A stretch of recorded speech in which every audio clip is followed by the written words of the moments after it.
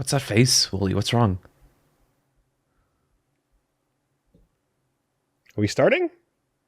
No, I start? we don't have to be started. We can be started. Is this showtime? We doing this? Yeah. I guess it's showtime. I guess it's showtime, Woolie. I don't know what you wanted out of this episode, but I hope you get it, Sean. I don't know what you expected or what you want this episode to be, but I hope you get exactly what you were looking for. I really do. We can get into it later. I have never gotten so many. But why Leprechaun? I hope you get exactly what you're looking for out of this episode of Versus Wolves. Okay, I personally, I feel great about it. I feel all month I've just been looking forward to just talking some movies with my buddy. Just feeling real positive, full of light about the whole thing. Whole lot of movies. Mm-hmm. Yeah, we're kind of a movie club this month. Sometimes it's an ocean, and sometimes it's what am I looking for here? It's the shallow, but it goes on for a while. Sometimes it's a well and you go deep down. And Woolie, that Park Chan-wook is a very respected filmmaker, okay? And I don't appreciate you calling his films shallow. All right? That is not on. Is this how we're going to play it from now on? Are we just going to just okay, way of Vagabond fame, and now Chan-wook Park. Yeah, all right. Okay, listen, we have things to get to. We have house cleaning. My friends, we have two equally well-respected media series that we're going to be dissecting in great deal. We're going to be going through the thematic elements, the cinematography, everything you can imagine from two film franchises of exactly equal merit. Would you agree, Woolie? What I do agree with is that I'm Woolie Versus. I'm Eyepatch Wolf. And we are... Versus Wolves!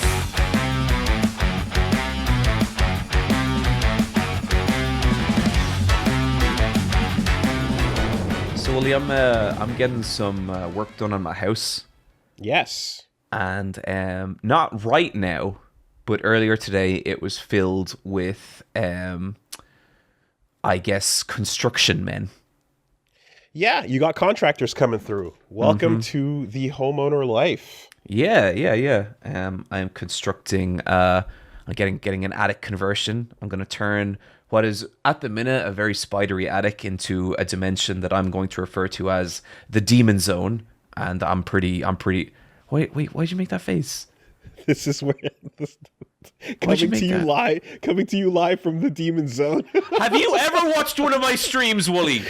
That's what I say at the start of every stream. I see. Okay, gotcha. Okay, gotcha. Okay, that's fine. Woolie, I sometimes I enjoy your videos, and I make the I just, listen, I put a little effort into the background of what you see behind me here. I've had, some time to think about it, and I just thought you green screened yourself standing in front of all your videos, and I just assumed you just needed a corner with a green screen.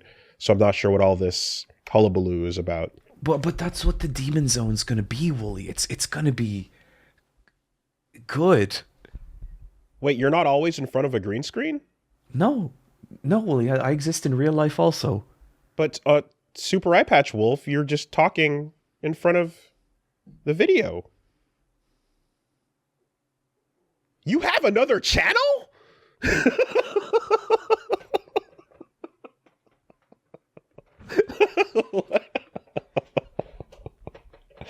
All right. It's regular Eyepatch Wolf. It's where I put. Look, a smash hit video went up recently called me reviewing every movie I watched in 2024. The children love it. Huge with Gen Z. They can't stop talking about it. It's yeah. I saw that reminded me. I saw that one up, and that reminded me that I narrowly dodged a Crow viewing at MagFest. Woolie, I'm dead fucking serious here. I'm dead serious. I brought black and white makeup. Oh my god! Just in case. That I'm not 0% joking. Okay, I genuinely never did. came up, and I was like, all right, we got out of there unscathed. But like it's the same thing every time at MagFest, because like whenever we do a con, and like particularly when all our friends are going to be at, I'm always like, and we're going to do this, and we're going to do this, and we're going to do this, and then like it, especially I think when you're working the con, like it just goes by so fast. For sure. Yeah. And look, better to come over prepared than under, you know? So yeah. But that's it. There's a big difference between working it and visiting, certainly, you know. But yeah, anyway, house is full of construction men, and these are burly men who lift things up and put them down all day. And I think maybe I thought that like flexing in between like muscle march. completely. And I was like, oh, these men are gonna see how pathetic I am.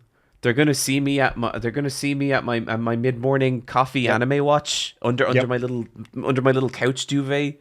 Mm-hmm. So I've been trying to like, you know, put a dampener on that stuff a little bit. But today it was a little chilly today, and I had this really warm hoodie, but it's pink, but it's like a cool hoodie, and I was like, I shouldn't wear this, and I walked down the hall, and there are two of them standing there, and one of them just looks at me and goes, "Takes a real man to wear pink." And I understand that those words could sound like a compliment, but something in his tone made me feel that perhaps they were not. Well, listen, if it's good enough for Little Mac, it's good enough for me. That's what I say. Punch Out taught me. That's what I said. And he said, "Who's Little Mac?" And I was like, well, what are we even doing? Right. Look, I don't know if you had that thing where it's like, okay, they're around and they're doing the bit, but it's one thing for when contractors are around doing the thing. It's another one you're like, okay, but am I going to look completely useless and not handy at all when my partner's around? You know, are you going to stand around and be like, oh yeah, so we just got to put the 2x4s and you line it up with, I was doing some leveling and I noticed that, you know, this wall seems a little bit crooked. And I was thinking, what do you guys think? You know, and you're just like, I was actually having to think about the axles, but we'll get into it later. just shoving you out of your own house and locking the door. I just want to make sure that the chassis of the attic is equal. What about them joists? How you feel about the joists? Oh, don't get me started on joists, Woolie. We'll be all goddamn day talking about joists. Opinions on joists. We're not going to get to Leprechaun. We're not going to get to Vengeance Trilogy. Just joist. All the fucking day. All podcast. 4 hours. No, Woolie, we can't start. We cannot start with joists. Versus Wolves. Opinions on joists. Versus Wolves. How to build an abomination.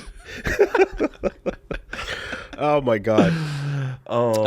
Yeah, listen, let the pros do what they got to do, and you know, if they ever need opinions on you know, late 90s RPGs, then they know who to turn to. Absolutely. Right? And who's to say they're not going to run into some problem up there where that's the only solution, you know?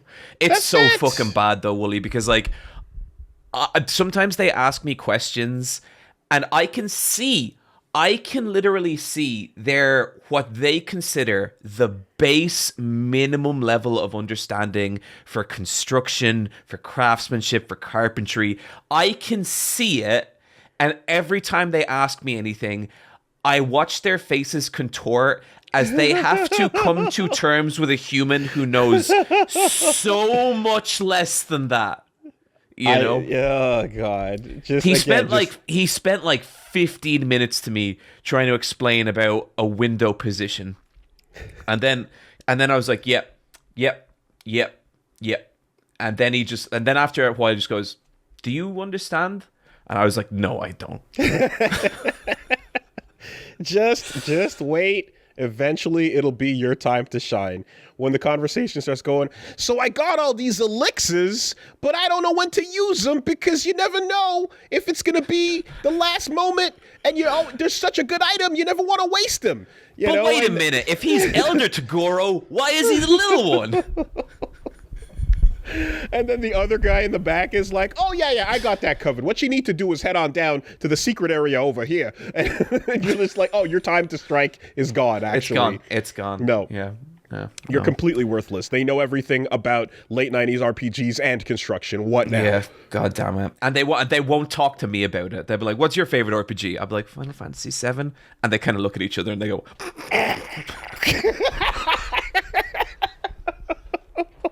I can't allow this guy over here. How many of the Shining Force games you played? What the fuck you know about sweet coding?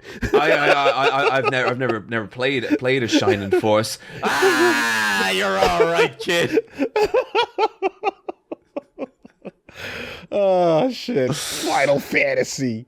Oh. Yeah. All right. So I know the feeling. For the last little while, I would say that I've been on like I'm a big believer in you have your game and your like interesting game. I think we've talked about this before, right? A curiosity, a curio game. So you have your Monster Hunter and your 1000 X Resist. Okay, and that's a good balance. You know, you have your grind it out, and then you have your those two? Push it. That's always what I do. I always try and have like a kind of gameplay game in particular. No, that was just an example. Okay. I would say for a little while now, I have been kind of hurting for like a game. I've just tried a bunch of stuff and it just hasn't really hit with me, including Monster Hunter Wilds, unfortunately. I love Monster Hunter Worlds, one of my favorite games ever. Wilds, it just feels a little bit too like... I think I'm stealing this phrase from Fire Escape. It feels like Monster Tourist as opposed to Monster Hunter. I understand. Yeah. What I've heard is that it basically rails you into such a simplified version of the game initially, and then it's only upon rolling credits and beating the main story that the tutorial is over and the real game begins. And I totally get that, and I get that there's a real game in here. I find that a bummer. But anyway, that is all to say. I've been kind of struggling to really find, like, I've been playing loads of interesting games, 1000 Times Resist, Void Stranger, Necrobarista, all this really cool, interesting stuff that, like, you know, pushes forward the medium, but I don't necessarily want to sit down with it after a long day. Until recently, I have found a game that... Do you ever get so into a game you kind of become a shittier person? Okay. Do you remember, Woolie, how like I was a couple of minutes late to this podcast? Yeah. That is starting to become an issue. Okay. Me and Michelle have had some conversations. Balatro has penetrated quite a few days of my life. Yeah. I started playing XCOM 2 War of the Chosen. Okay. Have you ever touched this series? I have touched an XCOM game in that back on the Best Friends channel, we did a like death run on one of the hardest difficulties with just like a Nuzlocke, basically. Yep. We did a Nuzlocke and it went disastrous, and I came to understand what this franchise was through that. Yeah. So that is what I'm currently doing. I'm doing Iron Man mode, so anytime a character dies, it's gone. And the way, if you've never played XCOM, the way it works is like, so there's basically two modes of gameplay. And the first is like, you have your 4 or 5 or 6 squad members down on this map. And it's a turn-based tactical shooter. You're taking cover, you're going into Overwatch, you're trying to scout out the locations of the aliens, you're trying to flank them, you're trying to keep your dudes protected, but do enough damage to them. Really, like, tight, tense gameplay. Really, really good. Then there is the larger meta game, which is about base construction, which is about expanding your influence over the course of the map and all this kind of stuff. And the stuff you do in the larger meta game affects like the weapons and the equipment you have down on the smaller combat maps. And then your success or failure in those smaller combat maps dictates how you do in the larger meta game. Dictates like the resources you have. And dude, like this game is turning me into a piece of shit. I cannot stop playing it. Oh, you're hooked in. You're playing, so yeah, XCOM 2 Iron Man is, that's the one we played specifically. So you're doing the exact mode that we did back in the day. So like, I know what you're talking about. I can see those hooks. You know, the dark events meter. Oh my god! It's okay. Did you play the War of the Chosen DLC? No. I think we just played standard. Okay, dude, this is fucking incredible. So this is a game by Firaxis, who do like a lot of kind of tactical stuff. And the thing I have always heard about Firaxis games is Firaxis released their game, and then 18 months later, they released the proper version of that game. And I actually really loved XCOM Enemy Unknown for the 360 and PC. But then XCOM 2 got actually very middling reviews when it came out. It was like, yeah, that's interesting stuff, but it's kind of a pain. And then the War of the Chosen DLC came out, and that is where all the lunatics who kind of struggled through base XCOM 2 like started to get very excited about it. What War of the Chosen Atlas model. Yeah, totally. What War of the Chosen does is like, adds a bunch of new maps and units and like all this kind of stuff. It introduces like themed factions. And there's a melee faction. There's a faction that just specializes in melee. There's there's a faction of like stealth snipers. There's a faction of like real run and gun, like kind of skirmisher kind of guys. And it's so fucking cool. But the thing that is just like haunting my nightmares, it's called War of the Chosen because it introduces 3 alien lieutenants. And these dudes can spawn into any random map that you're on. So you'll just be playing a regular mission, and one of these 3 characters, and I can't remember their names, but there's basically like, there is a samurai alien lady who can stealth. There is a long-range sniper who can hit you from across the map. And there's a dude who specializes in mind control. They are each a fucking nightmare. And like when I'm playing a regular mission and everything's going great, and then I just hear one of them teleport in, it's bullets immediately. I'm like, oh no, Mr. X, Mr. X has found you. Like, it's worse than Mr. X. Like, it's genuinely, because like with Mr. X, it's kind of like, you can run around a shelf for a while and kind of, I see. But these guys, like, they are such a nightmare, and especially the samurai, the lady with the alien lady with the ninja sword, the invisibility. She warps into one of my maps, and all of a sudden, Woolie, I will start praying for my best soldiers. I will start praying for the dudes that have been with me since mission 1, and I just want to keep them away from her because she will kill them and they're gone. Okay. And, dude, it is genuinely... Now, when I say it's one of the best games I've ever played, what I mean is this is going to make it into my top 117 games of all time list. I don't know where on that list it's landing, but I absolutely fucking love this game. There's been a sale on the War of the Chosen DLC on like Steam and like PC. It's like $4 down from like 40. I would really encourage everyone to give it a shot. It is phenomenal.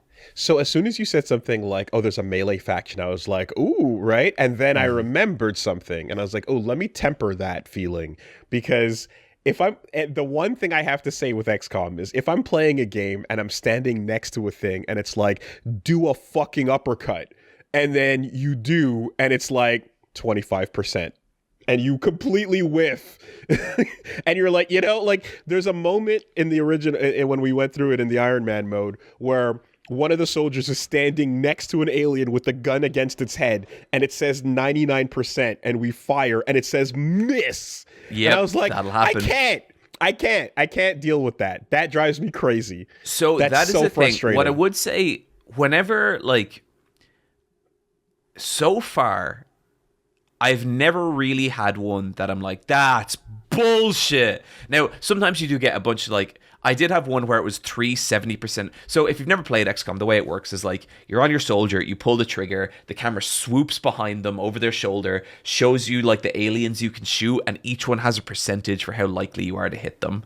And you do get occasional agonizing shit, like 75% with 3 soldiers and they all miss, and it's like, oh my god. Fuck off. And like when you lose a good soldier when that happens, it sucks. But I mean, that shit happens, right? Like if you're in a real war zone, but Point dude, blank being anyway, yeah. The melee faction is so sick because the way he works is like, if you kill someone with melee, he immediately gets buffs to his damage and dodge. So if you like kill one person, then kill one person, even if he's right in the middle of enemy lines, he's like dodging point blank shots, and it's like, this is so fucking sick. But the sickest mechanic is parry. This dude's special ability is he can run, do a melee, and then run away.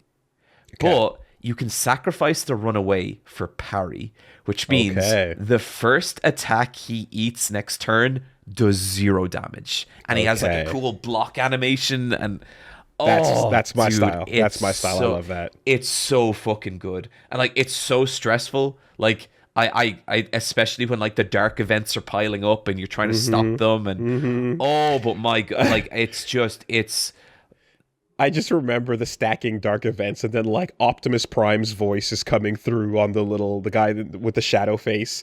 It's like, you need to till all are one, you know, and they're just like, yeah, well, get me my jetpack, aliens, and I'm good to go, you know. Is this the first game of its kind that you've played? So no, I actually played the original XComs way back when. My cousin Brian used to be really into them. And so I would watch him play them. And then I played XCOM Enemy Unknown, and I really liked that. And I really liked XCOM Enemy Unknown. I think it got to a point where it wore out its welcome with me a bit. But XCOM 2, War of the Chosen, is like the idealized version of that experience. Like, I am having such an incredible time with it. It's right in there. So I feel, for me, like, I think the XCOM games are rad for sure from what I've seen. I feel like what scratches my itch mostly is games like Into the Breach, you know, where it's the positioning and the turn-based strategy are all there. There's a lot more like but there's a bit more of a puzzle element because you have that predictive information where you're like, you know exactly what each enemy is about to do, and you can deny that by positioning them in front of each other, moving things around, and denying their plays, you know. I kind of enjoy that element a bit more than the dice roll. So I'm always like, when games come along like that, you know, there's another game called Fights in Tight Spaces, or Tactical Breach Wizards, you know. I couldn't get into Tactical Breach Wizards, even though I thought it was like cool, but it just never quite clicked for me. It's fun, but it's ultimately, it's perfect information on top of your tactical RPG, and like that extra flavor makes it go from like, this is pretty cool to this is the best, you know.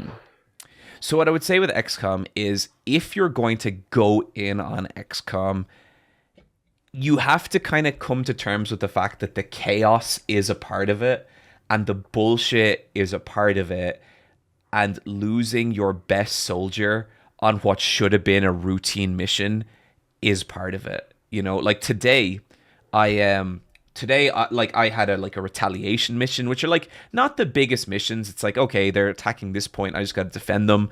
And I was like, okay, cool, I'm going to go in. You know what? I'm going to go on a big mission next one. I don't want to lose anyone. I'm going to bring Dragunov, my best stealth sniper. She's Dragunov the Reaper is what she's called. She's like there's hero units in this game as well. Like you get position her way far away from everything else.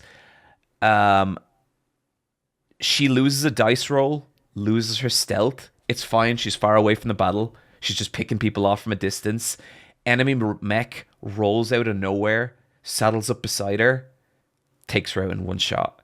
I've had her for like 20 missions, and I'm so pissed. But like, that's a part of the game. Like now having to move forward without her and readjust my tactics, because I had a whole like tactic. She shoots enemies, and when she shoots them, every other squad member gets a bonus to aim, so they're more likely to hit. So she stealths in, hits them straight away, and like that was my. And now I don't have that, and now I need to readjust, because these aren't games about dominating. They're games about scrambling. Okay. Yeah. I mean, look, I'm also one of my favorite games ever is also Darkest Dungeon. So I'm no stranger to permadeath. That is, trust me. So Darkest Dungeon and XCOM, for as different as those games are, there is like a shared philosophy in those games, right? Roll with the punches. Figure it out. Yep, figure it out. Oh, you just lost your best person? That sucks. Here's your next mission, fucker. Those dark events are piling up. Yeah, keep it going. You can find a way. The chances are low, but you can still find your way out of here. There is a way out of this mire. Now climb. Yeah, exactly. You are totally right about that guy. I've played so much Darkest Dungeon since, and he is so sick. Rest in peace, Wayne Jude. Oh yeah, shit! I forgot you told me about that. That really sucks. Woolie, you've been playing anything yourself? Yes, and allow me to. So, talking about things that you bounced off of, talking about the old Atlas model, I have completed Metaphor ReFantazio. Really? How are you feeling? It is so long. It's so long. Oh man. So last time I touched on it, I was telling you about how I was really enjoying it, and yeah, you kind of mentioned sort of feeling your way through the beginning. It didn't quite grip you. And then I let a couple more twists and turns kind of unfold. It's interesting because like a lot of it is the name ReFantazio is because this is Atlas saying we want to return to fantasy as a genre. That was I respect that. Right, that was part of it. But in doing that, upon completion, now I know. And that being said, it's long, but this is one of their best RPGs. This is awesome, phenomenal game. It feels like they wanted to do something different, and they did. They wanted to homage their old works, and they did. They wanted to address things that they touched on in the previous Persona games, and almost figure out how to challenge some of the viewpoints that they bring up. So what I say that to mean is, did you play 3, 4, 5, for example? Oh yeah, I've played 3, 4, and 5. I've beaten 3 and 5. I never beat 4, even though 4 might be my favorite. Okay, so they all have phenomenal strong suits, and what I would say is that you have in 3, I love the ending. I love the protag. In 4, I love the antagonist, the culprit, and 5, I love the crew. 5 does have a fun crew. It's got such a fun crew, and I feel like one of my issues with 5 has just been this kind of thing that happens with the progression of the plot as it goes on. But there's an overall sense of do you want emancipation from society's oppression, and from do you feel like you need to challenge the role that you've been slotted into? Do so. Arise and make sure that once you rise up in a way that society agrees with. Yeah, it keeps doing the thing where it's fight the power by getting approval from everybody and making sure that everyone's okay with you fighting the power. And it was come on, guys. It's stuff like that I think has always stopped me from connecting 100% with Persona games, for as much affection as I have for them. When Persona 6 comes out, that's day one for me, easily. But yeah, I've always found a little bit of that with Persona stuff. And this is because it's also developed in a Japanese cultural context, right? So I think that's a huge part of why, the harmony of society needs to be at the end of a lot of what comes out of those stories. No matter how society is faring, especially if it's a reflection of the real world, right? So this feels like a response to that criticism, which I'm not the only one who's levied it against P5 in a way. And they've basically said, let's take on the idea of challenging society's injustice, so to speak. And how do we approach that topic as a whole?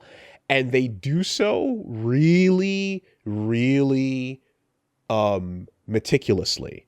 The way the plot progresses, you know, again, no spoilers because it's a big game and I want people to play it, but this is a really comprehensive way, I'd say, of like going, all right, so society is flawed and we have problems. How do we address these? And how do we look at these from the different, each character is a different lens of like fucked up things, and that like they have personal problems, and then what that says about the you know, the world as a whole. And it spends this is the most political, I would say, that Atlas has ever gotten, and it is also like the limit as far as they can go. I mean, they're not going to drop a Disco Elysium on us anytime, but this is their equivalent. Yeah, I would say. And I respect them for it, because it has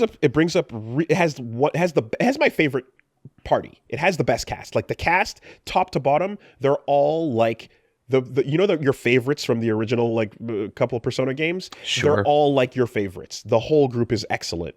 And when you're dealing with their individual struggles, then the game kind of goes like, okay, what does that mean as a whole on everything? Whenever a problem gets resolved, it takes a moment to be like, okay, so yeah, you've defeated this evil and you have addressed this problem, but the way that people felt that created this has not gone away.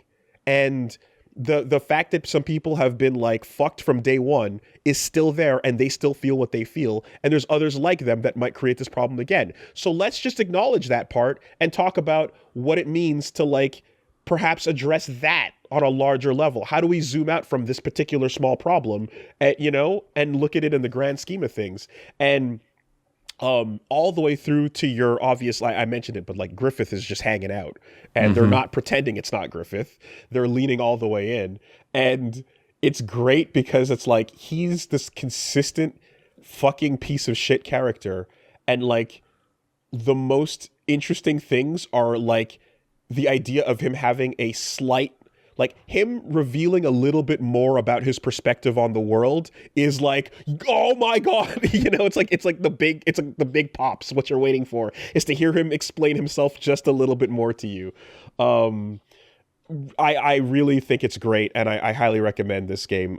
Just know that it's a long one, and that's a commitment.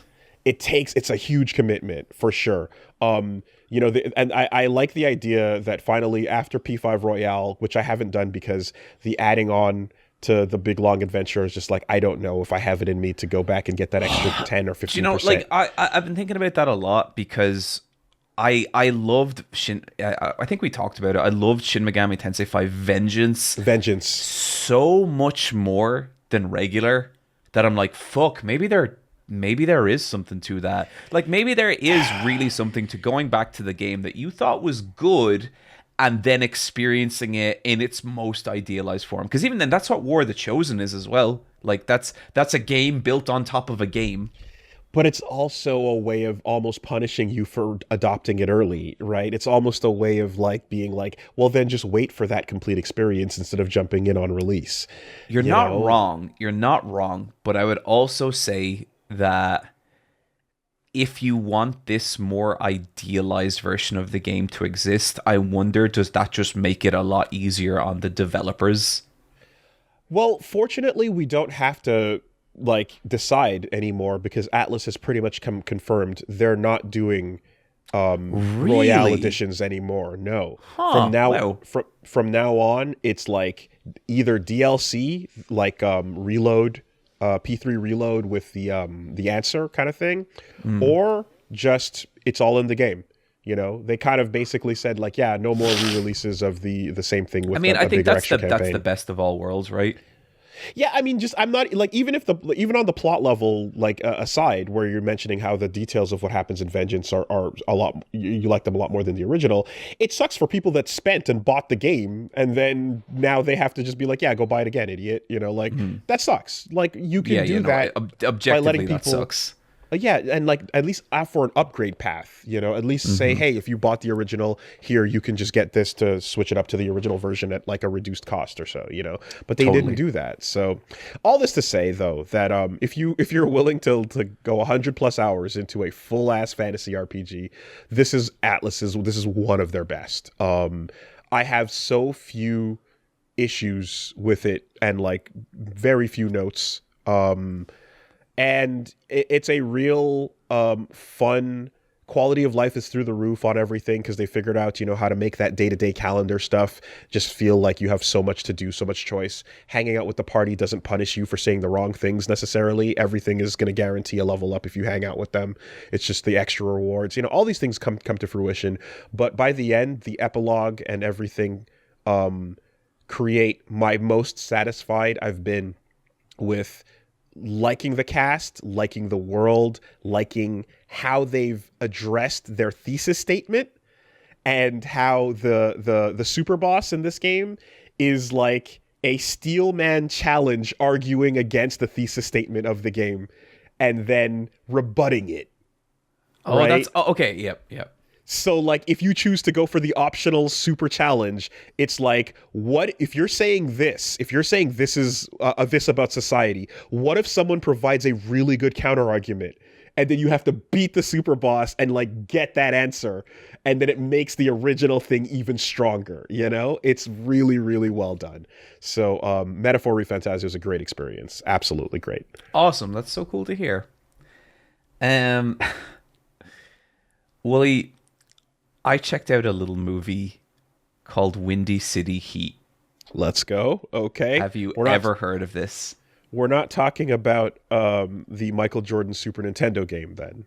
No, we are not talking about what Windy Jam in the Windy. What's it called? Chaos in Windy City. Chaos in Windy City. No. Okay, so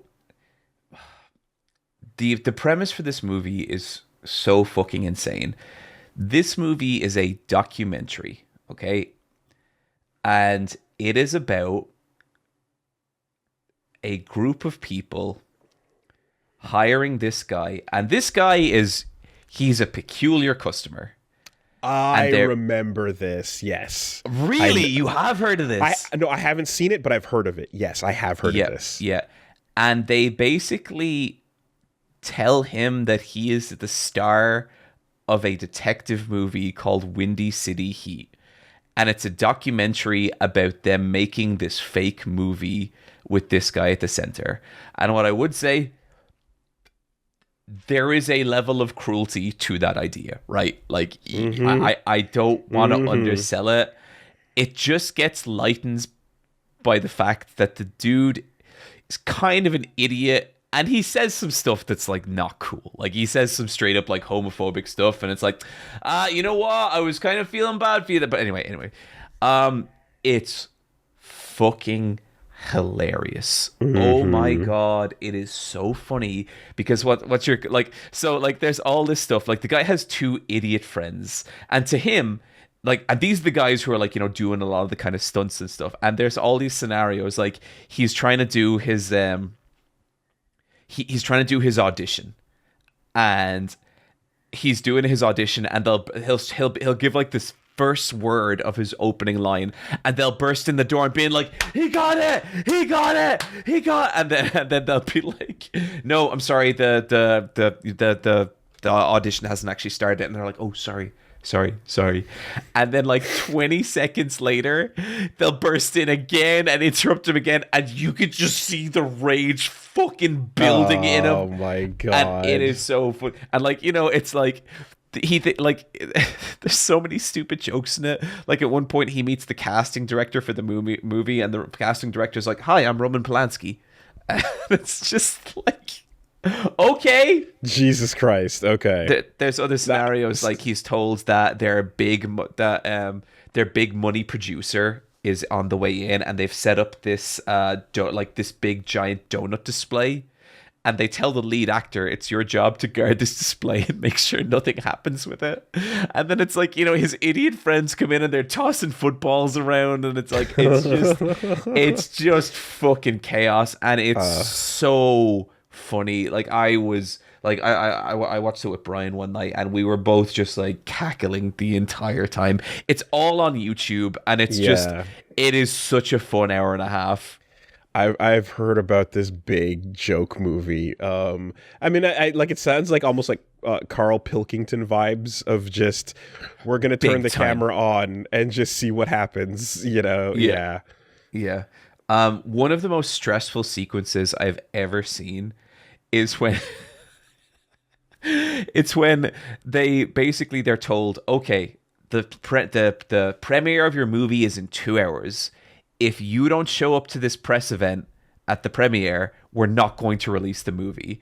And so it's him and his two friends, the two idiot friends, and the premiere is a 15-minute drive away, and they just keep doing stuff to like... And it's just, you can see him losing his mind, and like, so like, is he the only one that's not in on it? He's basically the only one who's not in on it. Okay. And it's like there's a bit where like they keep dumping him in this like pile of garbage with like shit in it, and then after like 4 or 5 times, they're like, "Wait, are you not okay? Why didn't you just ask for a stunt double?" And he's like, "What?" It's like, "Yeah, you should just ask for a stunt double." And then they're like, okay, well, it's going to take us a minute to get the stunt double now. And he's like, fine. And they keep doing it. Then the next day, he has like a sex scene with like a really pretty woman. And just as they're about to get started, they're like, your stunt double's here. The stunt double comes in and they switch it. And he's just losing his mind. And it's just, oh, God. Right. And so directed by Bobcat Goldthwait, right? So like that, that's where I'm like, okay, I feel like I've caught this before. Interesting. Fucking 2003. Ugh. Yeah, I can't believe that was 22 years ago. But it's not the kind of movie. I don't want to see a genre of movies where people are made to believe things that aren't real. No. So that's the thing, right? The like the filming the process, like without them knowing bit can go horribly wrong. I believe not too long ago they released was it The Contestant or so? Where it was about the Japanese game show contestant that didn't know they were filming him in this. I have watched so many. Atrocity Guide has a great video on this. Right, he was just naked in a room for a year, filling out scratch tickets and stuff for coupons, and like he knew that it was for a show, but he didn't know all like this. It was crazy. And then just the completely immoral thing of like, and then we've brought you into your room, but your room is in a studio surrounded by an audience, and you haven't seen a human being for a year, and now we just drop you into a live studio audience setting. And the walls, literally, after spending like a year in isolation, the walls collapse around him and he's naked and there's just everyone applauding him. Like that to me, Woolie, that's like the first real instance of, oh, I think there's some really dark things about the internet. You think? I mean, like that is how you create like mental illness in one fell swoop. You drop the walls down and do that to a person. I haven't seen it, but I just remember hearing about this. I'm like, that sounds psychotic. If people are curious, Atrocity Guide has such a good video on it that I'll recommend.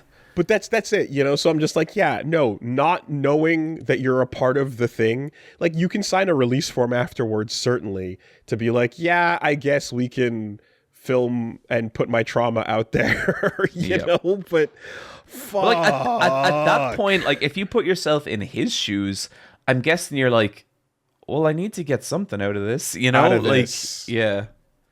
But that seeing that whole thing play out, that was really one of the first times where it's like, I think society is like headed somewhere really dark in how we observe each other. And oh boy, was I right. I think perhaps society should change for the better somewhat. Aha! But you are a part, yet you participate in society. Huh. Tweet your complaint on your iPhone, do you? Okay.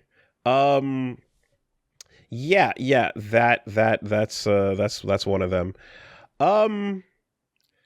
So hey, Uh-huh. you know what was cool? You got something you want to tell people, Woolie? York New City was a pretty cool arc. Mm-hmm. What a cool part of Hunter x Hunter. And you know, I mean, I think like, you know, there's a lot to be said, but I think the core of it was obviously, you know, when I name dropped Uvogin, it was because I thought that was a rad character. And, you know, long story short, Kurapika versus Uvogin was a nice, fucking cool, oh shit's getting real, you know, Rock Lee kind of moment where you're like, I like the character that's all about specializing in one thing, you know? Chain Jail, Judgment Time, Judgment Chain, Emperor Time, all of that. The idea of like, I'm going to hyper specialize to only be good at one thing is awesome. And so I really enjoyed that. Just so we're clear here, Woolie, you've watched all of York New City. So I really enjoyed the York New City arc, you know. I thought it was dope.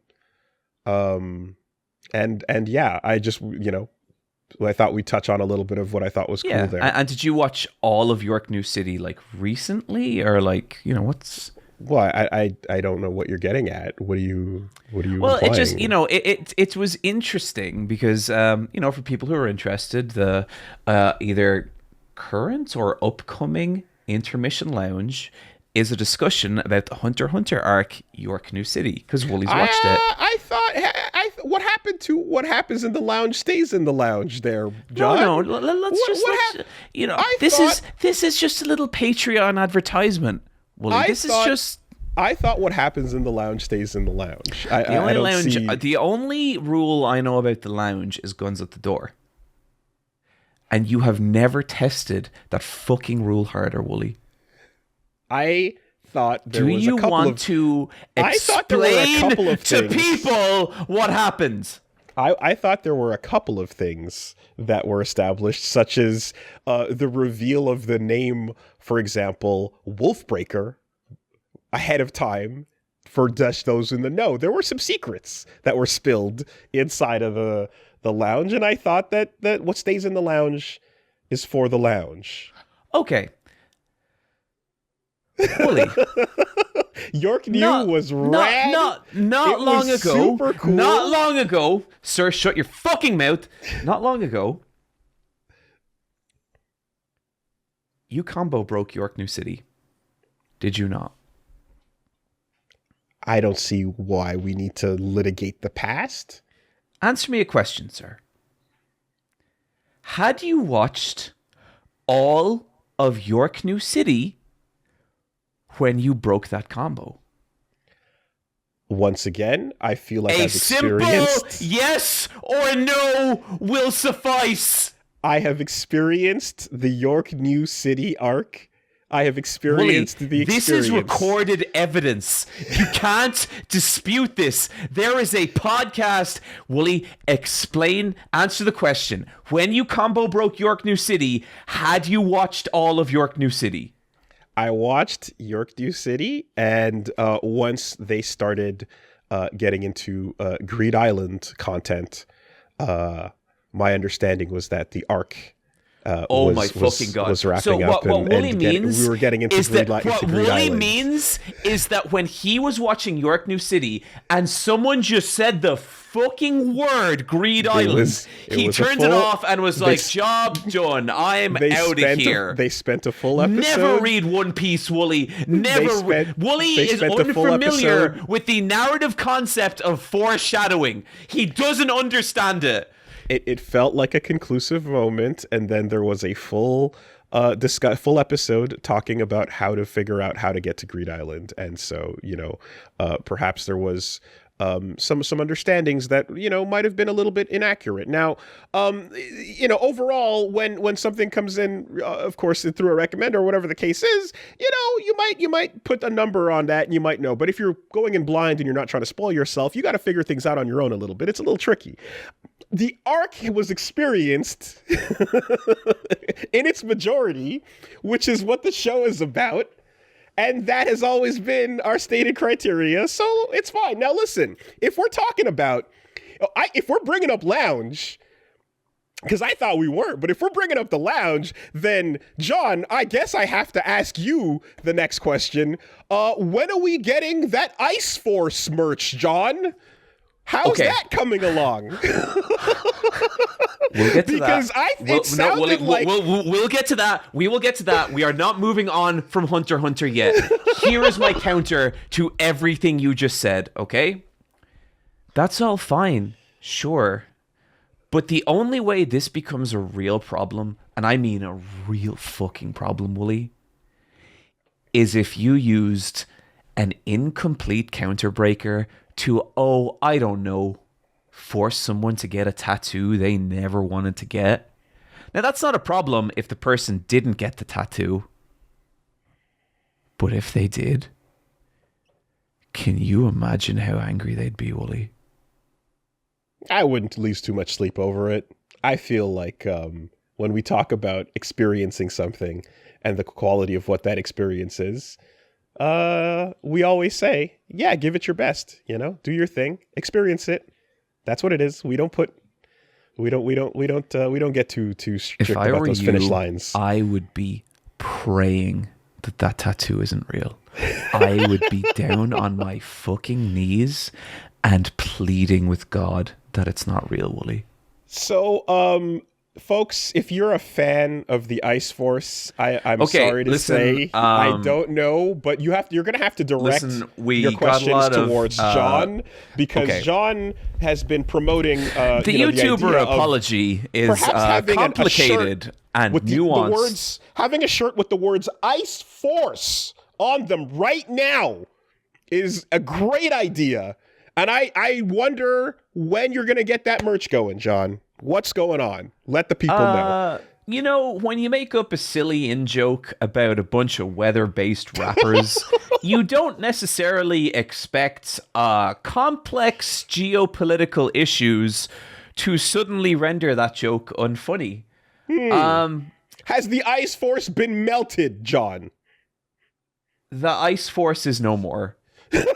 Due to some policies and institutions that I most certainly do not agree with and do not want to be associated with in any way, Ice Force is no longer a thing. It was a great bit while it lasted, but unfortunately there will never be any Ice Force merch. It's not happening anymore. Ice Force... I thought the Lounge was the Lounge, but if we need to expose things, then we need to expose things and expose them to I needed to talk about this. I needed to talk. I wanted to air this out. I wanted you to bring this up, Woolie. It's funny you should say fresh air. Because the Ice Force is no more.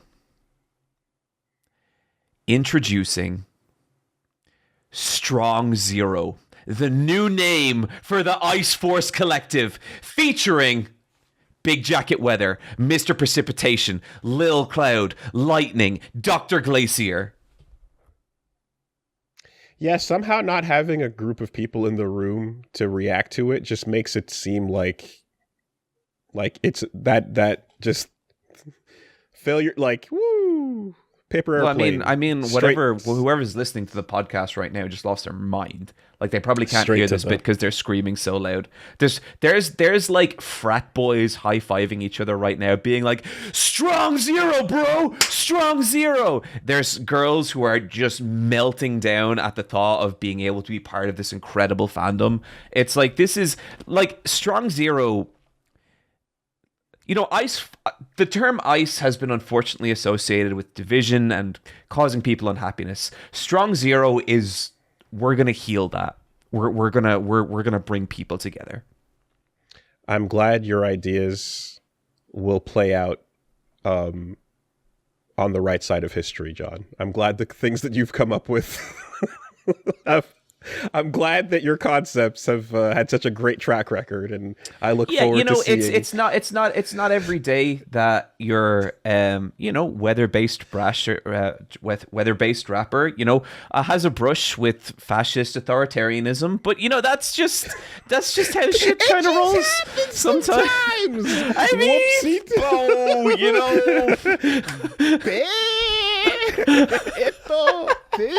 what are you gonna do? Yeah, so all right, good. Just wanted to get. I guess that's what's going on. But yeah, listen. Is the Hunter x Hunter episode of the Intermission Lounge up now, or is that upcoming? That's going to be the upcoming discussion, and we get into the deets on York New City, but we get in there, we get granular. And you know what? I'm gonna say, if you're not part of the Patreon, and you've been waiting, you've been holding off, you'll be like, that deal gets better every month. I don't use this word lightly, Woolie. There is now a cornucopia of Versus Wolves content waiting for you on the Patreon. Good word, good word. Indeed. Head on over to patreon.com/Versus Wolves podcast, and you can check out the Intermission Lounge, where you can get into some of those discussions on things like that. Other things that have gotten combo broken, BoJack Horseman. We've had a great talk about Hajime no Ippo That BoJack recently. Horseman's still like one of my favorite episodes. One of my favorite episodes for sure. Totally. Yeah, it comes to mind heavy. Doki Doki it's a Literature fucking Club. Bummer. Don't go into that one expecting us to yuck it up too much. Doki Doki Literature Club was also a fun chat. That was great, yeah. And I love the Patreon questions as well. We do an episode where we just take questions from Patreons, and there's those are really, really fun. Although Stealthy Potato needs to be nerfed. Yeah, they're such good questions. In fact, Stealthy Potato is so busted that we're going to use a Stealthy Potato question today, right now. We got one over here. Let's take the Patreon question. Howdy, Stealthy Potato says, what is your favorite solution you've seen to a story, to the problem of an indestructible or unkillable villain? Right? So, okay, to me, still one of the GOAT tier solutions for this is Cars. Cars Just Cars all day. On. And I don't know if we want to spoil that for people who don't know, because it is right at the end. It's JoJo Part 2. Okay. It's JoJo Part 2. Okay. If you haven't JoJo Part 2'd yet, what can I do for you? Cars, that kind of man. JoJo's is like the application form for the Versus Wolves podcast. If you haven't filled it out, that's your point. Come on, dude. And even then, it's okay, at pre-part 3, so. Stardust Crusaders and beforehand, I'm going to just be look, it is what it is. Cars, the idea of there is no destroying this villain. They are actually immortal. How do we deal with them? Fucking get them to space. And the narrator takes the moment to actually be he continued existing, but eventually it took so long that his mind just stopped thinking. There's a side story, weird alternate reality, of course, the George Joestar novels, where Cars lands on Mars, and there's 36 of them from alternate dimensions. 36 cars on Mars is something you can Google, and that actually leads to results. Incredible. But that's a whole other nonsense. But yeah, Cars is a really good one, and it horrifies me because the concept of immortality trapped is the only way to deal with it. Is no villain deserves that. That is such an insanely horrifying punishment. I think Cars is a good villain. I hate him mainly because for fucking jobbing out Lisa. I hate him for that fight. And then he plays air guitar on her leg. I'm like, oh, fuck you. But then that happened specifically, and soon he thought nothing at all. Or eventually he thought nothing at all. That's one of those moments where you're like, well, yeah, he's bad, but that's a nightmare. Overkill, Yeah. And that was, one of the first super horrifying moments of oh my God, okay, please, no. And, there's there's another character in the series that kind of gets an homage, like punishment in that nature, and it's always this terrifying. The other one that comes to mind is Ninja Scroll. Exact one I was gonna say. Lord Genma. The opposite of Cars in some ways, right? Yeah, Lord Because while Genma. Cars goes up, Genma goes down. What do? He can't be killed. He's actually immortal. Drop that fucker in molten gold and put that at the bottom of the ocean and forget about it. And it's like he's in there alive, encased in gold until Earth is no more, you know? Unless someone finds him and digs him up. But like, dear God, that is an unfair, insane, horrible punishment that, again, like, evil deserves, you know, in many cases to be like ended, but permanent forever. Oh, and I think that touches on why so many episodes of Black Mirror were just like nightmarish soul, like burning, like, oh, is the digital eternity that you can spend, you know? There's so many episodes of Black Mirror where they're like, yeah, what if we made that prison sentence, you know, last 2 seconds, but you just felt it? Like, it's such a horrible thing. So there's a Stephen King story about teleportation, and it's like this kind of science fiction story, and it's a short, and it's basically about this family who like teleport to the moon or Mars or something like that. It's been a while since I read it, but you have to get knocked out before you teleport. And when they get to the other side, they realize, they realize that their son, their little kid, never got knocked out and has mentally existed for like several millennia. And he's so fucked up. Oh, man. Yeah. Guys, I just want to apologize about my voice this episode. I have a cold that I've been wrestling with for about a week now, and it's very like chesty. I'm like 40% slime right now, so I'm sorry if that's a pain to listen to. Understandable. Let's keep our pace here, but the that is still not as bad as a thought as the actual teleportation thought, which is always, are you willing to die to make a copy of yourself conveniently appear somewhere else in the universe? You know, like, because that's what it is, really. You know, I'm like, that's horrifying. It's like, okay, this one is so, I guess, so like memeified and adopted into popular consciousness that it doesn't even seem like it anymore. But the Cell getting Kamehameha'd down to his cells is still really fucking cool. Every single shred. Yeah. And well, but that's it, right? If you overpower a villain's ability to survive, then you have to overpower their punishment and the way that you deal with them, you know? Yeah. Fair enough. Good question. Thank you. So more of that over on the intermission lounge. Now, alongside that, of course, we've also had the opportunity since the MagFest episode to let people know about these cool new T-shirts. And I'm going to say this time, the links for the T-shirts should be right under the video. You can just go grab them. VersusWolvesEmporium.com is the location. You've got the first of the Versus Wolves Infinity Collection, episode 999, bear fighting versus deep sea exploration. That was the beginning of the Infinity Collection. And then also, you can go check out the Time Wizard Zelachron, get into fighting games, the heart shirt with the full graphic on it, the Woolie Versus shirt. We've got the Final Gamer shirt as well. So go take a look. And thank you for everyone who has jumped on that and got one so far. Really happy with how those have turned out. Absolutely. Thank you, everyone. Appreciate it.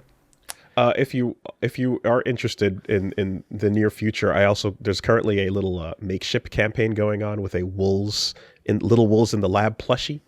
It's not made yet, but it seems like there's enough interest. People have pledged, and that like you do a little like $2 pledge for your interest, and that's come out. So looks like we're gonna have a Wolves little plushie. interest. I think you've hit like 300% of your campaign.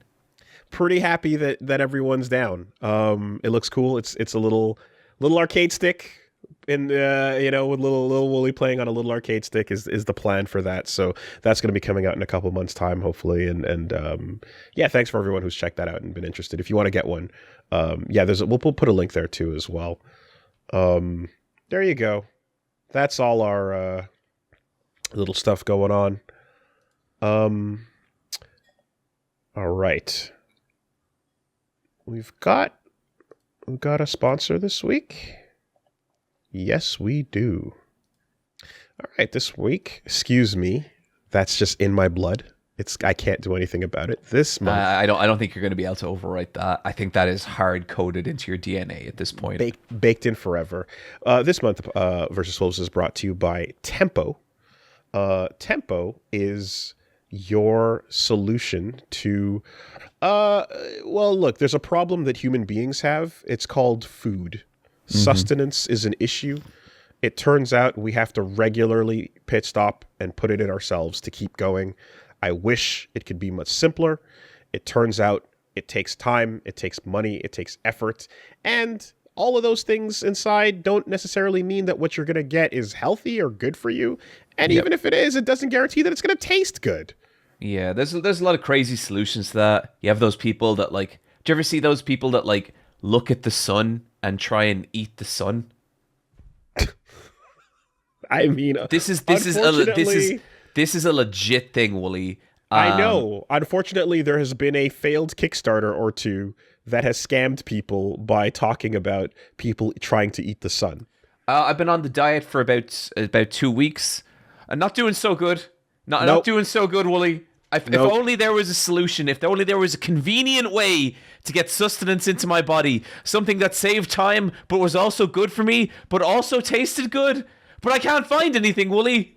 Tempo is a weekly delivery service that gives you chef-crafted meals from a dietitian-approved menu straight to your door. And they can be ready to eat. I completely forgot we were in the sponsored section for Tempo. That's crazy. That's every solution I could want. They've got perfectly proportioned lunches and dinners, taking the guesswork out of eating well, and you can have them heated in just 3 minutes and ready to go. Listen, I have been on my health journey for a while now, trying my best. I do what I can, but I am not a dietitian, and I do not have a ton of time. So if the guesswork can be eliminated, I would very much appreciate it. And if that can be sorted out in 3 minutes and tastes pretty good, I have nothing to complain about there. I do genuinely think that is such a contribution to people eating bad.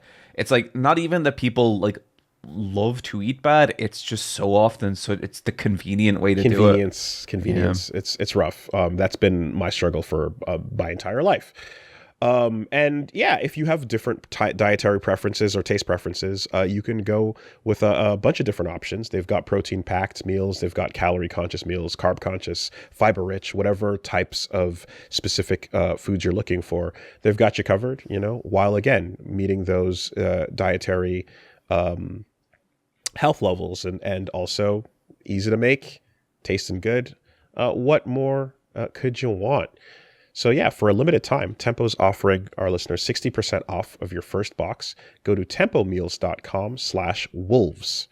That's tempomeals.com/wolves for 60% off your first box. One more time, tempomeals.com/wolves. Rules and restrictions may apply. Thank you, Tempo. Thanks, Tempo, for helping support the podcast. Appreciate you. This episode is also sponsored by Rocket Money. And we have talked a little bit about them as well because, it is high time that, as we enter a new era of apps and subscription services that are, kind of easy to forget about, you want to make sure that you can keep track of those. And Rocket Money is pretty great at finding unwanted subscriptions, things that you might not have realized you were still paying for, It lets you know if there's a price hike in something that's been, charging you in the background. The overall kind of set it and forget it thing is, I've seen stuff that I didn't recognize on my accounts over time, and it's not great to be like, oh my God, I don't even recognize the name of what this company is. Why are they, charging me for this or that? But no, it's all about finding those for you and helping you eliminate them. Fairly simply. Yeah. I'm at the point now where I am old enough that occasionally younger colleagues will ask me for advice. And one of the things I'm like, looking back now, I wish something that I had done earlier was learned more about money and more about how to take care of my money, how to monitor my money. Something like Rocket Money is a genuinely valuable service for something like that, because it not only does it give you like get you to the point where you can actually see where your money's going, where it is, and like how you are like losing money. Like, I swear to God, if you don't keep track of it and you think you have like a passing interest in takeout food, when you get to the end of the month and you see the actual money that you're spending on it, that shit's great. Like, that shit adds up so much. And I think stuff like Rocket Money is awesome because it takes so much of the legwork out of seeing that stuff and shows you like how to actually start taking care of your money. And like, maybe you want to like, siphon off a little bit of money every month for like, a big new purchase, or maybe you want to invest, maybe you want to put some money away. Genuinely, like, monitoring your money and taking care of your money literally means having more money, and something like Rocket Money is perfect for helping you do that. Yeah, monitoring spending is a huge benefit as well that you can check out at a glance. Besides, the aforementioned unwanted subscription service detection, I feel like there's been quite a few times of where it's like, there's a trial, and then you kind of subscribe for the trial, and then you forget. That's the one where it's like it'll get you a month later. So, see all your subscriptions in one place. Know exactly where your money's going. They can help you cancel subscriptions as well. Got a clear view to express, to see all your expenses across your accounts. Check them out, and they can even try to negotiate lower bills for you. They can scan and figure out dealing with different customer service options as well. Overall, great stuff. So cancel your unwanted subscriptions and reach your financial goals faster with Rocket Money. Go to rocketmoney.com/VSWolves today. That's rocketmoney.com/VSWolves. Users have saved over a total of $500 million in canceled subscriptions, up to $740 a year. I guess generally using the app's premium features. That's pretty good. That's pretty good. Yep. So one more time, that's rocketmoney.com/VSWolves. Thank you, Rocket Money. Thanks, Rocket Money. Okay. Shall we begin the film club, Woolie? That's what the episode has become, isn't it? It kind of is, right? It has really, truly become We have a total of 11 movies to get through.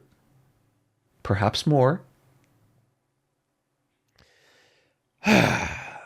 Shall we start with a little bit of vengeance? Yes, we shall. Okay. So you recommended me the Vengeance trilogy. For the Vengeance arc. Yeah, the Vengeance arc. It was appropriate. So this is a 3 barely connected movies. In fact, one that's not really connected at all, from director Park Chan-wook, who is a Korean director. And when you recommended me this, I had already seen 2 of these 3 movies. These are 3 movies comprising of Sympathy for Mr. Vengeance, Oldboy, and Lady Vengeance. I had seen Oldboy, and I had seen Lady Vengeance. I had never seen Sympathy for Mr. Vengeance. And, because I take this podcast seriously, I noted that, having experienced 2/3 of something isn't really enough to make it a combo breaker. Well, I'm glad you used your own discretion to determine the outcome of that choice. Well, it's not really my own discretion. It's human decency is what it is, I would say. You had an option, and you picked a path. Okay, I'm getting some aggression in your tone, Woolie. I don't know where that's coming from. I'm just kind of talking here. But So I guess part of the reason is I didn't throw out the combo breaker is because I've actually wanted to rewatch Oldboy and Lady Vengeance for a while because I hadn't seen these films in maybe 15 years, I'd say. 2002, 2003, 2005. That is crazy. That is insane. And so I started with the first one, Sympathy for Mr. Vengeance. And I don't know why I never checked out this movie because I loved Oldboy and I really liked Lady Vengeance when I saw them initially, and I never checked this one out. So what this movie is we'll probably get to a point where we'll hit spoilers, but I want to give a general outline first. Okay, I have to say, we like when we touch on topics on this podcast, we do sometimes kind of go. I think we're used to deciding between like, are we going spoiler in or spoiler out? The hope is that people have watched it in order to come watch this episode, because I don't even know how to talk about these without getting into full spoilers. Like I can't. I don't know how. They're amongst like my favorite movies of all time. It's so I feel like. I don't know if there's any holding back here. Go watch them. They're great. Okay, if you didn't... okay, I'm glad you said this. This is exactly how I feel about the Leprechaun movies. So, like, clearly we're on equal footing here. That being said, I know you're a good man. But you understand why I have to kill you, right? Okay, so so the basic plot of this movie, right, is this I mean, there's kind of two protagonists in a way, but one of the two protagonists is this dude, and he's deaf. And I just want to say, I think like deaf protagonists in media are like the most interesting, endearing thing, and there's not a lot of them. You have like you have The Quiet Man. Not that. Not that. Jesus. And then like you get like 90% into that movie or into that game, and then someone literally says something to him and he answers them, and it's like, what are we do? Anime Sure. about the little deaf prince. Ranking of Kings. Have you ever seen that? Okay, I haven't. Oh, dude, quality anime. But it's like it's about a little deaf prince, and his deafness makes like he's deaf and mute, so he can't speak either. And because of that, he has to be really like expressive, and he has to be, and like it's so endearing. It's also Gangsta is another anime with a deaf protagonist. Gangsta is so good. I fucking love Gangsta. Big Gangsta fan of OP Gangsta. is like, that is a low-key GOAT tier OP. I wanna renegade down. Yeah. It's so good. So to be honest, the reason why deaf characters make things so interesting is because it forces the medium to change the way information is presented. Mm-hmm. In movies, typically, stuff is like seen, heard, there's all kinds of elements that come into play here. But oftentimes a deaf character changes the way that the film depicts information, and what's in line of sight is what exists, and what's not in line of sight doesn't. And they'll obscure things that you would otherwise be able to detect because you're taking it from the perspective of the character who doesn't know, because that sense is missing. Mm-hmm. It's so much more interesting when telling stories that way. I totally agree. Yep. And his sister is basically dying of kidney failure, some like horrific kidney infection that is like just, and like she is very sickly, and he lives with her and he cares about her deeply, and it's this really tragic story. Like the way you're introduced into this whole thing is that there's a letter being read out by a woman on the radio, and it's a letter that he's wrote her telling her that he is going to give her his kidney. And then he gets to the hospital, and they're like, this, your blood B. You didn't even check your own blood before you did this. She can't have your kidney. This isn't going to work. And it's like, fuck, man. But he is also going out with this lady who is this anarchist, like, member of a weird, like, revolutionary party in South Korea. And she suggests, you know what? There's good kidnappings and there's bad kidnappings.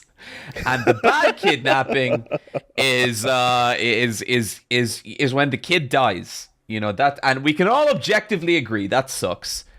But a good kidnapping is when a rich family loses just a little tiny bit of money. The kid doesn't know they've been kidnapped. They get returned. They're happy. They're safe. And they love each other even more. They love each other even more, which is so weird. Because I swear to God, word for word, that is one of the first conversations I had with Woolie. He pitched me this whole thing, and I was like, that's really weird, Woolie. I don't want any part in this. And he believed it 100% as well. It was so strange. But that's an aside. Okay, so we're just trying to get each other arrested now is where this podcast is going. I heard the fucking Ice Force section, Woolie. we're just levying criminal charges now. Woolie, answer the people. Have you or have you not ever seriously considered a good kidnapping as a viable career path? Listen. Okay, the important part of the sentence is you never hear about the good kidnappings, right? Because they don't go to the media. You only hear about the bad ones. Yeah. Yeah. Look, no, it's that line is fucking. Okay, look, I can see a lot of people coming for Woolie here, and I want to defend my friend. Woolie has never been part of a bad kidnapping. We're not. And I won't stand for people saying that he was. Listen. We need to swerve this podcast back on the fucking rails here. Get the get it. You know, Woolie, a couple of times now, I feel us kind of juddering against that rail, and I'm a little uncomfortable. Listen, I don't need people in a van somewhere like listening, rewinding the podcast and writing things down. We got him. No, but that's exactly it. So, you were saying Ryu's sister. And Ryu's girlfriend. And Ryu's girlfriend was immediately, I loved this character. I loved her style. I loved her fucking insane way of looking at the world. Mm-hmm. And just the fact that a person can sit there and be like, well, you got your good kidnappings and your bad, it's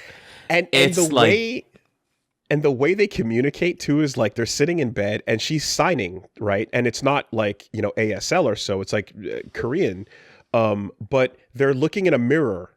There's a mirror in front of them on the bed. And so they're talking to each other via that mirror and he's lip reading that way while they can both sit next to each other and look forward, Little things like that even are just like fun details in communication. Yeah. They kidnap a kid. Things are fine for a little while. Oh, no. There's actually a really important part of this is that the brother has like...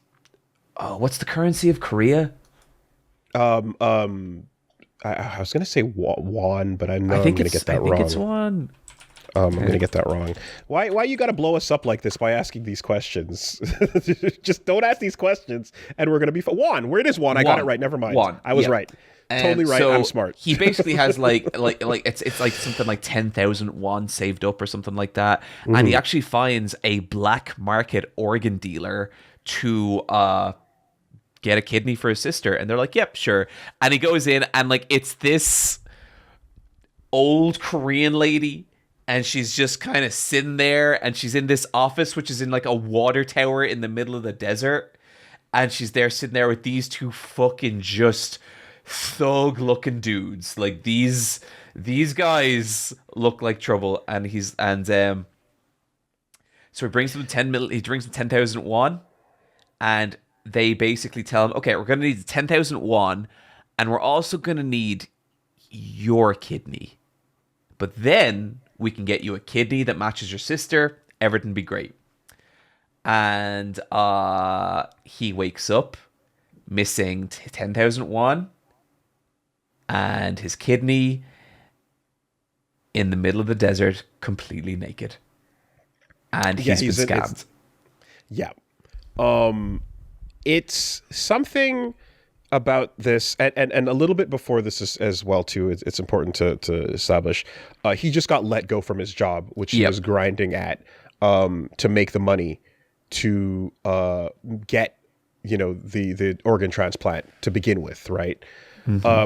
Something about the way the movies that Chan-wook Park directs are told that I fucking adore. And it's like, you see it in Oldboy, you see it in Lady Vengeance, but it happens the most in this. The movies tell you, the story is told via static shots of characters reacting and processing things that they're looking at. Yeah. Right? Like, instead of having a full conversation play out, it'll just show you a dude in a suit holding a pen to the guy to be like, sign here, stamp this, handshake, and staring at the handshake of like, you've been fired. Thank you for your service. It's fucking brutal. And he's just... Ryu is there, and he's staring at the handshake, and then he doesn't want to shake it because he's angry because he's been fired, and what the fuck is he going to do about his sister? And after about 5 seconds, the manager's like, all right, stands up, goes to lunch. It's lunchtime, Yeah. and like that, just moments like that, or just like Brutal. characters staring at their life ending, and then just the casualness of like the object or the thing they're staring at, just being like, yep, there it is. The whole movie just coming in like these moments are fucking poignant. They're so powerful. Yeah. And then like there's a horrible moment where they get a call from the actual official hospital organ donor, and they found a match, and it's going to cost 10,000 won, and he doesn't have that anymore.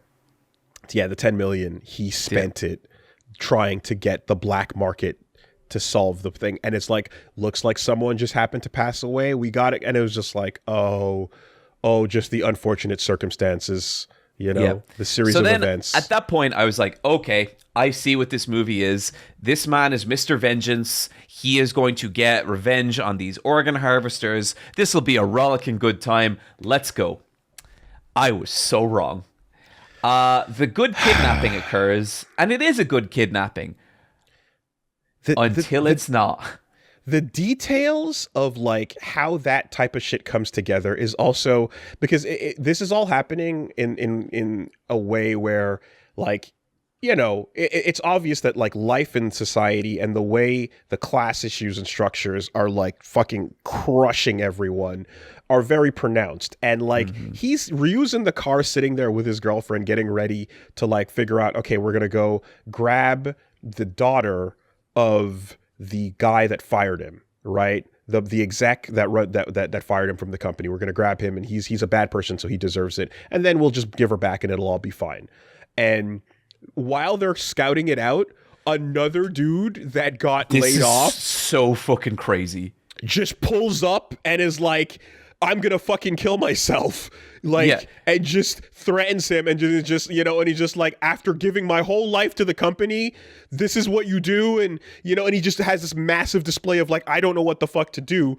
And then like, what's so weird about these movies and about the way he directs is like these horrible moments of like massive tension have like almost awkward comedic timing to them. So it's weird because the dude, he takes out his blade and he like starts cutting his chest and tummy, but there's something so unglamorous, and that sounds crazy. There's something so un-Hollywood about the way he does it that you're looking at it and you're like, oh, was he just pretending? Like, did he even do that? Anything? Yeah. And then the blood just starts flowing out from the cuts, and you're like, but it's not shit. like. But it's not like deep, No. And it's just this really awkward, desperate moment.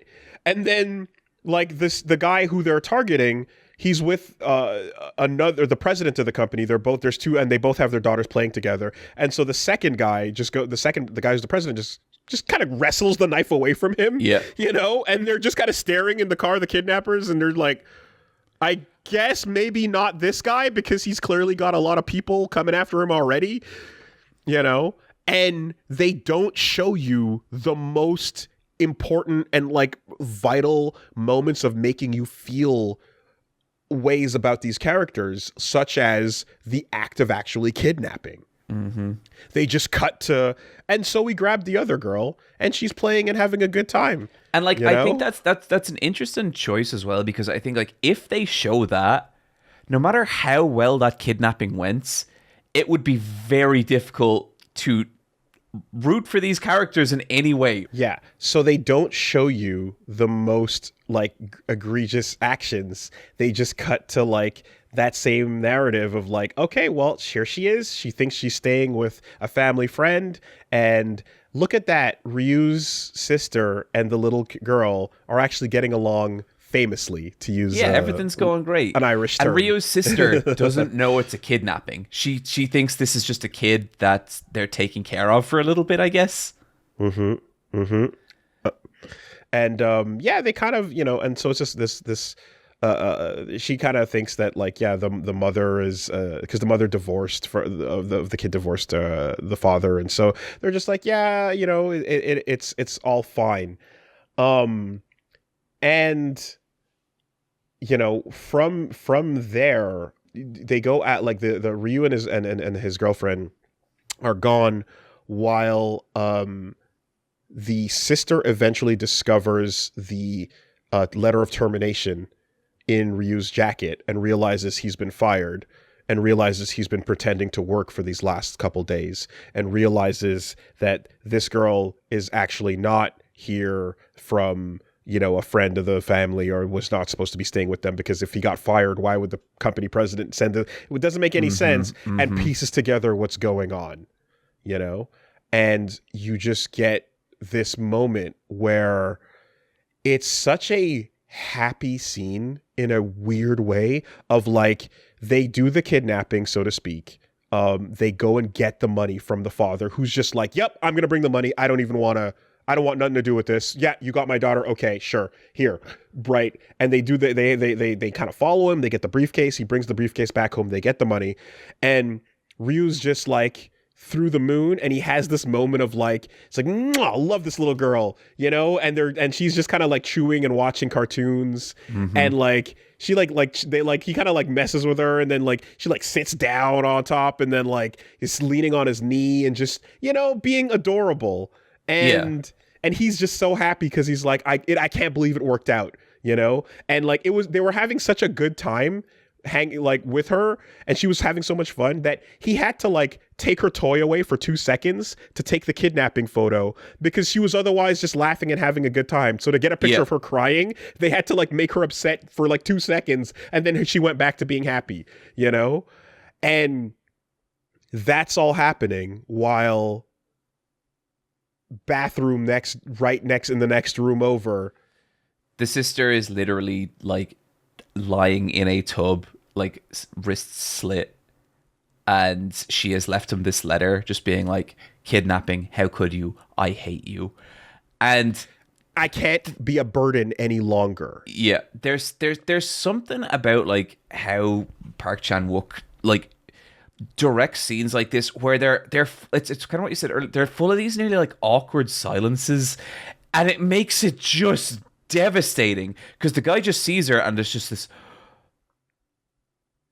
and it holds, and it's like, fuck. And again, it's a deaf character who's also mute, so like he's not making noises throughout the movie, and you're getting the guttural sounds of him just like processing that again, the processing moments, and I mean, like, that part where it's like she understands what he was doing.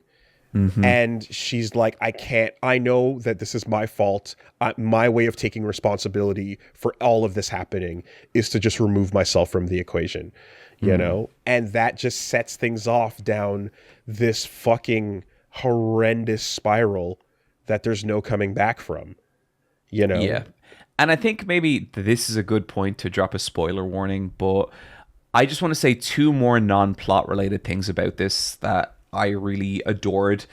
A lot of this movie, like, this is a revenge movie, but a lot of this movie I feel like belongs to like a hypothetical genre of movie that I could only call like figure 'em out, figure 'em out, 'em up. because so much of this movie is people intuiting little pieces of information from just these very slight little clues. And it's what you said earlier, Wooly. It's like the information, it's them looking at it, and then it's you putting together what it means.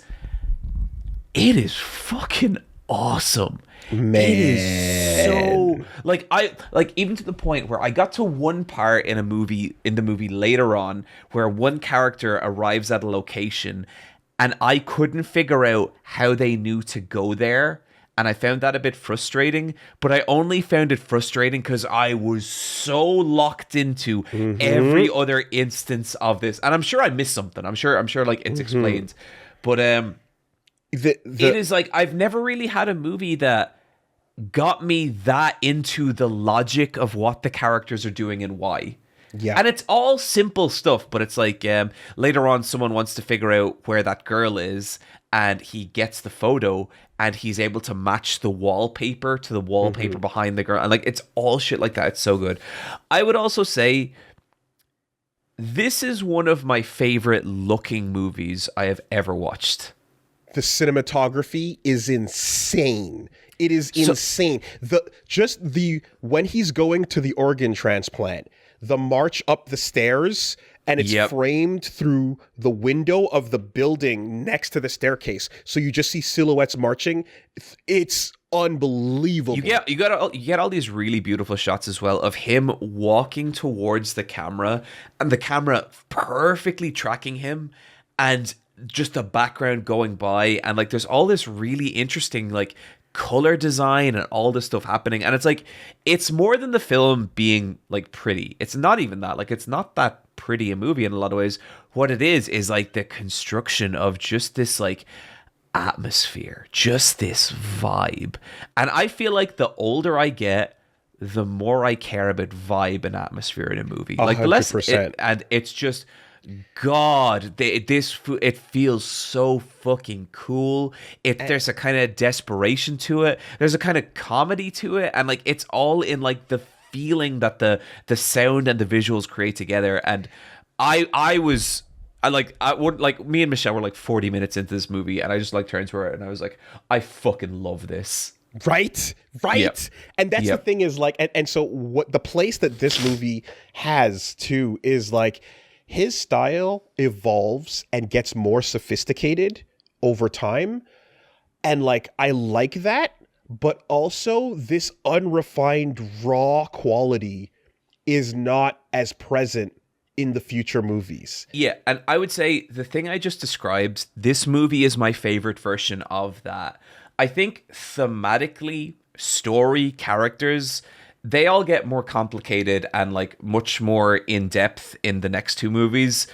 This is my favorite looking of the three movies, and they're all great looking movies, but it's what you said, there's something about the rawness of this movie that I adore. And it tells the story, and like it, this is like the only thing that matters throughout this whole thing is vengeance. That's all this is a meditation on what vengeance is, what it does, and how it plays out, from any angle. And I feel like, with this one, you get to see, you're spending that first hour with, Ryu and his sister and all of them.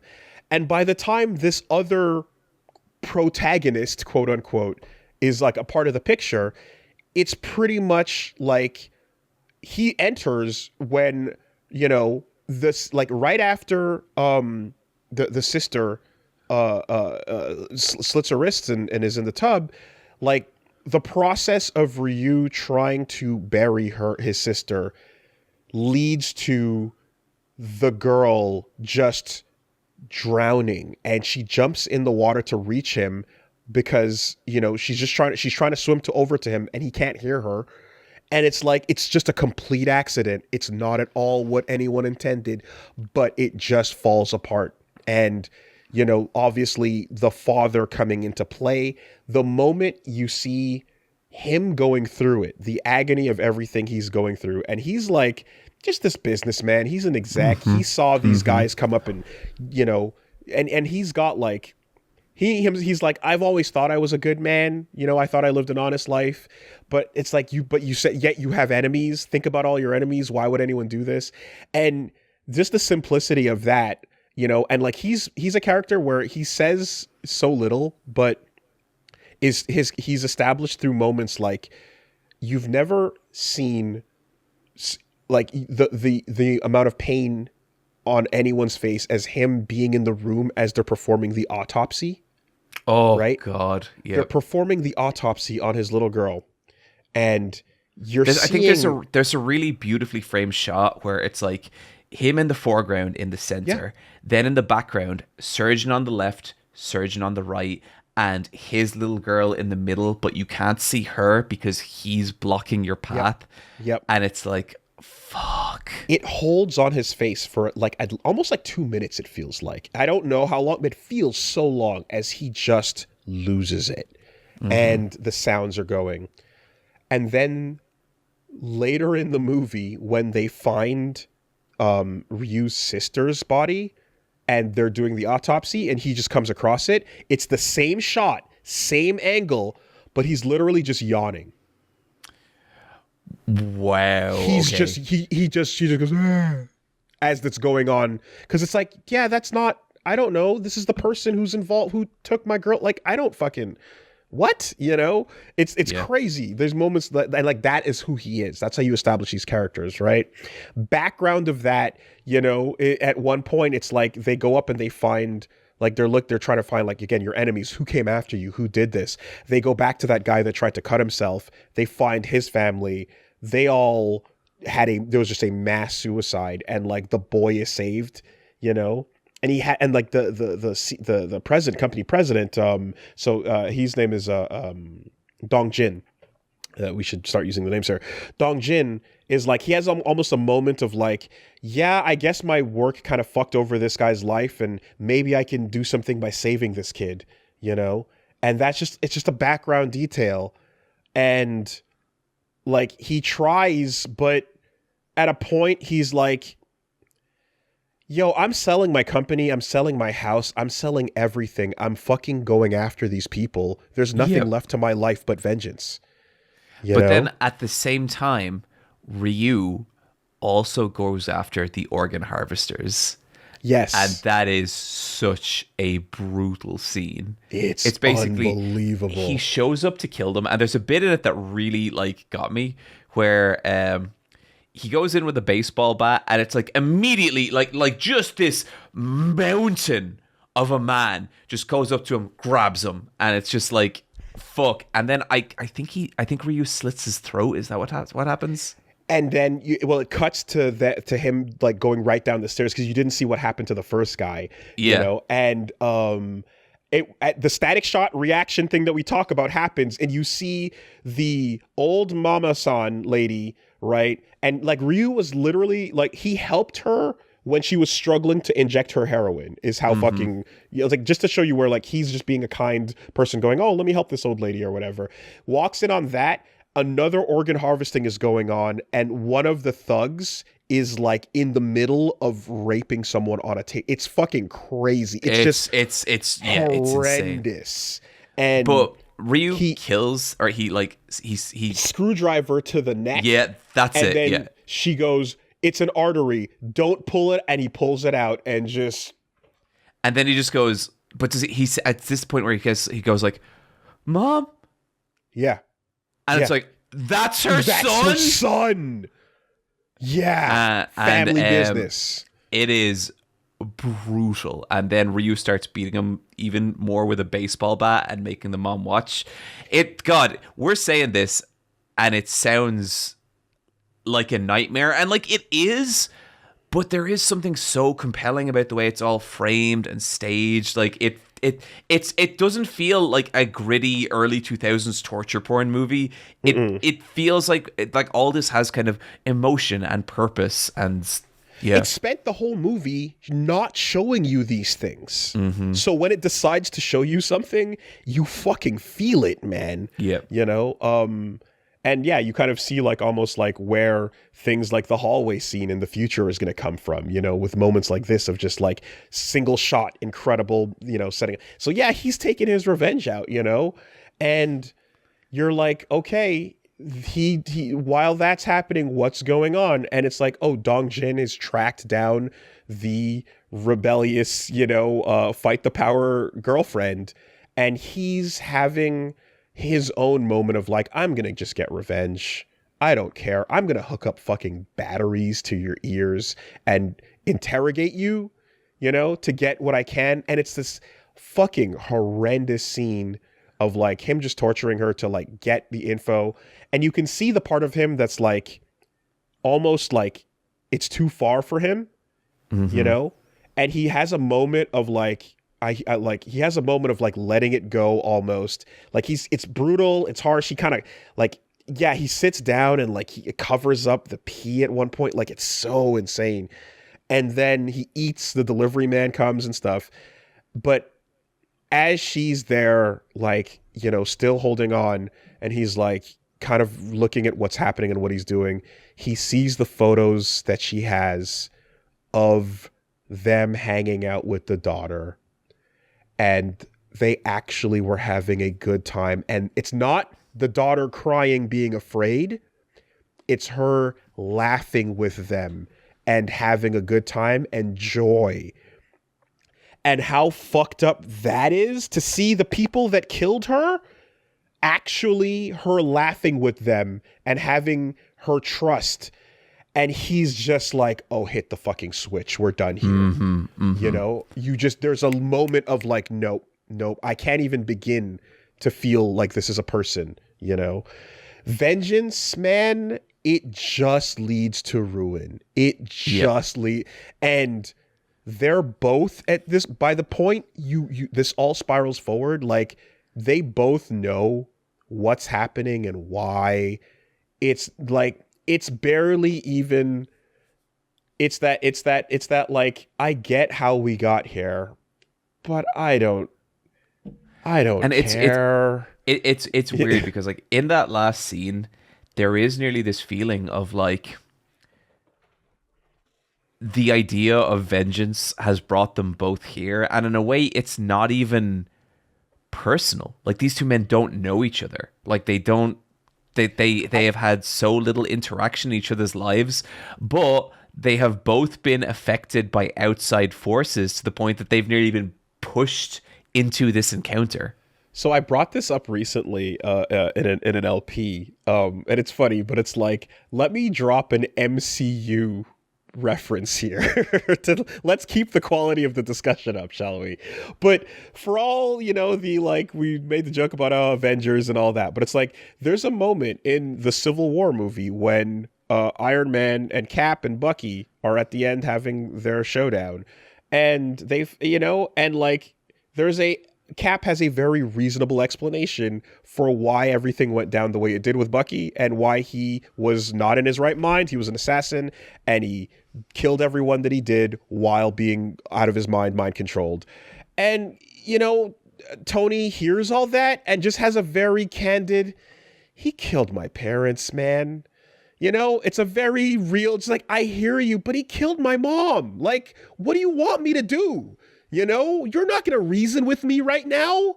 And it's like, yeah, like, of course, man. And that's the bit. He looks him in the fucking face in Sympathy for Vengeance and he's like, I know you're a good man, but you understand why I have to do this, right? Yeah, because at that point, doesn't he know that he did it for his sister? His sister, he finds out by hearing the radio. He puts it together. He tracks him down to his place. That's more of that figure him out him up. Like, so every plot beat we're talking about is punctuated by both characters putting together where the other person is with all this information, and it's so fun. The anticlimax that is the showdown. We're getting ready. We're gonna clash. We're gonna find each other, and I'm gonna grab the door handle and go from a far comedic shot and fall over because I got electrocuted on the door handle. I like how Dong's special ability this movie is basically electricity. Yeah, yeah. He is a thundermancer, you know, for sure.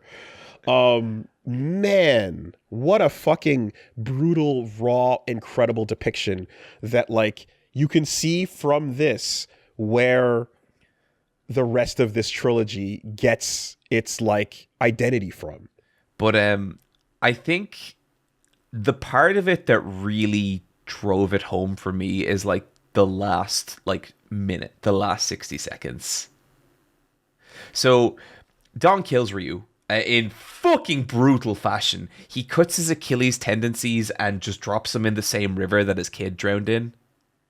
That's it. And it's like, that's it. But there's this moment earlier in the movie where the girlfriend says to Dong, like trying to plead for her life, she's like, please don't kill me for your sake. I'm part of a terrorist organization. They'll kill you. And it really sounds like a bluff. She's completely insane. The police like literally are like, she seems like a nut job. Yep. The police are like, she's an organization member of one. She's writing her own manifestos. She's nuts. Until Dong is walking away from this scene and a black Jeep pulls up in front of him and 4 men get out. And they didn't even have to say it. Immediately, I was like, You knew. She wasn't lying. Yeah. And they murder Dong. And I was nearly a little bit disappointed because they actually overlay the audio of her saying that. And that's the last bit of the movie. Yeah. It didn't need it. Just didn't need it. No. But it feels because they've stabbed the letter to his chest and it says we sentence you to death, and that's all you need to know. But it feels like maybe audiences might have missed it, and so they might have been editing. I get it, but I feel like even leaving a little bit of ambiguity. Agreed. I think that would have been so fun, and it's like because then you'd be like, well, it's 99% her boys, but then what if it was some other fucking thing? And that's awesome.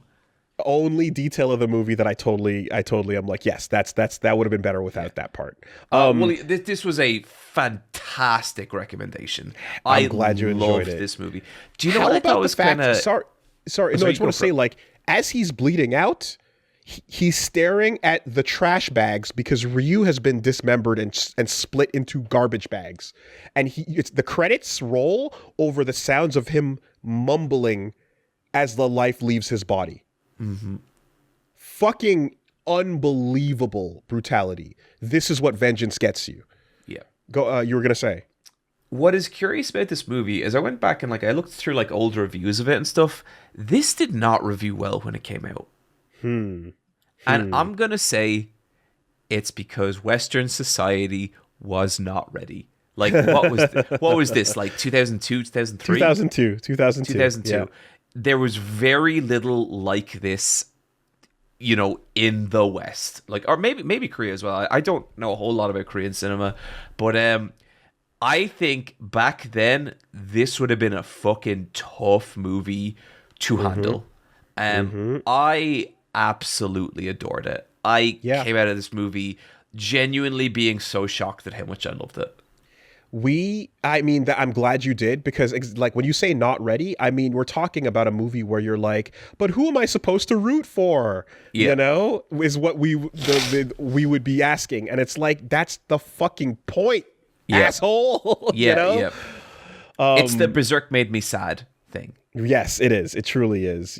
I really love it. I think it's great. And especially knowing again where it goes with this director. Yeah. It's in a lot of ways, it's the simplest movie of these three because you really are just watching kind of series of cause and effect.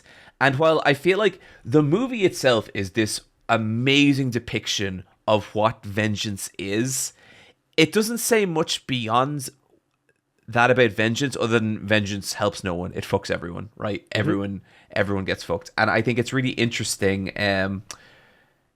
It's really interesting how that message evolves in these next two movies.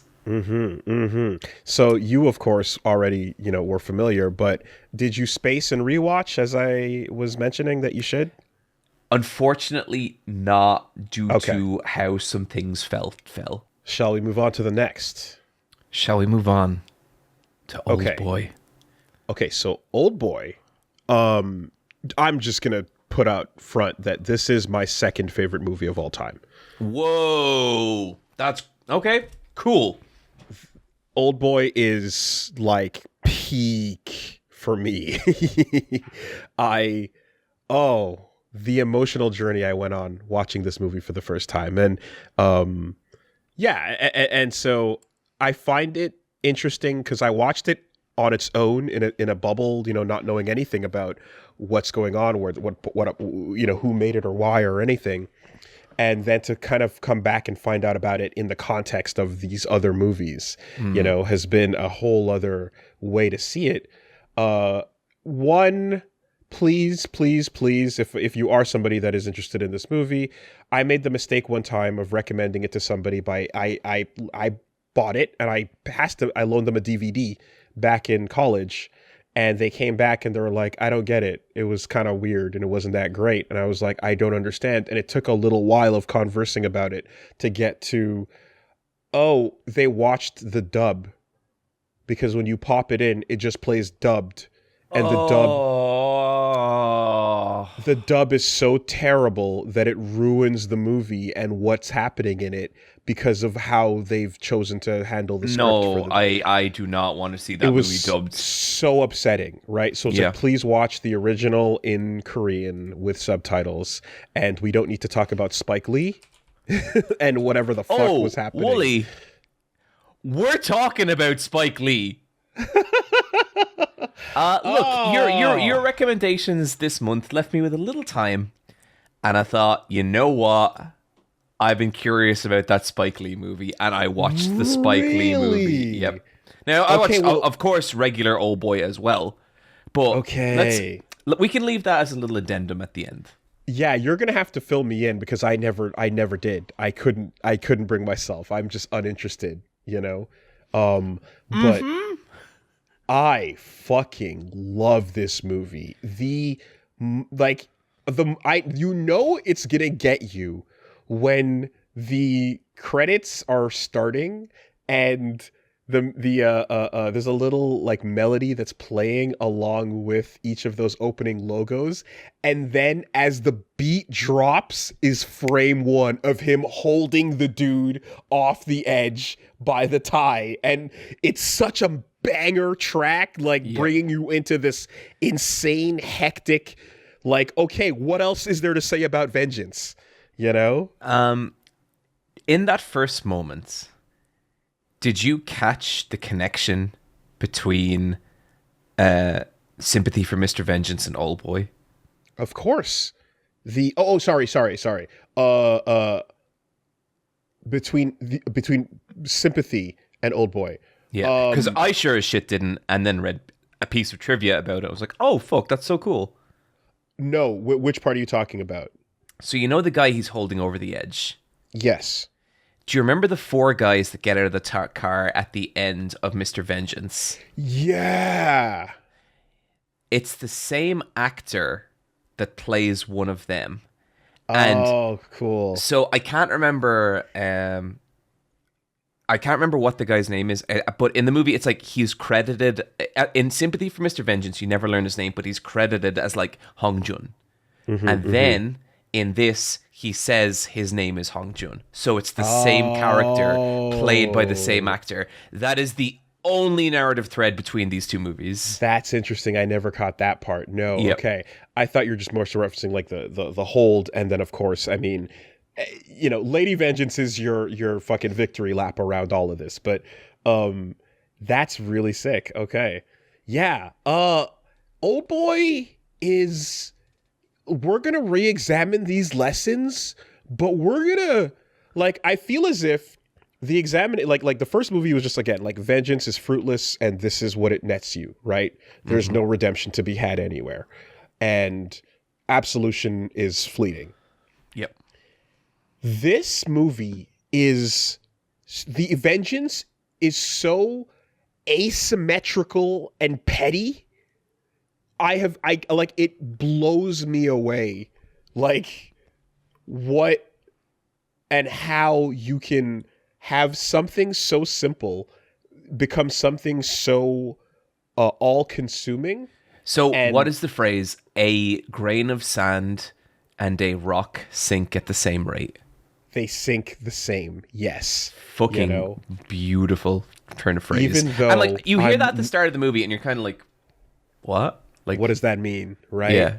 What you do latch onto is, even though I'm no worse than a beast, don't I deserve to live? Oh, I love that line. God damn. So Oldboy is such a time and a place of a movie, because to me it's like, it's the mid 2000s. You just bought a copy of Neo or Anime USA or New Type, and you're in the foreign film section and you read about this movie, and visuals for Oldboy were like everywhere. It was like the him with the hammer, and it's like it was so. This film really had a moment in the mid 2000s as like, holy shit, Korean cinema is a thing. And I think this is my third time watching the movie, and god damn, this is a fucking cool movie. I would say where Sympathy for Mr. Vengeance, there's a rawness to it, and there's like a kind of minimalism to it. Yes. Oldboy has more like swagger. Like Oldboy has fucking style, and it's cool, and it's a much funnier film as well in a lot of ways, I think. So There's if a lot of people aren't moments- familiar with the general plot, it's like this guy is on a drunken night out and he wakes up in a room. He spends 15 years there. He doesn't know why he's there. He doesn't know who's imprisoned him. All he knows is he gets the same meal every day. Chinese dumplings. I don't know that they're Chinese, but dumplings anyway. Yeah, pot stickers. Yeah. Gyoza. And he has a television. He has a pen and paper. I think he has some books. That is his existence. Whenever his hair gets too long, gas is pumped into the room. He passes out and he wakes up clean shaven. Yeah, and he's kept like, well, he's not kept in solitary confinement, like suffer torture conditions. He's given enough to stay sane, but he's still kept there. And there's a real like sterility about the place. Like, yeah, this is not a place designed to hurt him. It's just a place designed for him to be forever. And it's haunting. I feel like something too that you get to feel really early into this movie is there's moments where Sympathy for Mr. Vengeance would take its time and like play no music and just focus. Here, there's always music, there's always score, there's always tone, building a momentum that is like it. Like you feel like this character, and you're on his side as each step of the way as he claws back to figure out what's happening to him piece by piece. The littlest thing in that 15 years, it's like one day instead of 2 chopsticks, they bring him 3. Yeah. And so when they clear them away, he has 1 left that he can hide, and he can use it to scrape at the wall. And the sound of victory that plays as he's scraping at the wall for a little glimpse of where he is, And they do such an amazing job of like framing his mindset and all this stuff. There's a really great line where he says, "The TV is everything. It is my teacher. It is my lover. It is my friends." And like you see him jacking off to some completely unsexual K-pop performance, and it's like it's all he's got. It's all he's got. And it's that sense of self-narration that you're getting, as he's like, again, it's like, we're taking like that kind of idea last time where the scene and the fact that the character's mute will have to like inform you of what you're looking at. But here, Odesu is like thinking in his mind, because that's the only thing that's going, can 15 years of theoretical fight training actually work? So he literally learns to fight by just watching boxing matches and just punching the wall over and over and over. And there's something really motivating about that bit. Like, I remember I saw that first and I was like, man, I should take up boxing. And then 20 years later, I did. You're welcome. Yep, thank you, Woolie. But it's such a great montage, just like, and so okay. It introduces a new emotion that wasn't this whole movie has an emotion that wasn't there in the previous one, which is determination becomes a part of this who done it, why done it, what done it,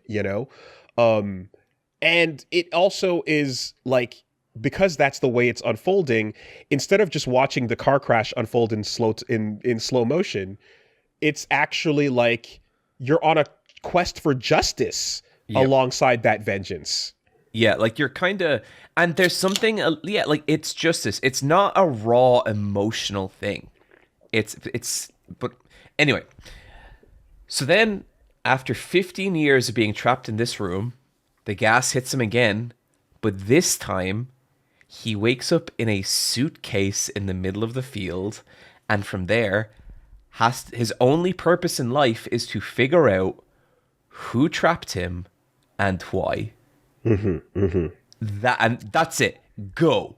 And I love the start of the movie. I love the scene of him readjusting to life outside. Like, it's kind of gross, but it's kind of... I think what it says about where the character's at, there's a bit where he takes an elevator and a woman gets into the elevator and he hasn't seen a woman for 15 years and he's just against the corner going...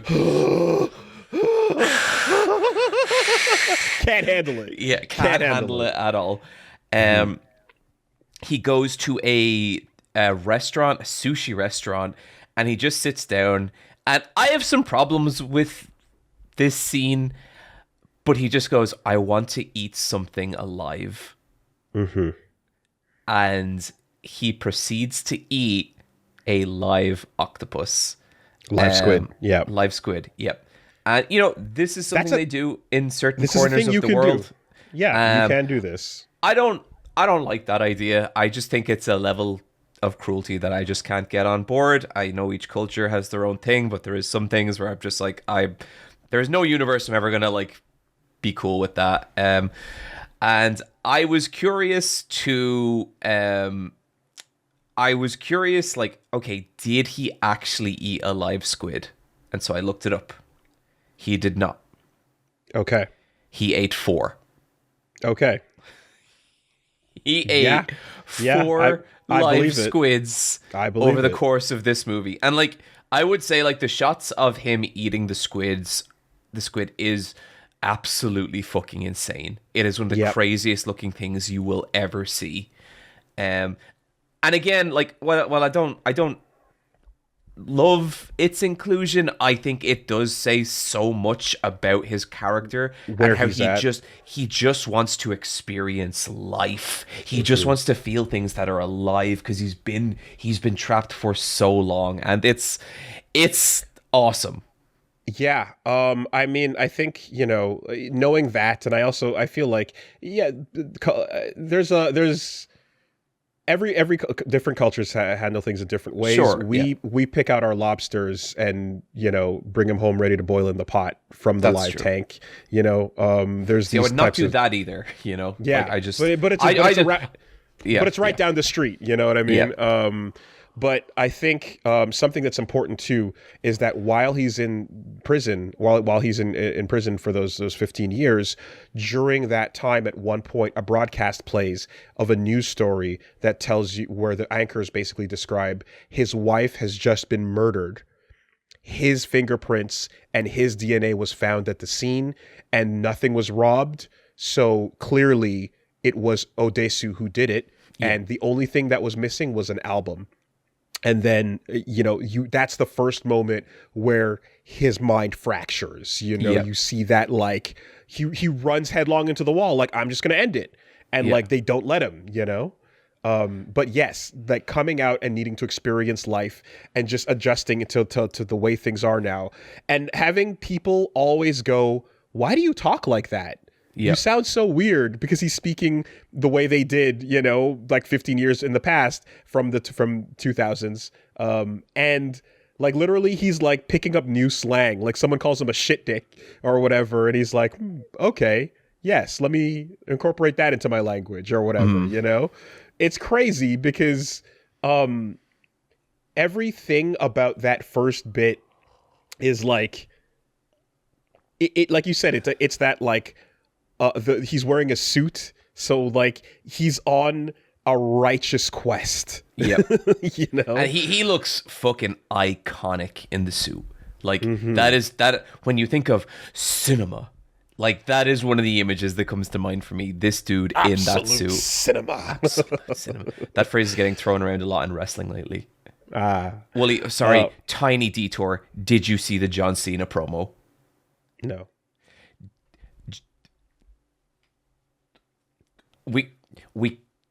I'm not derailing this conversation. I'll send it to you. Absolute cinema. John Cena live in front of the whole world shatters a small child's mind in real life. Okay. So, and you kind of have a lot of what you had in Sympathy for Mr. Vengeance. It's this information quest. It's a figure him out, him up. It's him putting together these details, and then like in the restaurant where he eats the octopus, he meets this waitress who's like weirdly into him. But you can't deny that like he does have a charisma. There is something special about this caveman from 15 years ago. He's got that old man swagger, and there's something interesting. And I feel like this is also a bit where, kind of like with Sympathy for Mr. Vengeance, like she's just kind of a weird girl. She's just like, we left out one of my favorite pieces of trivia about Sympathy for Mr. Vengeance. First film of all time where sign language was used during a sex scene. Get out. That's cool. Yep. Oh, okay. Amazing. It's a good ass sex scene, let me tell you. Anyway. Yeah, we're breaking barriers out here. We're doing it. And to think that this was a year later, by the way. That is insane. Jesus, show me any other director with 3 movies this good, that close. KOF 97, KOF 98. Like, it's out of control out of here, you know? And so, yeah, like, ends up just kind of like, meeting the sushi waitress and sushi chef, rather. And she kind of is just like sympathetic to like this weird old dude, and kind of just ends up being like, you seem lost. Let me just kind of help you, yeah, I mean, to just kind of go from there, it feels as if like every little piece of what he is and what he's had throughout those years, where it's like, I know the taste of these dumplings. I had them for 15 years. Maybe we can find a clue if we can find those dumplings. I love that. It's like, so one time in 15 years, someone had left a little bit of the label of the Chinese dumplings, and it just said Blue Dragon. And apparently that's a very popular name for those kind of restaurants. And so he goes around to every Blue Dragon restaurant until he tracks down the dumpling. To taste the exact one, Yeah. Little bits where,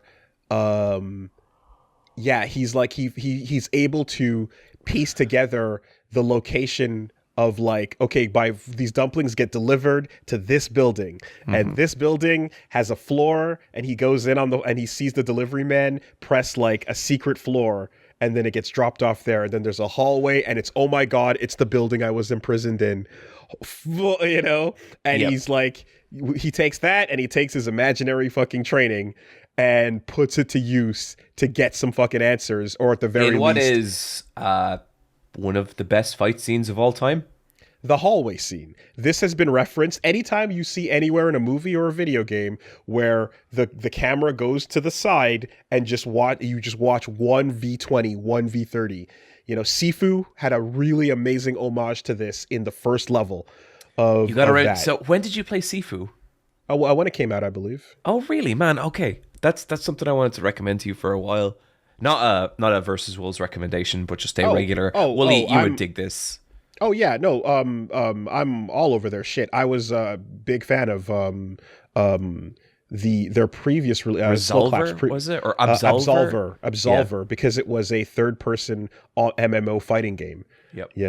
Where you had like styles that were like Street Fighter-esque and dojos and everything. So this is that one streamlined. Didn't click with me, but Sifu really they figured did. it out. Everyone else agrees. Everyone else is like, yeah, this online thing didn't work for a lot of people. It was too much up in the air, but here they figured it out. And Sifu has a great Oldboy reference with that hallway scene. If you like this fight scene, Sifu, like, that is the game that feels like this. Now, Sifu, like, it's a technical game. It's like a little bit complicated. You're going to need to give it a minute.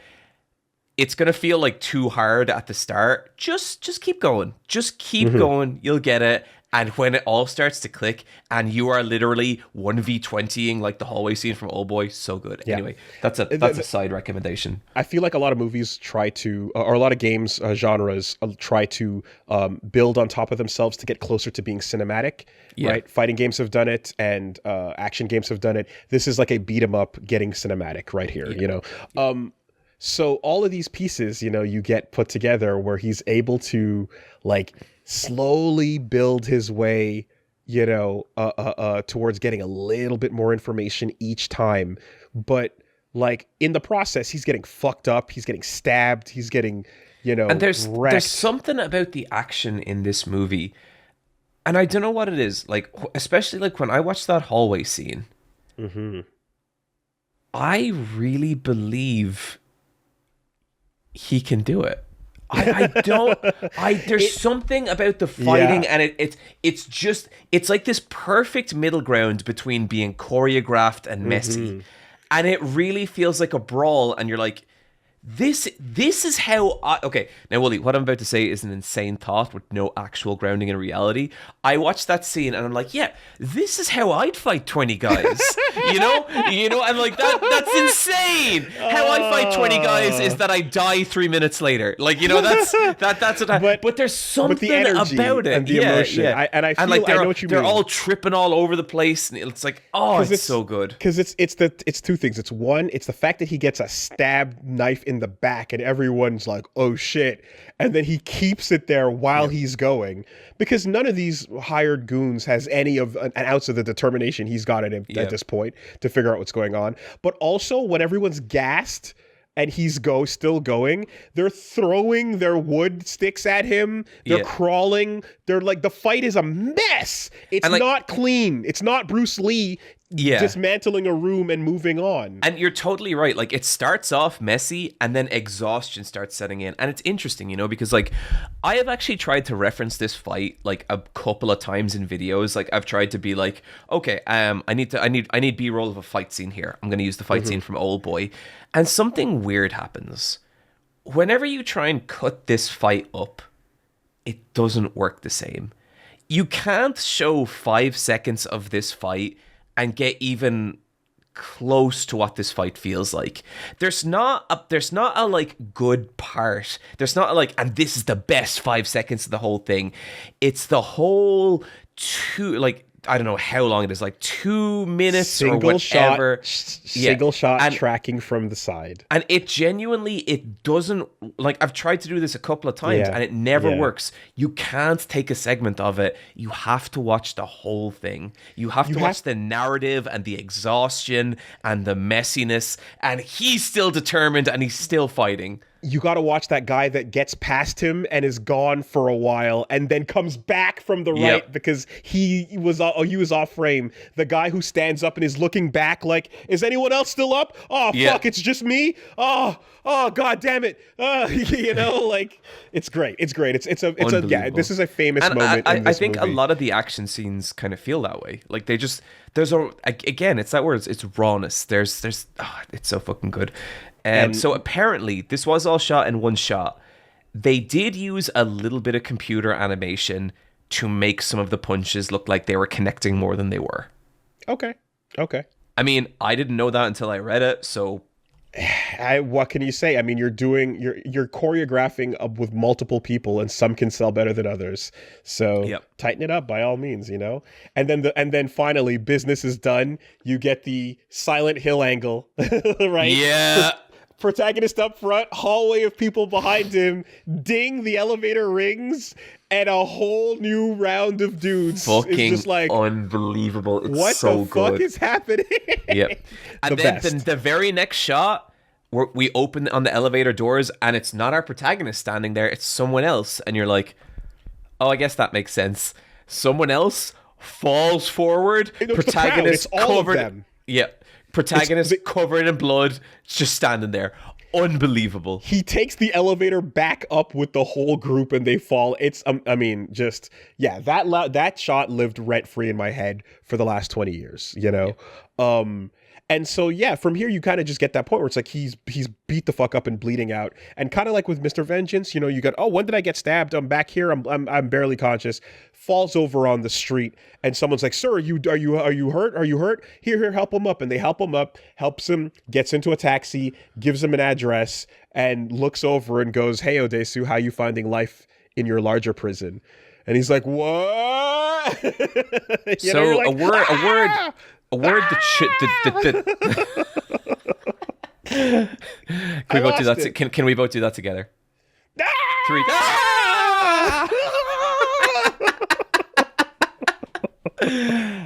So a word that the children throw around a lot these days, Wooly, is aura. Mm-hmm. There is some fucking aura off the villain in this movie. And he's only ever wearing like baseball hats and parkas, but every now and then he kind of shows up and he's like, like Lee Woo Jin. Lee Woo motherfucking Jin, my boy, the GOAT. And he's got that face. There's a quality to his face that is just like, oh, you fuck, why? Yeah. Like, it's he has the most amazing shit-eating grin. Smug. The smug is uncontrollable, Yep. And and you're kind of just like, you're kind of, that's the first sense of like, congratulations, Odesu, you're figuring it out. All according to Keikaku, Yep. I have breadcrumbed this sequence of events. Is the walking personification of all according to Keikaku. I mean, like, can I just say, it's like, the path to like figuring out what's happening and why and all of that is glorious, but it's a question he asks him as it's coming to fruition, right? Where he goes, It's like these parts where he gets bored explaining almost and goes, oh my God, Odesu, the question isn't like who locked you up. It's why they released you. Oh, it's so good. Why did I keep you alive? And it's like, wait, no, what? It's like he just has this, why don't you get it? I'm like, man, I was the aura, as you said, I was right there. I've never felt so in sync with a character in a movie. I like more than with Odesu and figuring everything else as it's going on. Wow, that's crazy. Because I've never felt more in sync with the villain.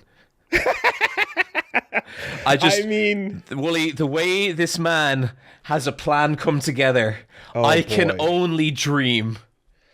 And and so him with the help of Mido, can we talk about Nido for a second? Yeah. You know the Yakuza episode of The Simpsons, and there's that, but that tiny guy is gonna do something cool. He's gonna do something cool.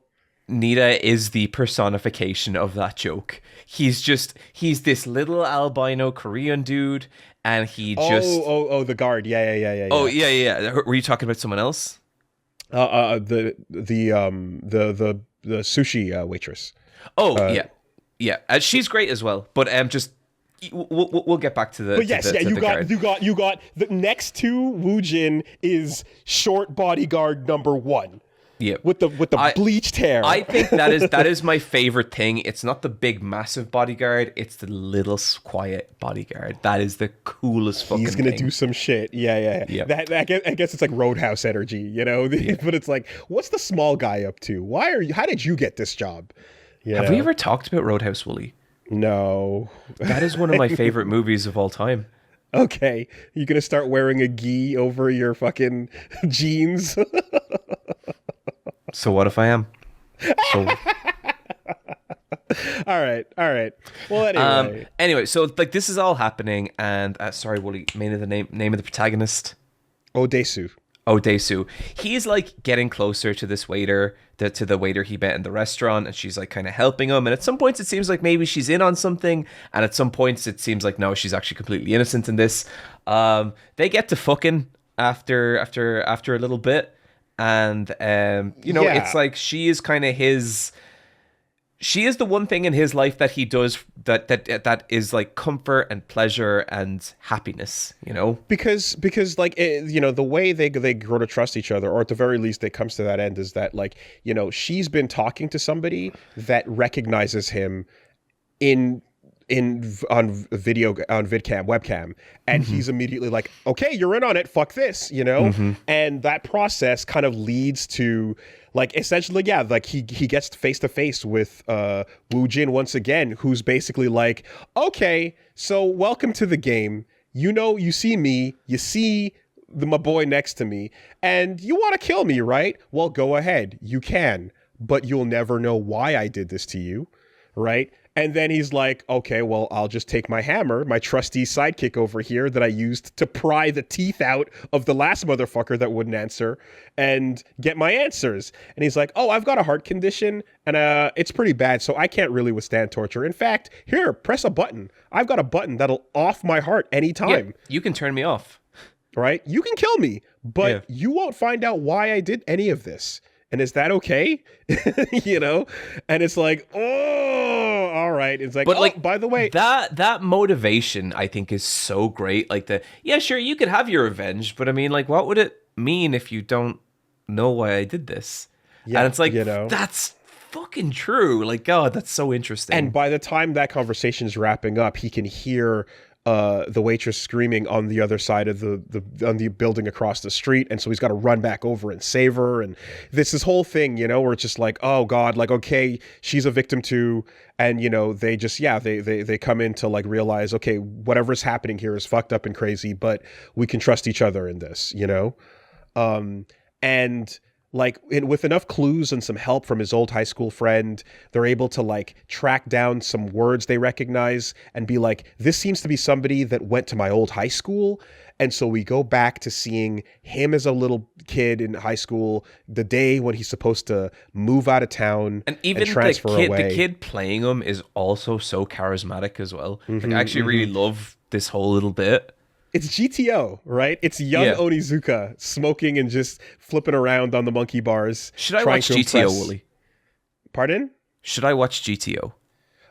Original? I mean, I don't know. Depends. I liked it. It's dated poorly. It has not aged well, but I really used to... I do not expect 90s anime to age well.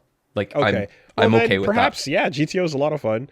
There's also the live action Japanese show, which was a lot of fun and very different. And I hear there's a new third Korean remake that's also, I heard it's good, but I haven't seen it yet. There's a live action Korean new one. So I don't know, but I enjoy 2 out of 3 GTO media that I've seen, knowing that it is cased in the hard 90s. Yeah. And I mean, like, and in this case, it ages extra poorly for the subject and the setting. Just keep that in mind. Okay. But yes, so here you kind of have you have that eventual thing where they're able to piece it together, go back to the past, and he's trying to chase his memories down. And it's this great scene of him running through his old schoolyard, looking at his younger self, seeing something and trying to remember, what did I do when I saw this?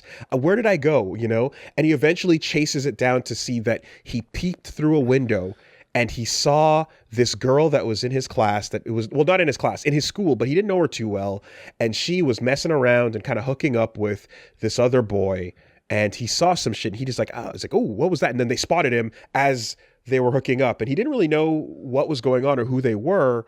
But you, the viewer at this point, are recognizing that that is this fucker, Lee Woo Jin, and his sister as kids.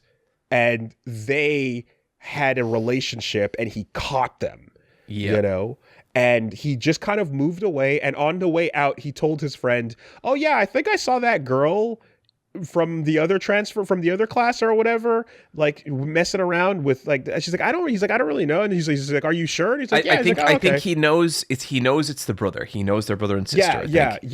But he just kind of, and his friend's like, huh, really? It's like, are you sure? And he's like, yeah, it was whatever, the girl wearing the red bike. And he's like, oh, that's, anyway, whatever. And all right. There's a little line that like actually like breaks my heart.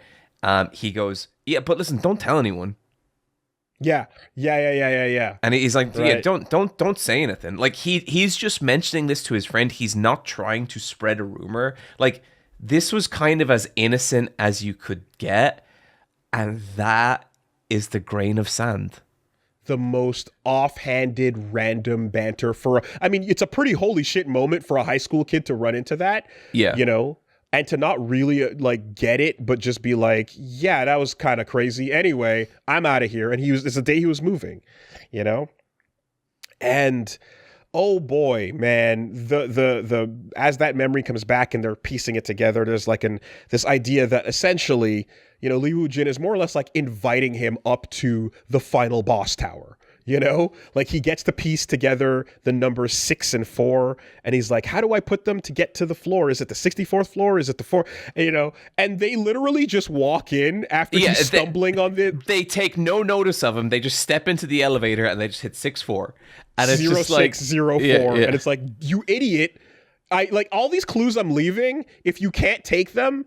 After enough tries, I'll just show up and give you the answer. Yep. Yep. But even with all that meticulous planning, the moments where it goes Ari, where it's like, you got rid of the tracking device I put in your shoe or whatever. Now I got to show up in person to listen into your calls. Your friend on the phone is like, do you remember this girl, the sister apparently from the past? And he's like, oh yeah, she was a huge slut. I mean, what a terror, and just it's like she claimed she acted all innocent, but she was really just unstoppable. And all the boys had their turn or whatever. And the brother is on the other side of the fucking computer thing, just like... and just breaks a fucking disc in half and ends that dude. Yep. And goes, Odesu, I need you to understand. I need you to get it. My sister was not a whore. That's not what it was. Don't believe your stupid friend here. And now I had to do this, and look what I had to do now. This is not what I was gonna do, but now I had to do, and ooh, seeing the crack right there. So I would say up until he enters the final lobby and you have the little albino guard standing there. I think he's albino, but maybe he's not. Maybe he just has he just has blonde, bleach blonde hair. Yeah. Every now and then people are like, so is this character why you have silver hair? I think there's a mix in there, right, Woolie? It's like Spike from Buffy the Vampire Slayer and this fucking dude. Well, don't forget Ryu from Mr. Vengeance also has bleached hair. He looks so good. He looks so cool. He looks so cool. The bleached hair characters look awesome in these movies, really, for sure. Yeah, that's all I really want to be. I just want to be a bleached haired character in a Park Chan-wook movie. There you go. Oh God, what's going to happen to you? Bad things. Oh no, I'll be fine. I'll be okay. Listen, you see, you don't get it. There's good kidnappings and there's bad kidnapping. So here, there's something I love about these movies too, where in the first, in Sympathy for Mr. Vengeance, the depiction of wealth that the president is living in is he has this big apartment where the walls have these descending automatic blinds, and it's like, ooh, his fucking insane cube wardrobe that's where I was getting at, right? Yeah. The first time you're like, ooh, the blinds descend. He's living large. This dude in the penthouse has a cube that opens to his suits as he changes and casually monologues. It's unbelievable. Yeah, Woo-jin, I also think the power of your open space penthouse covered in black stone, and just being able to shower in that and walk around naked and not give a fuck. Imagine Dio suiting up while talking to the Joe Stars about what's going on next, we get one of my favorite bits of the whole movie then, where our protagonist runs towards the guard and just this little guy who's done nothing the entire movie, and then we just cut to our protagonist just smashing through a giant glass statue over and over, and he's just getting bounced off walls, and you don't see what the dude's doing. You just see that this guy is on another level. I mean, he fucking judo flips him into the wall, like 6 feet up at one point. It's so good. You are so out of your fucking out of your element, you know? And he's going in on him, but like at one point in that protagonist scrappy moment of like always getting back up, he got him in the ear. Yeah. And you can see that the guard is like, he can't really hear. And he's about to just dismantle this dude. And Li Wu Jin is like, hey, that's enough. Hey, I'm not done. He doesn't know what's going on. Hey. Walk up. Bang. Unbelievable. Offs the guard. Unfucking believable. You know? So and I just want to... When I was watching this movie, I had incredibly high expectations because of how much I loved it all those years ago. And I would say at this point, you know, Woolie, I've explained my world-famous 7-star rating scale. I'd say I'm like, okay, we're at a 5. We're at a 5. I think that's what Oldboy is to me. Oldboy is like fucking awesome. It's that high. It's the closing 5 minutes here that raise it up to a 6 for me. Okay. So do you mean the epilogue or do you mean the climax? I mean all of it. I mean every bit of it. Because the way the climax hits is like when I say this is like I mean it hit me like nothing ever has, right? You have him doing the little scene with the like, where's the plot? Where do you want to look? Follow the laser pointer over to the present box, and he opens it up, and then we start to see him look through as it's like, look, man, you earlier on in this movie, he says, your tongue got my sister pregnant, right? She was not pregnant, but she believed she was, and she killed herself because of the shame of incest being discovered by everybody at large. And he was there for it. And at one point to like, you know, to in order to take revenge against the guy who imprisoned him for so long, that was paid to imprison him, he gets sent his hand because he's like, you use that hand to touch the waitress's breast, and I'm gonna kill you. And then he like Li Wu Jin literally has that guy's hand sent to him, right? And plants a little psychological seed for like, oh, you want that? Here you go. Here's justice. And so in order to make this last boss moment work, basically Odesu sends the girl to stay in that same prison where he was in order to protect her from whatever, you know, Wu Jin's about to do. And man, if he doesn't he's like, okay, so me and my sister, that is what made my life. And then Odesu's like, okay, so you killed her. That's how it went. And he's like, you just don't you don't get it, you know? And he picks up he leads him to the present, opens up the book, and he's turning through the family album that Odesu had. This is a photo. These are photos. I don't think we've mentioned this, of Odesu's 3-year-old daughter. And in the his first wife scene, from before he was kidnapped. Yeah. And in the first scene, Odesu is wearing this pair of angel wings that he bought for his daughter's birthday, but because he's such a fucking mess, he's like hammered on her birthday, and so he never gets to give them to her. Gets kidnapped on that day. Yeah. Then he starts flipping forward the album, and Odesu's daughter starts to look an awful lot like the waitress. They slowly age until he turns the page and it's her. And John, you are... like, I talk a lot about how I enjoy moments when the protagonist is smarter than me and figures it out beforehand and plays that into the action. I talk about hating when the protagonist is dumber than me and I've already figured out what's going on and Naruto's going, I don't understand, right? I've had these moments over time and whatever. I feel I've never had this moment of literally the moment the pages are turning is when I'm seeing it at the exact same pace as Odesu. Like the exact level of knowledge and the thought. It's completely like masterfully done. It's amazing, unbelievable. But I think what I love about it, and the moment that just brings it all home, is that you are reeling from that shock Cut. She is sitting on a bed wearing the angel wings, and she's like trying to make them flap. And it's just... Oh!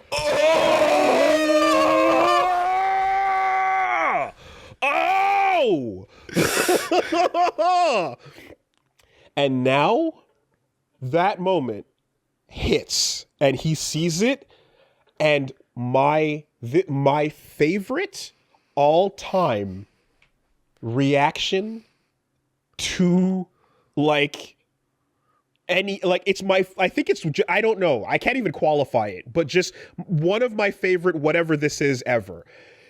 He gets up to, Odesu gets to Woojin, and like he's crying, he's drooling, he's falling apart. He sees that this guy's revenge was to make him incestuously love someone in his life the same way that he loved his own sister, and make you go through the same thing. And I'm going to dedicate my life to making you feel this way, right? And he had... Now, this sounds dumb, and I want people to put a pin in this because I'm going to come back to it. He has hired a hypnotist to brainwash Odesu and the waitress to fall in love with each other, to brainwash this father and daughter to sleep together. Like, and that is like, and like, given the general tone of the film, I think it works. It's a little silly, but it does work. But the thing is that, but what makes it really work is the fact that he's so insanely rich and wealthy and influential, and in Seoul you can buy anything, and he's able to buy all the ability, all the power, all the real estate he needs to dominate this family, right? He can make the husband disappear. He can murder the wife scot-free and not have anyone know what happened. And then, of course, he can control what's happening to the daughter. He can just money it all. And he does, right? Raising her in secret, fucking creating this, right? Yep. It's beyond fucked up. And so there's a moment where he then is like, oh, and would you look at that, where she's being locked up? Yeah, that guy's still in my pocket. And this present with this album is right there in front of her, and she's about to open it. And Odesu fucking drops to his knees and crawls up to him. To the man who has imprisoned him for 15 years and begs. But the details of the begging are what I love more than anything. And it's the way he's like, please don't tell her, please. What has she done? She hasn't done anything to deserve this. Please. Sobbing and drooling. Into still processing, and then upwards, and like, I, Odesu, have committed a great sin against you and your sister. It is unforgivable. And, and oh God, please, no matter what, don't tell her.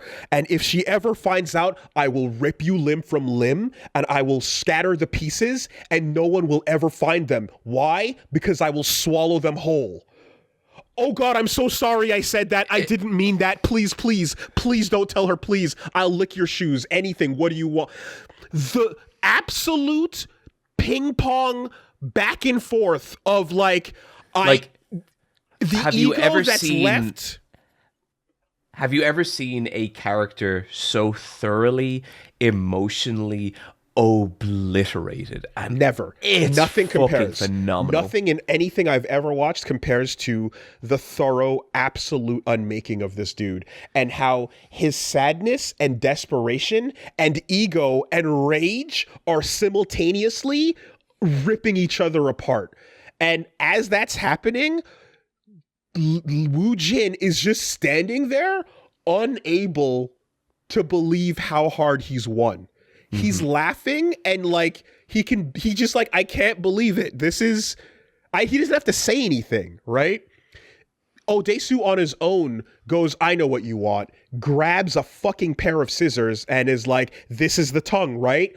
And cuts it off. I'll give it to you. Anything. And he understands. This is the kind of character that, like, yeah, you want it? You want the poetry of me giving you my tongue? You can have it. It's yours. Anything, don't tell her. And he actually looks at this thorough, complete vengeance, right? The petty vengeance of the 15 years is nothing compared to the lifelong vengeance. Did you enjoy your tutorial? Right? And walks away going, yeah, leave the box closed. Don't let her see the album. So And he then leans drops over. the little heart controller on the ground. He takes out his gun as well and leans over and puts it next to both their skulls. Yeah. And then he says, and it's my favorite line in the whole movie.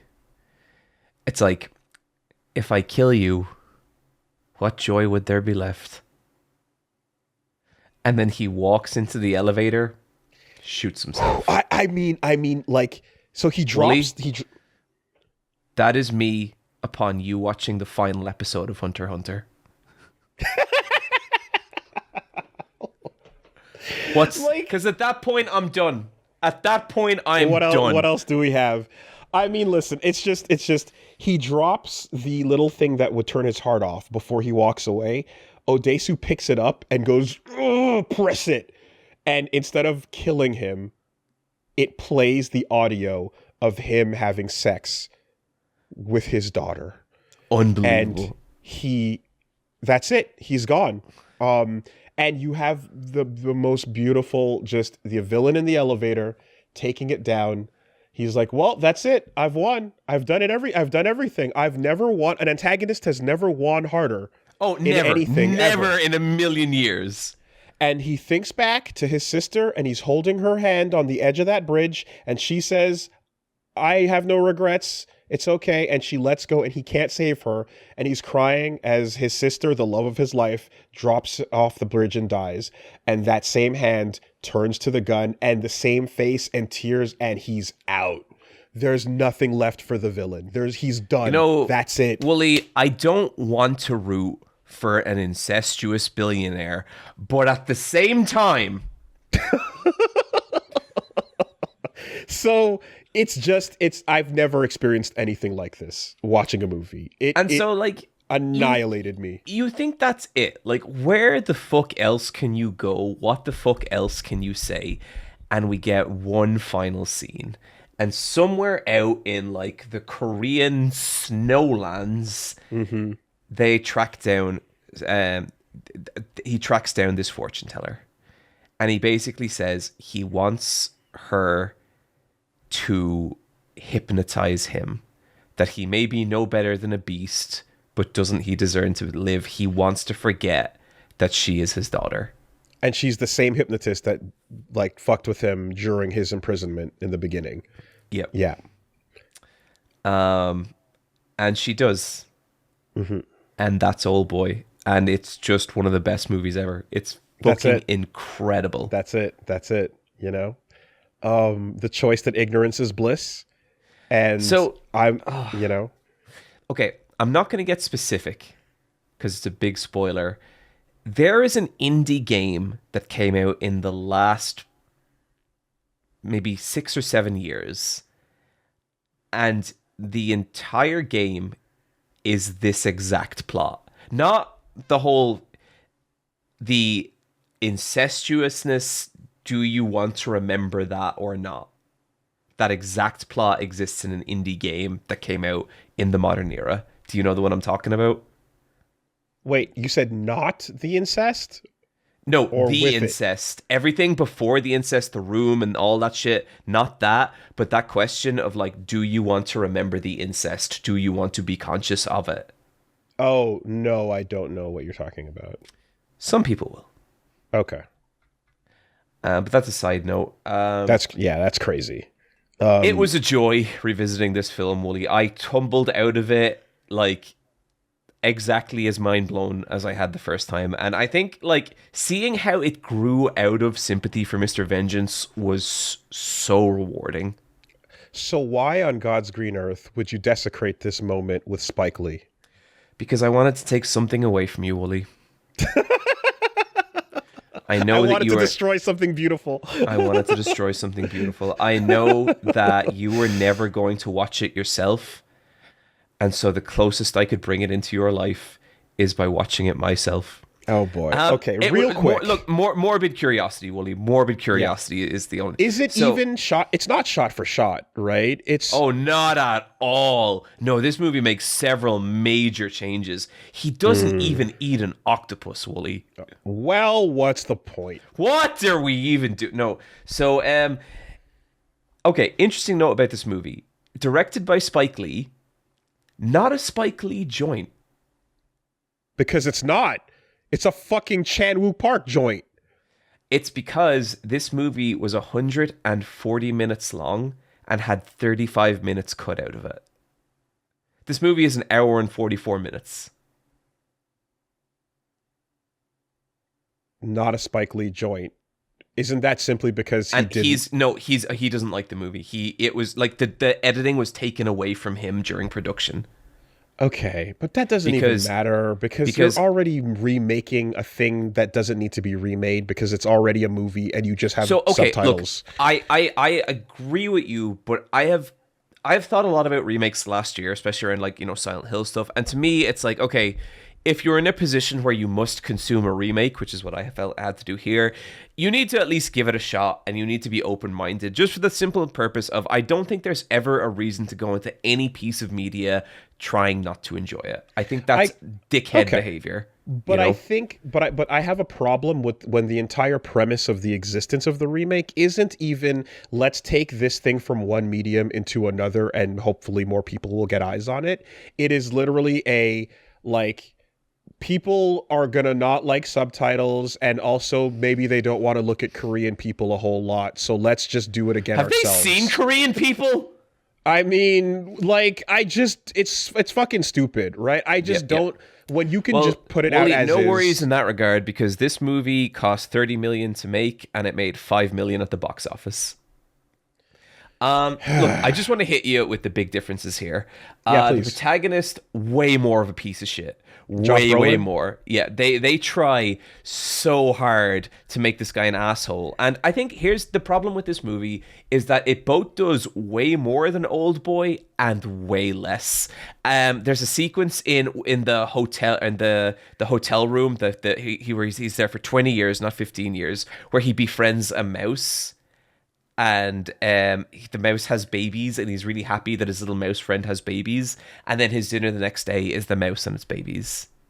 Mm-hmm. Like they take the mouse and then they cook it and they slide it in under the door. And it's like, but that's not what the hotel room is. It's not about torturing him. It's just about keeping him alive, They even revealed, that reminded me that they even revealed how much it's not about that. They gave him antipsychotics and things to keep him from losing his mind. They gave him like anti-schizophrenic medications so that he would not become suicidal as much as possible in that 15 years, Yeah. So, yeah, it's not a torture room end of story. And he slices his wrists in the hotel room. There's a whole sequence of him beating alcoholism in the hotel room and it's like it's all unnecessary and like it's saying way more and also saying way less. Like, the hallway fight scene, you can see they're really trying to outdo the fight scene because there's a fight scene and then he like slides down a pole and there's another hallway fight scene. Oh, 2 levels, vertical. But like but then they cut before the fight scene is over and there's not that same narrative and there's not that same just kinetic messiness and it doesn't hit at all. And how is this the daughter like convincing in any role or no? She falls in love with him for completely. It's like, why is she in love with him? Like it doesn't. You know the way you feel a connection between them in the original. And here's the thing I was saying about the hypnotist. The hypnotist is a little goofy, right? Like we can agree it's a little goofy. When you take the hypnotist out of this story, as the remake does, and they just happen to have sex, and it wasn't part of the plan. This doesn't fucking mean anything. It wasn't part of the plan? Nope. So what was the villain trying to do? I don't know, but he's watching them have sex and he's like, this is awesome. This worked out way better than expected. There's no storybook reveal. He just tells them. This is so upsetting. I'm so mad. The particulars of how this All right. Okay. It Let me tell. Let me show tell you you. how little you get it, right? To show me how you don't understand what something is doing by showing me like this, where you think that's all removable fluff instead of the entire purpose behind the Okay, motivation but of the maybe I villain. can win you back here. You know the bodyguard that we both love. It's not a little Korean man. It's a hot goth lady. That's all I got, Woolie. Okay. Thank you, Spike Lee. Thank you, Josh. No, we're not done. We're not done. One more thing. How the film ends. Oh yeah, The no hypnotism. No hypnotism. So he writes his daughter a letter telling her to find a good man, which he is not. Last shot of the film, he sits down on a bed. We zoom out. Where is he, Woolie? In the hotel. In the hotel. And he just smiles and we cut to credits.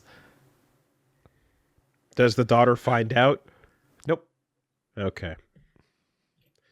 Yeah, I think this is the saddest I have ever seen you look.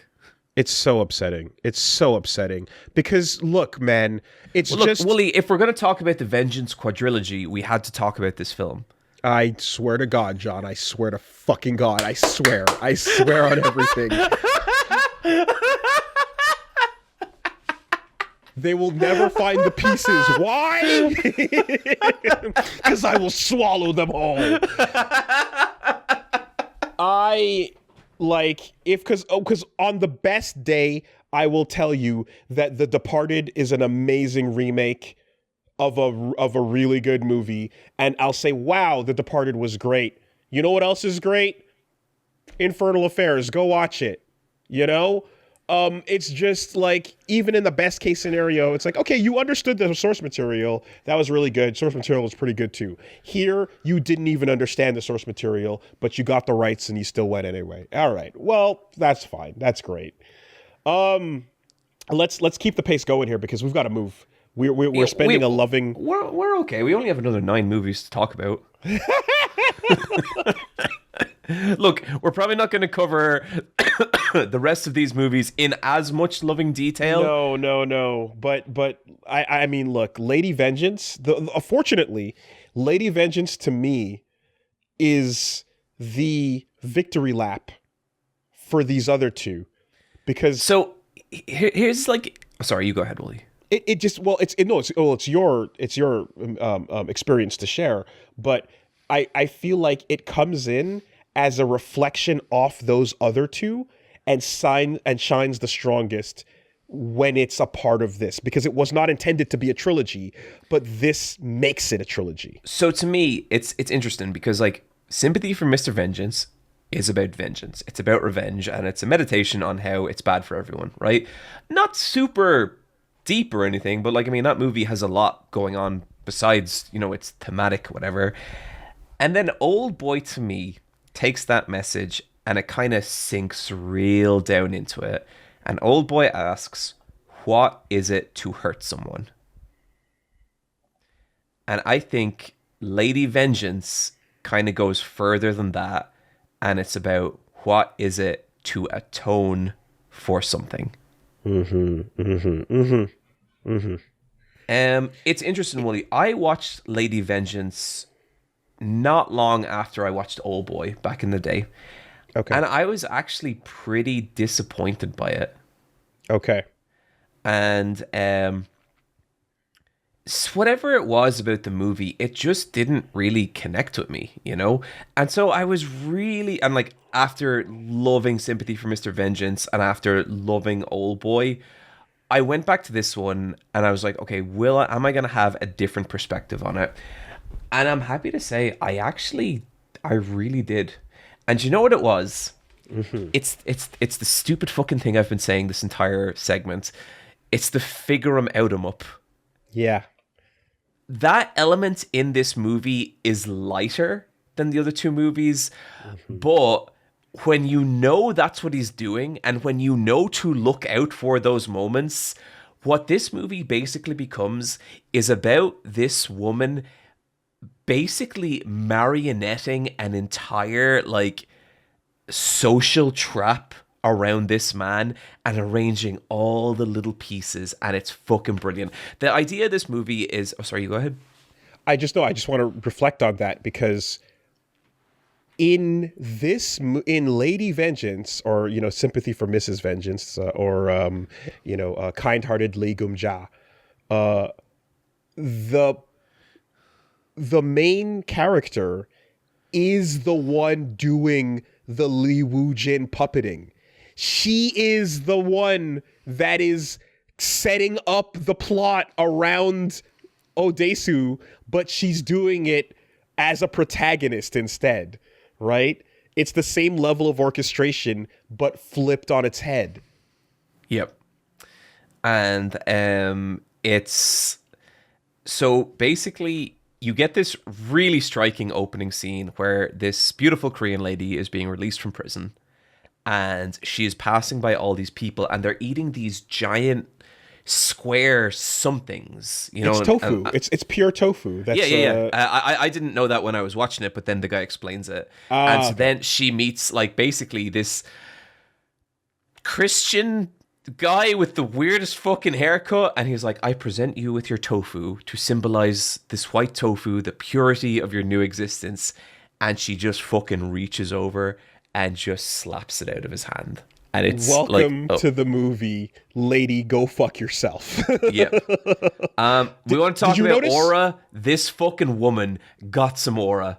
Okay, two things. One, did you notice that the guy with the weird haircut, did you recognize him? No. That guy with the weird haircut is the short bleached #1 guard guy. Same actor. I've told you about my face blindness before, right, Woolie? Okay. Have I? You have, yeah, and okay. Fair enough. But it's because it's important because so much of this cast are people from the previous movies. Tons of recurring faces are all throughout this thing. So very occasionally in life, I will not be able to spot something like that. And whenever it's a person of a different ethnicity, someone is always like, what's the matter? You can't tell that race of people apart? And I'm like, buddy, I can't tell any race of people apart.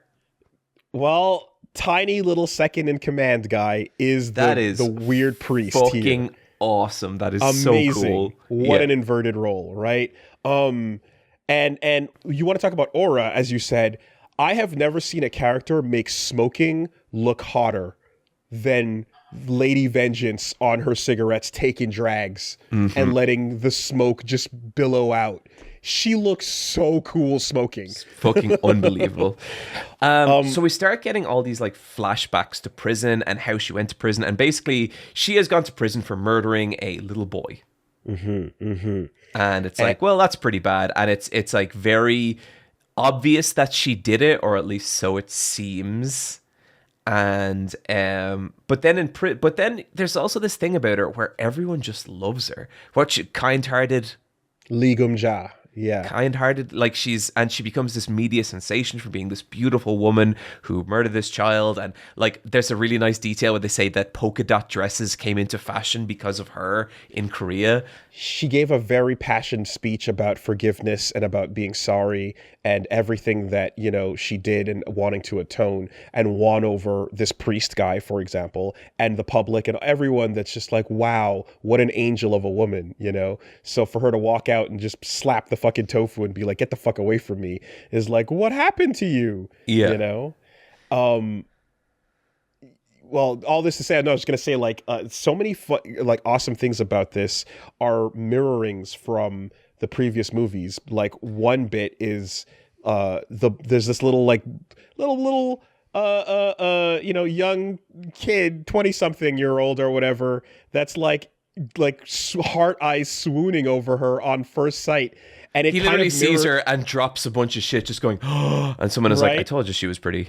Yeah, and so he's the little puppy dog following her behind, in the same way that the waitress in Oldboy is to Odesu, there's a very similar energy to whoa, look at this older lady go, and she's just get the fuck away from me, kid. Yeah.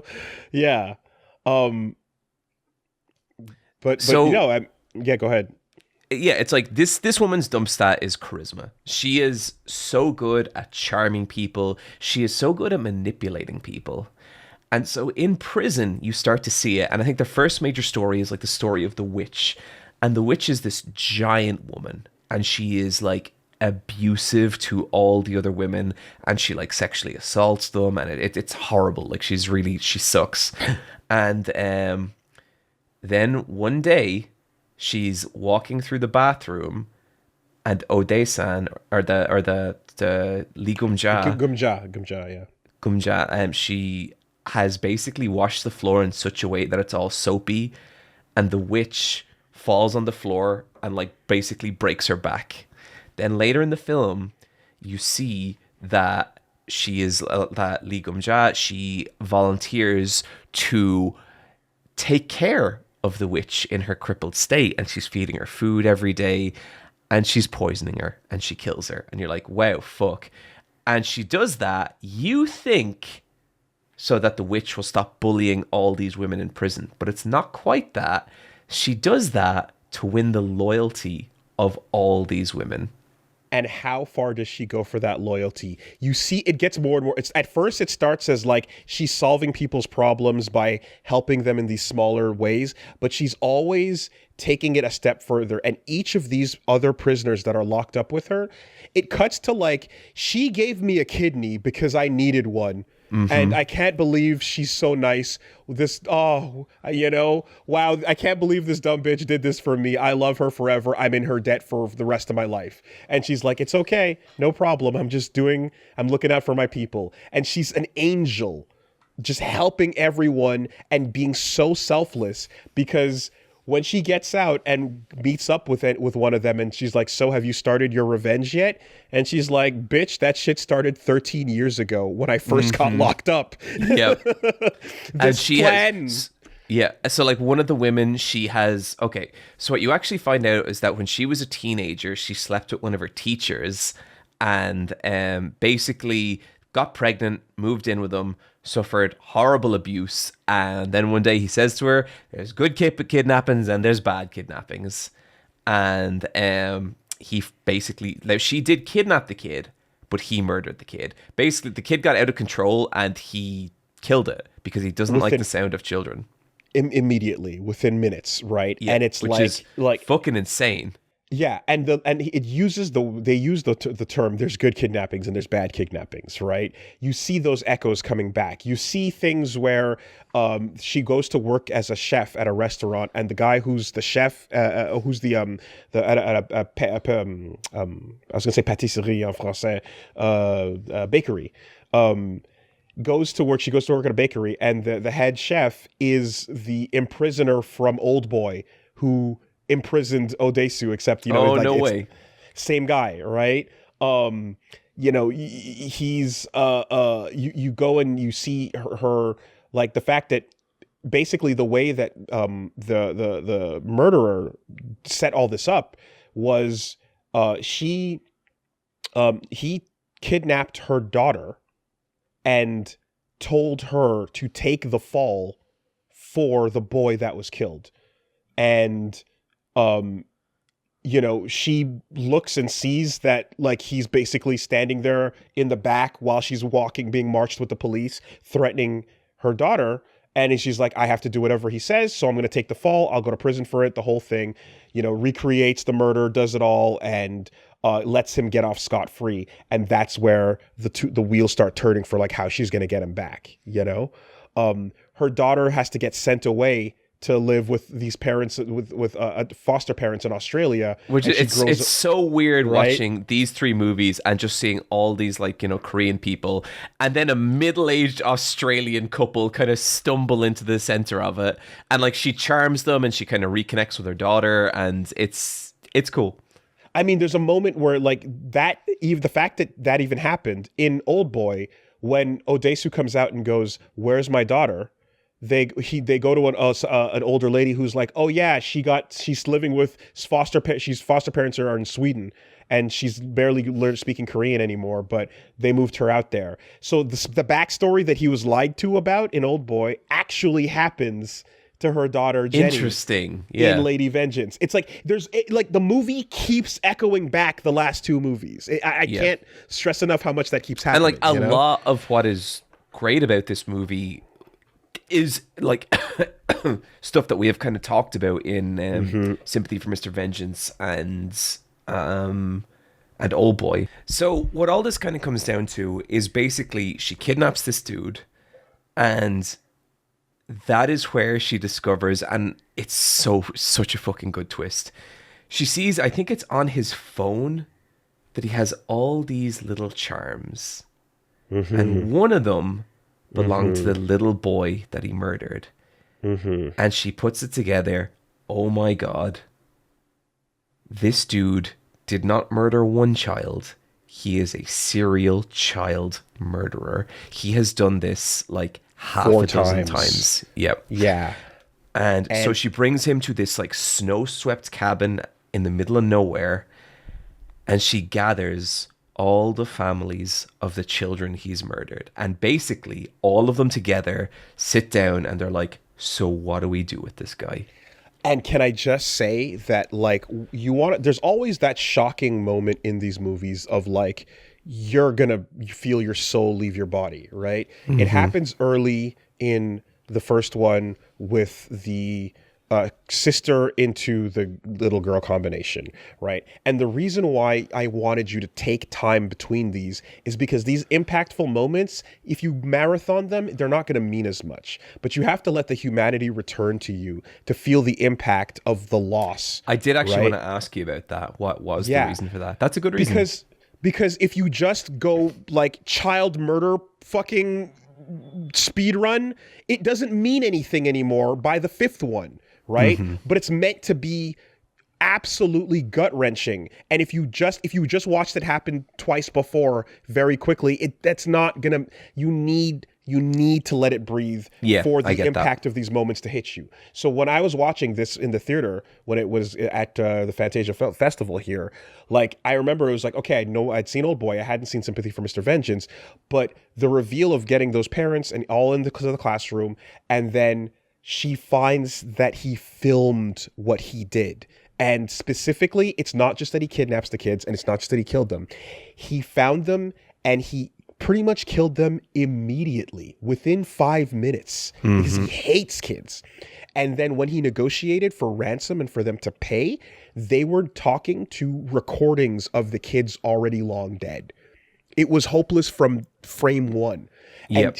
And she's like, I'm so sorry to do this to you, but I have the footage of what happened and I'm going to play it. Please bear. And you watched a room full of parents process as it's honestly like, it's the most emotionally upsetting, I think, thing in the entire trilogy. Definitely. Is the filming of those kids. It's because those kids are like really convincing. Like I don't know how they got those performances out of them. So that's the thing I had. Like I'm actually gonna say here, like these movies are unbelievable. This legit felt like it felt like it fucked me up when I watched it. Like that part was like, and it's not gory. It's not it's not even that. It's just so well horrifyingly performed with those kids on video that you're like, it just stayed with me, you know? And that gut feeling that they go through, you take it into the next bit of like, well, now we're all here together. And the detective on the case who knew that I didn't do it, who figured out that I was lying about the evidence and covering for someone, is here too, realizing that the justice system is not necessarily going to take him to justice. And I think in a way, like this, it's his atonement as well. Like that's what these characters are trying to do with this. By not catching him that first time, he went on to kill 4 more times. Yep.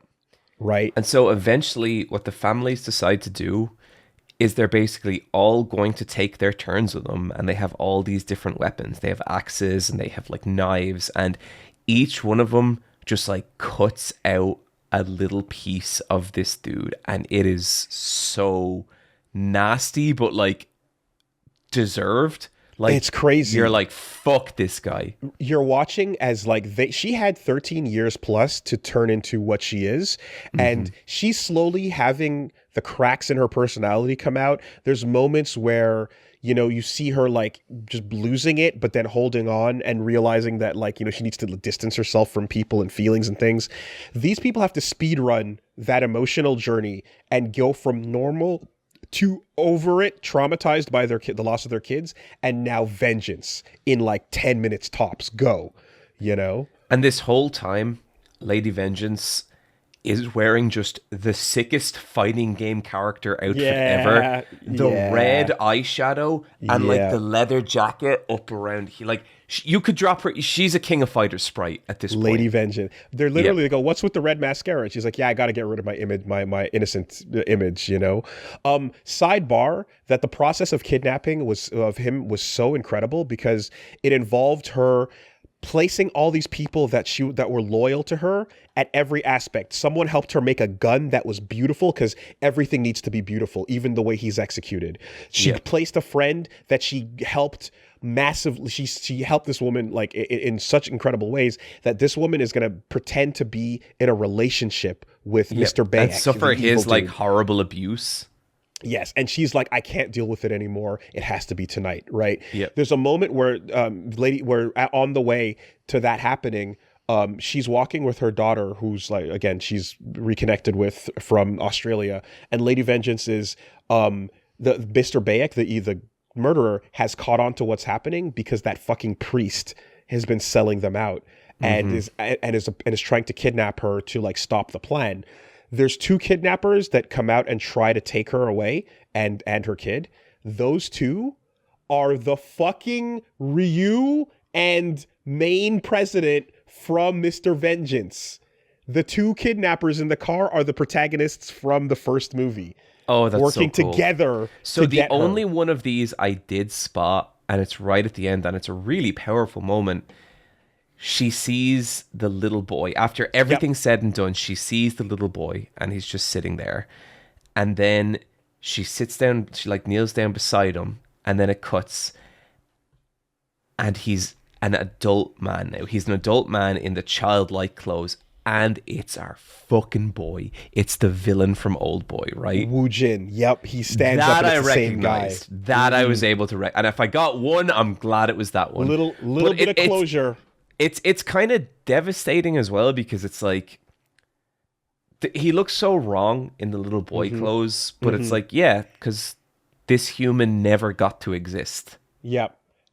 And even before that, there's a moment where the ghost of the little boy is there in the room, and Lady Vengeance is sleeping, but her daughter wakes up and sees him, and the daughter's like, "Do you speak English?" And the ghost is like, you know, it's like, oh, and it's like, oh, she would be really upset if she knew that the ghost appeared not to her but to her daughter. You know, the way that the parents of these of the victims are all processing and getting through that, and that last lady is like just a rich, like Cruella de Vil almost kind of like woman, that they're all wearing the coats to stop the blood splatter. She's not wearing any of that shit. She has no fucks to give.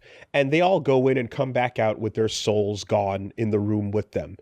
And that lady just walks in and in seconds, scissors back of the neck, dead.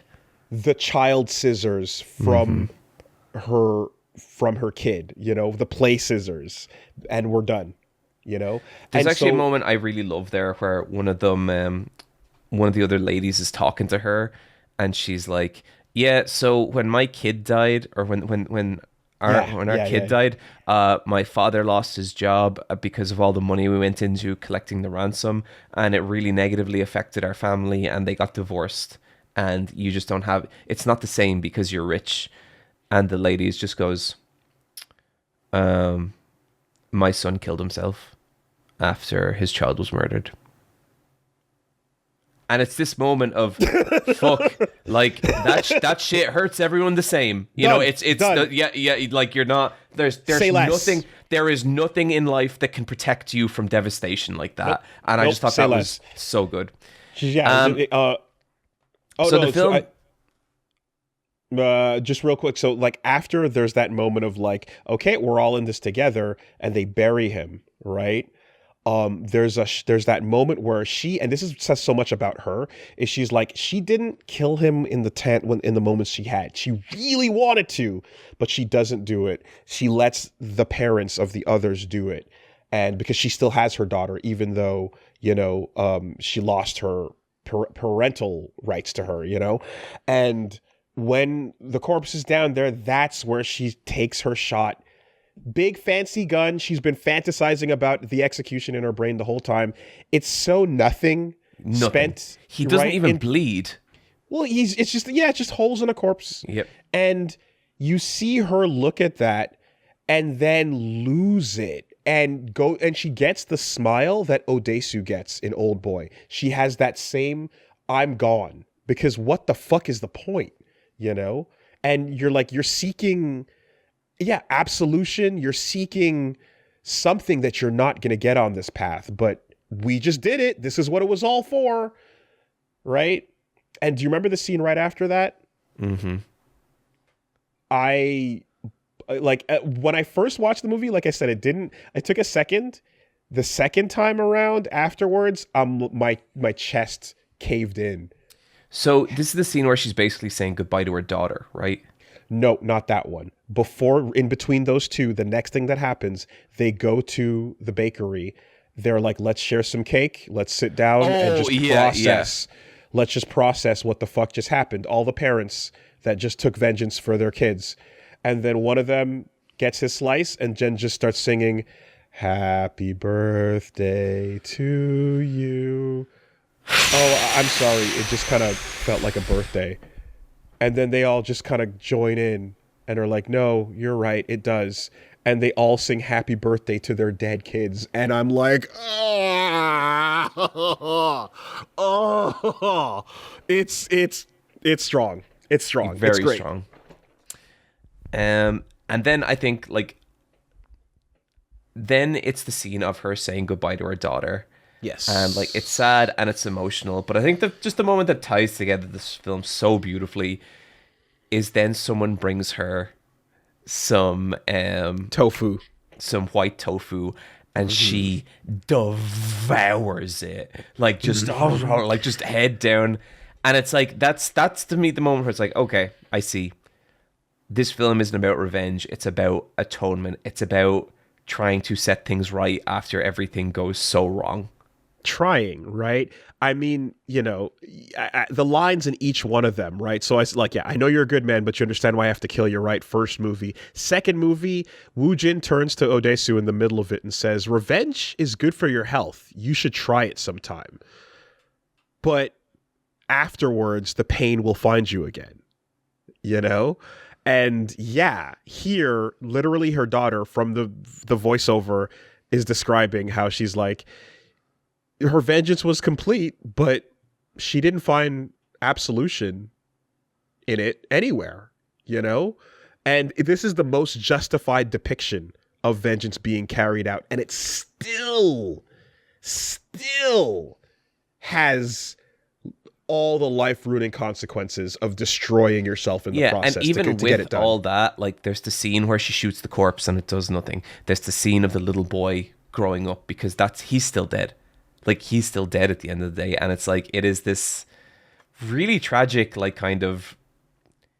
she has atoned. She has done everything she can. But is that anything? Is that even enough? It just feels hollow for her. That's it. That's it. It's not about the grand scheme Deus Ex Machina judgment on her actions. It's about how she feels, I remember ages ago, I saw some video, and it was a boxer, and I don't know who he was, but he was talking about how he used to have this stepdad who would just beat the shit out of him when he was a kid.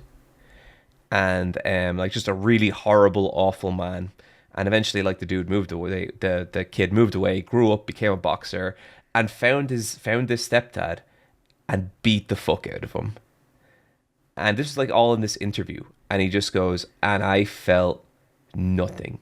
It did nothing. Yeah, I'm wondering if if it's Sonny Liston, but I think it might be. Yeah, it's just that's it. You're left with a hollow fucking feeling inside, and this is the most righteous depiction of it in the entire trilogy. You know, so the whole journey is just it is a meditation on the subject matter. Now I've heard some folks say that like I Saw the Devil also can enter into. I was actually going to bring this up. Have you seen that movie? I haven't seen it, but I really want to, but I haven't watched it yet. So I would say like it's a really cool, really stylish movie. For me personally, it doesn't hit quite as deep as the Vengeance trilogy. Okay. Like it's more to me. It's been a while, but for me, it's maybe a bit more of a cathartic revenge story. Okay. Yeah. I just on merit and premise, I need to give it the respect, and go see if it like, why people are kind of bigging it up and giving it. It's not Chan-Woo Park, right? No, I don't think so. But I know it has come up. And then I did see what was the other one? He had Chan-Woo Park did have another movie that debuted at Fantasia. I want to say it was no, I can't find it. All right, it doesn't matter. But okay, these three together are like a power trio, and yeah, there's one of the best things to ever happen to cinema, in my opinion. Nothing like it. And also, if you didn't know about South Korean films, holy shit, is this an awakening for that? Mm-hmm. Incredible. Absolutely incredible. It was a joy like doing these movies. I think these are some of the best things you've ever recommended me, genuinely. I'm so glad because I really, especially Oldboy, I fucking love them. Okay, now, let's not kid around here, Woolie. If we're heading into the pantheon of greatness, there's no way the Vengeance trilogy is ending up outside the top 10, right? No chance. I can't imagine, but you gotta let me know. It's better than Vinland Saga season 1. Mm-hmm. I'm gonna say that our mutual enjoyment is higher than starting Brazilian Jiu-Jitsu. Mm-hmm. Mm-hmm. I'm going to say it's higher than Legend of the Galactic Heroes up to episode 15. That's correct. I'm going to say it's higher than Kill 6 Billion Demons. That's correct. I'm going to say it's higher than Dokapon Kingdom. That's correct. I'm going to say, is it better than Earthbound? Is the Vengeance trilogy better than Earthbound? What do you think, Woolie? Like, I would stop here to talk about one of those movies. All of them. I think that's fair. I think that's fair. Which means the Vengeance trilogy is only 2 places away from entering our top 3. It's only 1 place away from entering our top 3. Is the Vengeance trilogy better than starting boxing? And Woolie, I have kept up boxing. I am still boxing quite regularly at this point, and I have developed a real love of it. I'm not going to tell you that I've gotten fond of the Hitman stance. I want you to find that out someday. But all right.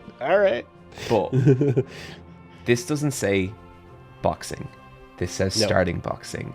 Yes. I think I'm good with placing the Vengeance trilogy above starting boxing. Meaning we have a new number 3. The Vengeance trilogy. But yeah. Does okay, not counting. Yeah. Not counting Berserk. Not counting Berserk. That's the throne of the undisputed, the throne of heaven. That doesn't count. Mm-hmm. Does the Vengeance trilogy beat Kendrick Lamar? I mean, Kendrick Lamar feeds my soul. It feeds my soul. Oh well, Willie, if it feeds your fucking soul, that's all that matters, I guess. But that's my point. That's what I was trying to say. No, I'm just joking. I think 3 is a phenomenal place for the Vengeance trilogy. Okay. 3 and 3. Just because. Okay. Because the thing is that like for everything that you might be like, there was this one part about Oldboy or this one part about this. I'm like, yeah, but then think about Sympathy for Mr. Vengeance though. Like all three of them are perfection when covering each other's weaknesses. You know? So, okay, one thing I kind of want to say as well, out of the three, when I watched them, I think my least favorite was still Lady Vengeance, but my appreciation for it so dramatically much more. But what I would also say, the one I have thought about the most since watching the three of them, Lady Vengeance. Okay. I think that in terms of enjoyment, I maybe enjoy it a little less than the other two. In terms of me on the bone to think about, I think Lady Vengeance is number one. Interesting. I would never recommend it to anybody without having seen the other two. That's how I feel about it. It has qualifiers on it. I think I needed to see Sympathy for Mr. Vengeance and figure out the figuring out of these movies to really see the skeleton of what was happening in Lady Vengeance. Okay. Schlock out of the way. Glad we're done talking about that shit. Let's talk about some fucking cinema. Let's go. John, look, I want you to look at me. Look at me and give me your honest answer. Okay. Why did you recommend the Leprechaun series?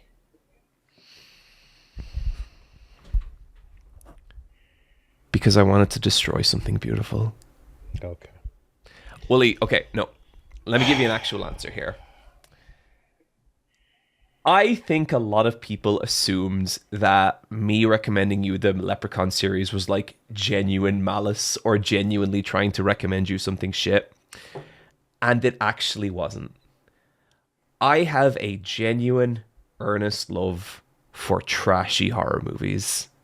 It is something that gives me a huge amount of pleasure and joy. I'm sorry if this is hurting you. Some of my fondest memories ever are being in VHS rental stores as a kid and looking at the horror section and looking at all these crazy looking films that I couldn't rent. One of the joys in my adult life is tracking down those movies and seeing them for what they are. And while so much of it is garbage, so much of it is trash, I also think sometimes in that madness, you encounter stuff that is creative and interesting and working in a way that other films just don't work. And so for as much as it might seem like I wanted you to suffer, I kind of just wanted to take this journey with you. I'm feeling it didn't land, and that's okay. But those were my genuine reasons. I guessed about as much, right? Okay. I kind of felt that what you just said is close to where I was assuming. But so I have another clarifying question that's also very important. Can I add one more thing? Please.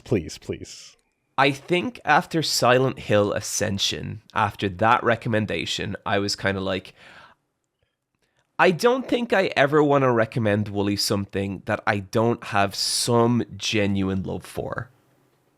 At least somewhere. Okay. Like, that doesn't mean it's going to be a good thing. Right. You know? So, just one more important question here. When you watched and enjoyed this schlocky classic,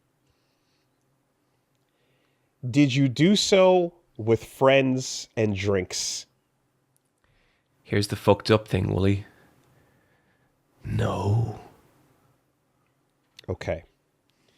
Because here's what happened is I watched the Leprechaun series, and as I was watching them, I was overwhelmingly feeling, why the fuck is he? Okay, I guess we're doing it. All right, I know these are some dumb old horror classics. Let's see. And I felt like a room full of friends and some beers and a nonsense old time would make these fantastic drinking night movies for just dumb shit. Pizza and jokes and pausing it to look at, you know, the special effects and all of it. Okay, actually, you know what? But studying it as a series for a video essay, you're right, piece by piece, is not the same experience, and I wish that context was the same that I could have had it under. For a video essay? No, it feels like the way I'm watching it by myself at 2 a.m, right, back to back, it felt like I'm doing this as if it were for a video essay. Okay, so I should clarify. I did watch these movies with my favorite person in the whole world and the person I love hanging out with more than anything, myself. Okay. All right. I wanted to know because I feel like for a lot of people listening to this, they definitely also love this, but they probably enjoyed it at watching it with friends. Oh yeah, and I'll say around, if you're not a fucking crazy person, then yeah, that is the way to watch these movies. Because clearly something is wrong with me, and yeah, go ahead. You know, I genuinely, these movies make me okay, not all these movies, but there are movies amongst them that I genuinely think are so unhinged and so wild and so crazy. Because I enjoyed me some Birdemic, some Neil Breen, Double Down. I enjoy me some shitty ass movies with friends, you know, David Cage tier garbage, Uwe Ball type shit. I was at the premiere for Postal. I met the man and shook his hand, right? Like, I'm there for it, but I'm there for it in a social context. On your own, in a sad room with dim lighting is just very, very different. Woolie, that's, you just described like 80% of my life, okay? So with that said, here's where we're at, though. Here's where we're at. I watched what I will consider the Warwick Davis hexology. Okay.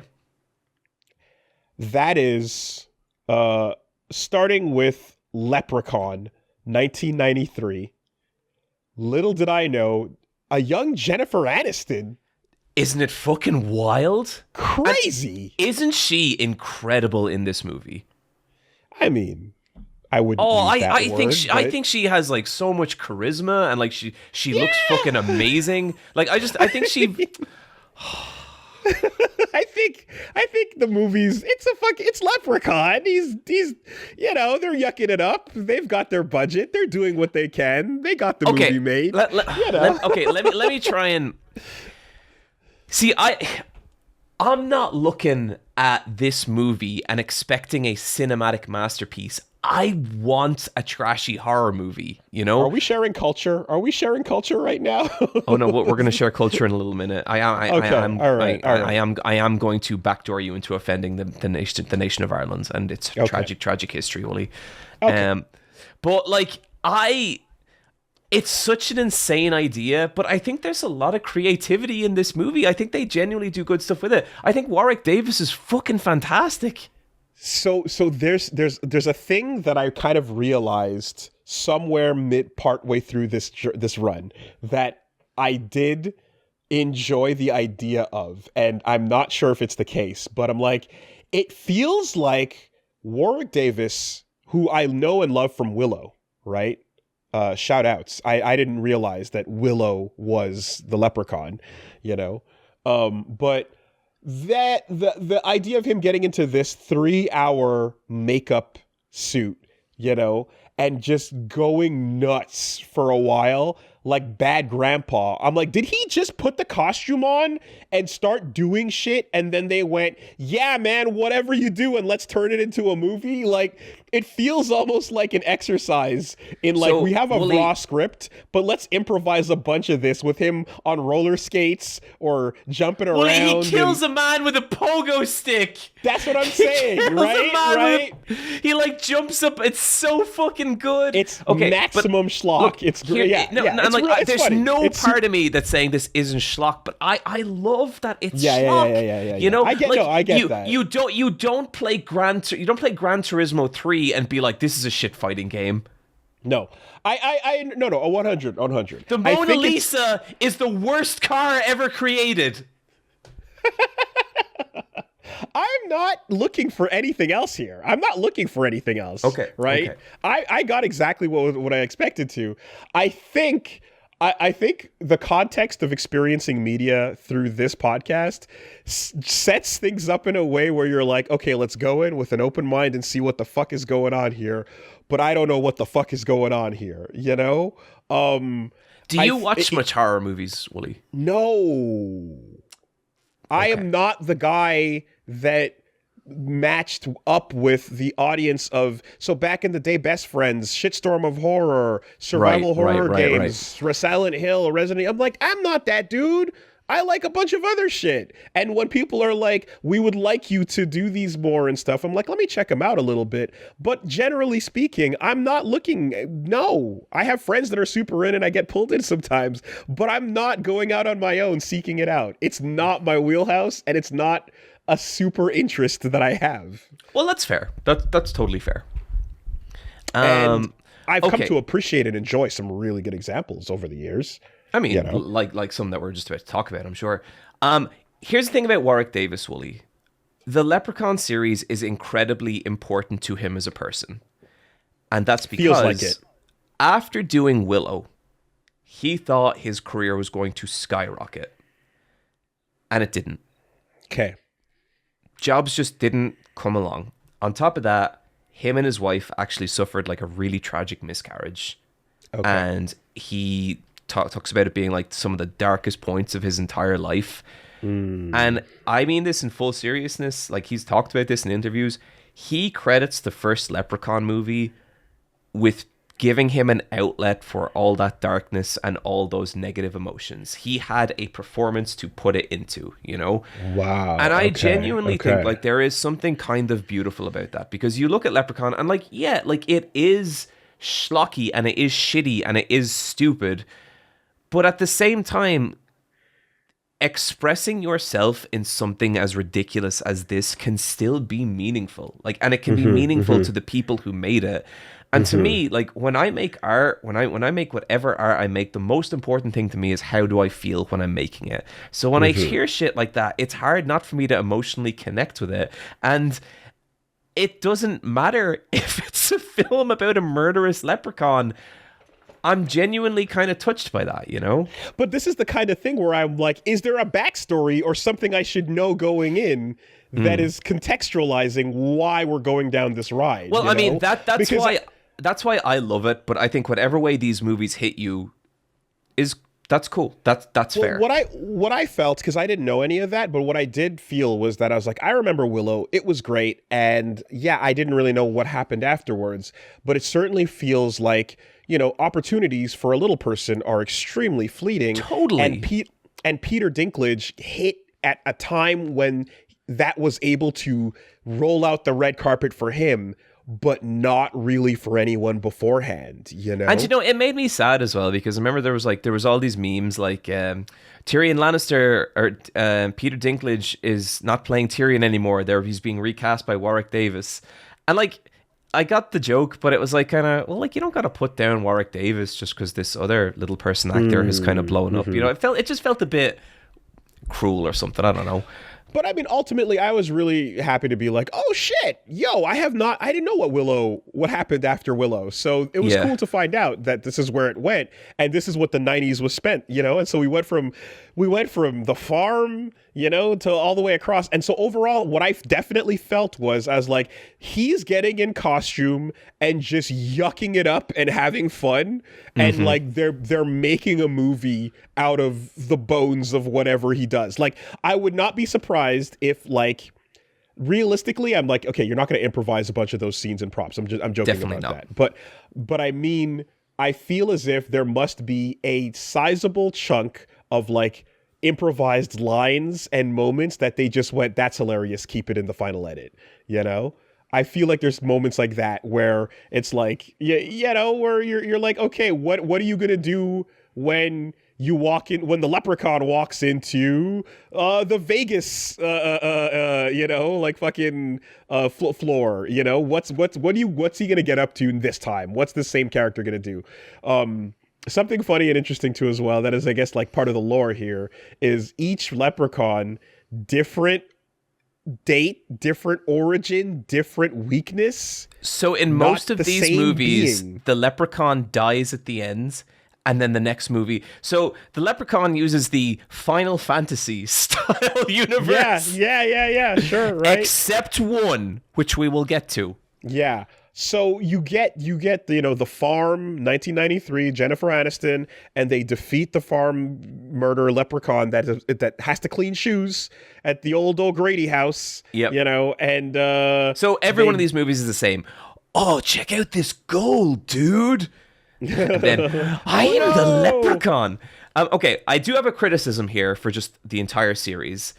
The leprechaun rhymes either too much or too little. And sometimes the way he talks, it makes me think he's going into a rhyme and it doesn't. So he'll be like, who took me shillin'? I'll tell you, lads, it's time for killing. And I love it. I'm like, I fucking pop off and I'm like, that's so dope. And then he'll be like, oh, where have I tracked them to? Time to find them. Maybe down this way, or maybe this. And it's like, okay, I thought we were rhyming. I was getting excited. No, 100%. There's a bunch of lines where he's like, and at long last I found me gold. Whoa. What is that accent?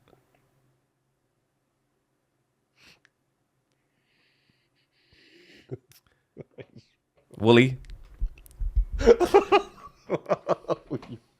You fucking piece of shit. That's why, motherfucker! That's why! I was waiting! You think I give a shit about these films, Woolie? You think I fucking care? I haven't seen past the first one! I haven't seen past it! I got you! The question wasn't why did I recommend you the Leprechaun. The question was why did I keep let you talking about it.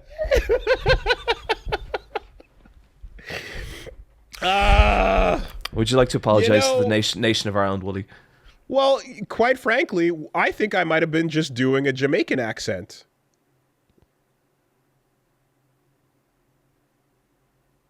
Can you spot the difference? I think I just did a very bad Jamaican accent, really. So that's on me. I should brush up on my my patois. This close. The connections between Ireland and Jamaica are quite intense. There's a whole... Yeah, no, you're right. So yes, okay. Indeed. So I think in this first movie, I genuinely really like this movie. I love dumb, schlocky slasher movies, but I think I love the leprechaun is going to kill you in the most fucking ridiculous ways, and he's going to use his leprechaun magic, and it's insane. And it's never consistent. He could obviously snap his fingers and kill one person, but other times he's got to chase you and get you. Mm-hmm. Sometimes he can scrape you. Sometimes he gets shot. It doesn't matter. It's just what the scene calls for. Who cares? Stop thinking. But it's quite they make a very like concentrated effort to be like, all right, look, we got a pogo stick kill. Let's see if we can get some eyeballs getting ripped out. Let's see if we can get just some moments where it's they throw the shoes and he has to chase the shoes and wipe them down so they can get away. All right, right. Totally. We're this is classic 90s schlock. So yeah, does it. Were you bored watching the movie?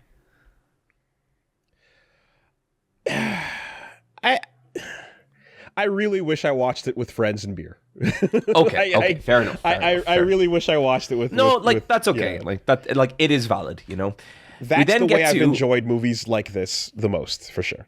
We then hit Leprechaun 2, and the subtitle for this movie, there isn't one, but it might as well be Leprechaun in New York. A Leprechaun in New York, yeah. And I will say, I don't love this movie. I think this movie was a bit of a wasted opportunity. It doesn't really feel like it's in New York. It kind of just feels like it's in a random city. We don't really get the Leprechaun in Times Square or None big of those shots like that. Yeah. And I'd say the biggest weakness of this movie, dude, that heroine, that main protagonist, she has or I don't think she's the protagonist. She's like the damsel who gets kidnapped by the leprechaun. She has like zero charisma, like just nothing. I mean, the whole, like, I would say most people are barely acting, you know, Warwick Davis aside. They're getting the job done. I don't know. I thought like it was a fun group of characters in the first movie. I like the big guy who's like, you know, maybe a little like challenged in some way. I like the kid. I like the hunky dude. And I thought Jennifer Aniston was great in that movie. Yeah. Like, I know she's just being Jennifer Aniston, but she's good. Warwick Davis and Jennifer Aniston fell out after that movie. They actually really got on set, but then Jennifer Aniston stopped acknowledging that she was in Leprechaun because she was ashamed of it. So that's why there's no returning character. I see. Yeah. Okay. Because I was wondering about that. I'm like, I didn't know, you know? Okay. Well, yeah. I mean, look, I'm not like, it's not like that cast of kids doing their thing. Like, sure, you have on the one hand, you got like, I don't know, your Goonies. And then on the other hand, you got your like Wonder Years kids. Mm-hmm. And I love me the Wonder Years, you know, bunch of kids getting up to some nonsense I love or the whatever. Wonder Years, yeah. But like everyone in this movie is acting like a really, again, schlocky, oh my god, you know, type character. But there's one kill in this movie that I think is incredible. And it's when one of the like dudes in it is hallucinating that he's with the main girl, and she like takes her top off, and he's like moving his head towards her tits, and then we cut. And for some reason, in this girl's basement are two massive circular rotating blades, and he slices the front of his face off. That is why I watch these movies. And he's able to like create that illusion. And then there's always him, the leprechaun, going, oh, he's about to do it. Woolie, could you give us one? I give you permission. Could you give us one good strong, I'm the leprechaun? I'm not falling for that. Please, Woolie, please, Woolie, please, just one. I've been trying to get Michelle to do it all month and she won't. I'm the leprechaun. Just one, please. You will get the crumbs that I serve if I choose to serve them. Listen, something about these movies, as you mentioned, that kill in particular, that is like quite clear, is like, listen, folks, after that first movie, we were more making these in 12 months before we ship the next one. I think you are being very generous towards the production cycle. And also, Woolie, this is the last film to air in the theater. All these are straight to VHS after this. If you tune into a Leprechaun sequel, you're gonna see some tits. Yep. And if it's not the protagonist, then it's gonna be like it's gonna be someone somewhere is gonna, for some reason, just whip them out, classic old 90s style, because that's what the movies are for. Yep. What? It's just, it's quite unabashed. We then move on to Leprechaun 3. Because I wanted to say that, like, they really, like you said, they did not take advantage of the whole New York thing. No, they really didn't. Right? No Times Square. But the weakness there was wrought iron. They kill him with wrought iron, and then it's like, okay, that leprechaun is 1,000 years old trying to get married, as opposed to 600 years old getting killed with a 4-leaf clover. But sure. And in the first movie, the 4-leaf clover and the slingshot down the well, that was cool. I thought. I thought that was fun. Got him. Good little sequence. We take a trip to, where else is a leprechaun gonna go? Fucking Las Vegas. Okay. And Woolie, let me tell you something. This is my favorite Leprechaun movie. This is your favorite Leprechaun movie? I think this movie is so unhinged. And, like, this is the wildest the Leprechaun's magic gets. Yeah, I can tell that, like, the fun you wanted to have in New York, he has in Vegas. Totally. And they completely capitalize on it being in Vegas. Like, it feels like a Las Vegas movie. Running across the strip, the biggest sin in the world, by the way, never do it. This is also the most racist Leprechaun movie by far. So for some reason in this movie, the Leprechaun operates under vampire rules, where where if the leprechaun bites you, you start turning into a leprechaun. And I guess that's a slow transition into an Irishman is the idea that they're going so for. So it's not even the accent. It's the dude gets bitten and all of a sudden, and look, I'm being dead serious. I can do this. You fucking people, if you're not from Ireland, can't do it. I'm talking to my audience, not you specifically, Woolie. But it's basically like he gets bitten by the leprechaun and he goes, oh, potato, potato, potato. And oh my God, like, no, don't. So, okay, Woolie, can I talk about potatoes for a second? The computer screen when they're like, everyone knows leprechauns love potatoes. So here's the potato joke from Ireland, right? There was very famously a potato blight that wiped out the potato crop in Ireland, which caused the famine, which led to the utterly hilarious joke across Europe that those dumb fucking Irish planted only potatoes and then they died. But what actually happened, John? What actually happened is that we were harvesting and farming all kinds of crazy food. We were making so much fucking food. But the potato blight happened and wiped out our potatoes. And it also wiped out Britain's potatoes. And Britain had actually been relying on the potato crop way more than us. But don't worry, because they took our food. All of it. That is what caused the famine. And so when the whole potato shtick, if you want to really make an Irish person secretly really dislike you, just make a potato joke about them. Because it's kind of like, that shit is like such a fucked up part of our culture. I'm not going to go into like the whole, like everything that led to, but like all kinds of fucked up trauma and like generational shit and stuff that you can still see today. Like you can still walk around Dublin and see like the marks of this shit. And so when I'm watching this fucking dude be like, oh, potato, potato, potato, like, Jesus. Let me put that through the TLDR filter. Not that it's a TLDR moment to say, but just let me put that through a quick filter for anybody. Yo, what's up with these black people and their cotton? Oh, no. They sure do seem to like it a whole bunch, huh? Isn't that silly? Wow. Why did that happen? Why'd they do all that? It's like, that's the 100%. thing. And it's like, okay. Yes. So then he's scarfing down the fries and the baked potato and going nuts. And, well, anyways, former jokes made by the best friends notwithstanding that were that were floated out in the past under whatever contexts. Oh, I know. It wasn't me. That's okay. It wasn't me. But did you say anything, Woolie? Did you say anything, or did you just laugh? Leprechaun 3, everybody. When we see the that's fucked up, but I also noticed that we're not. This is well before we get to a pawn shop in the hood somewhere in the future, and Chow is gonna break it down for you. So. Hold on a minute with the racism.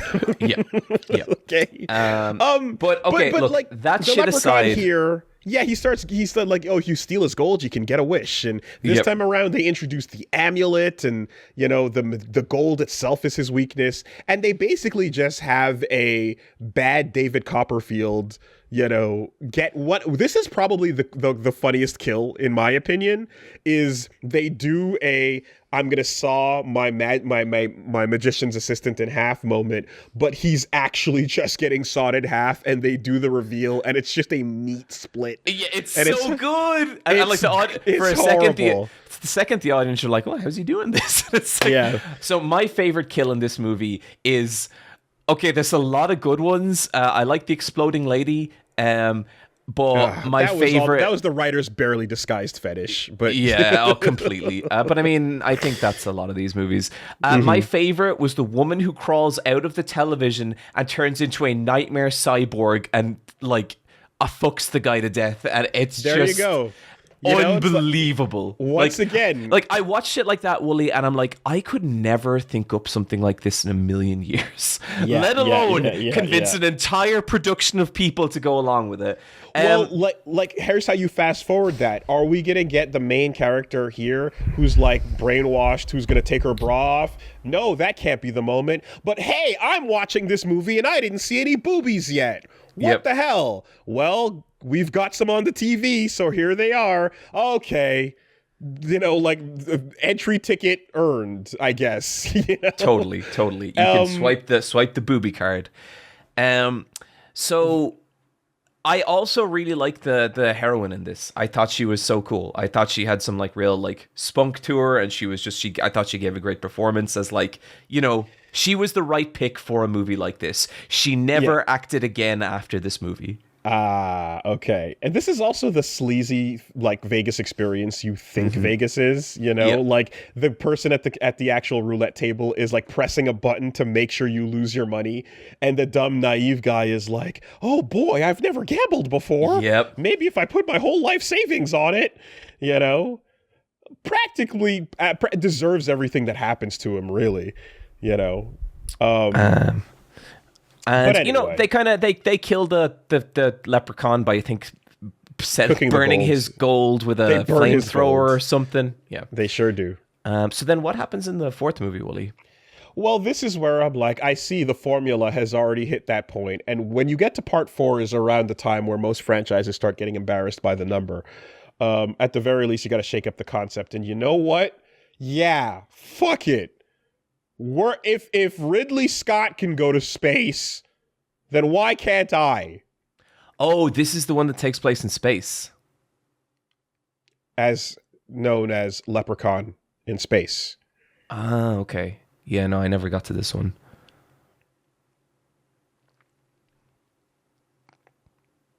Something wrong, Woolie? Excuse me? Did you? I have watched the first 3 Leprechaun movies and I really enjoy them.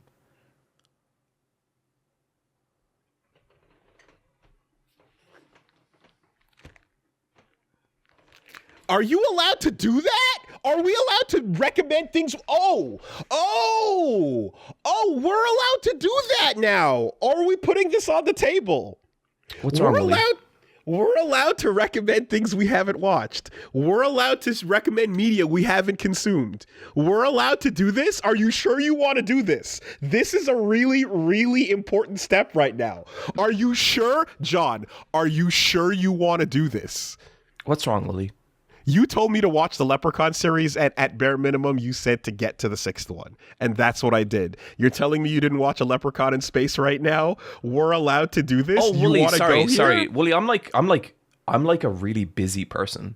Like, I have loads of shit going on.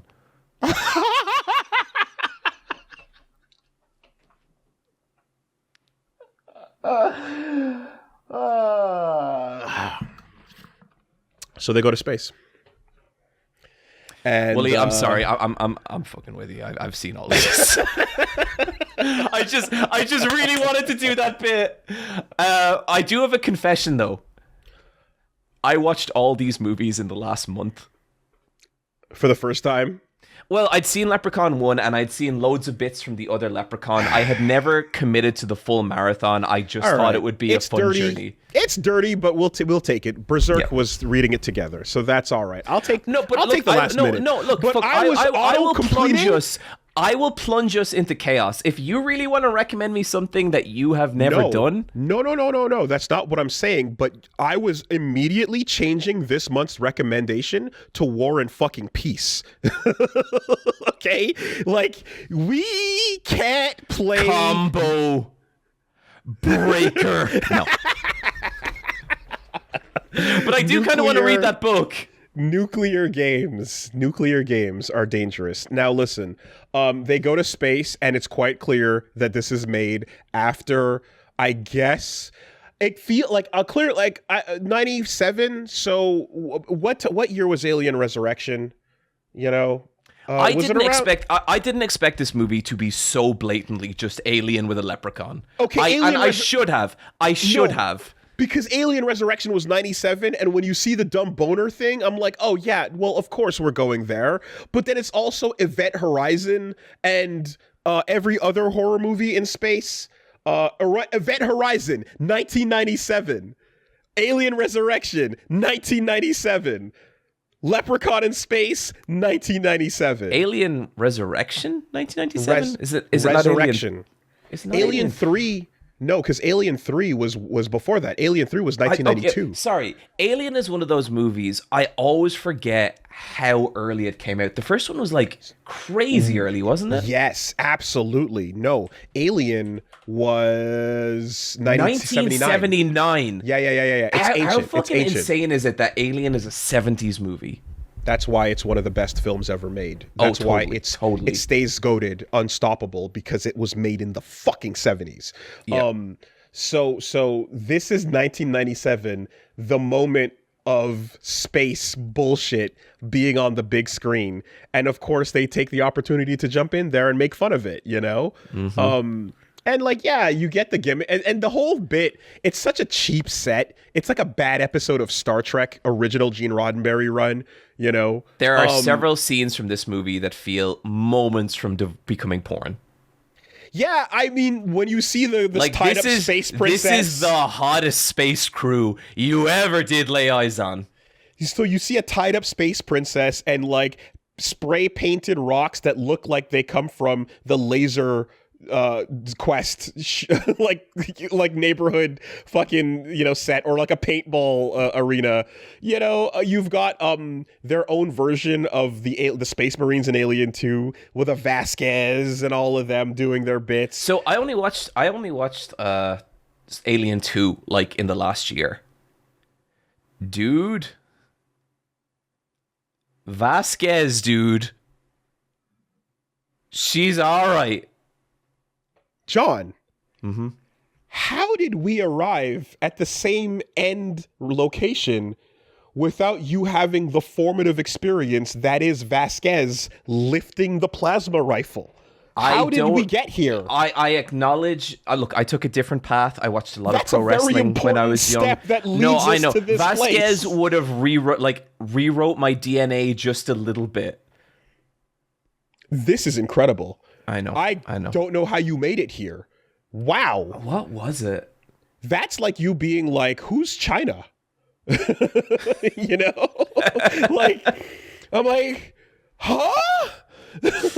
Okay. Sometimes I actually forget that we have this hyper specific thing in common. And it's so...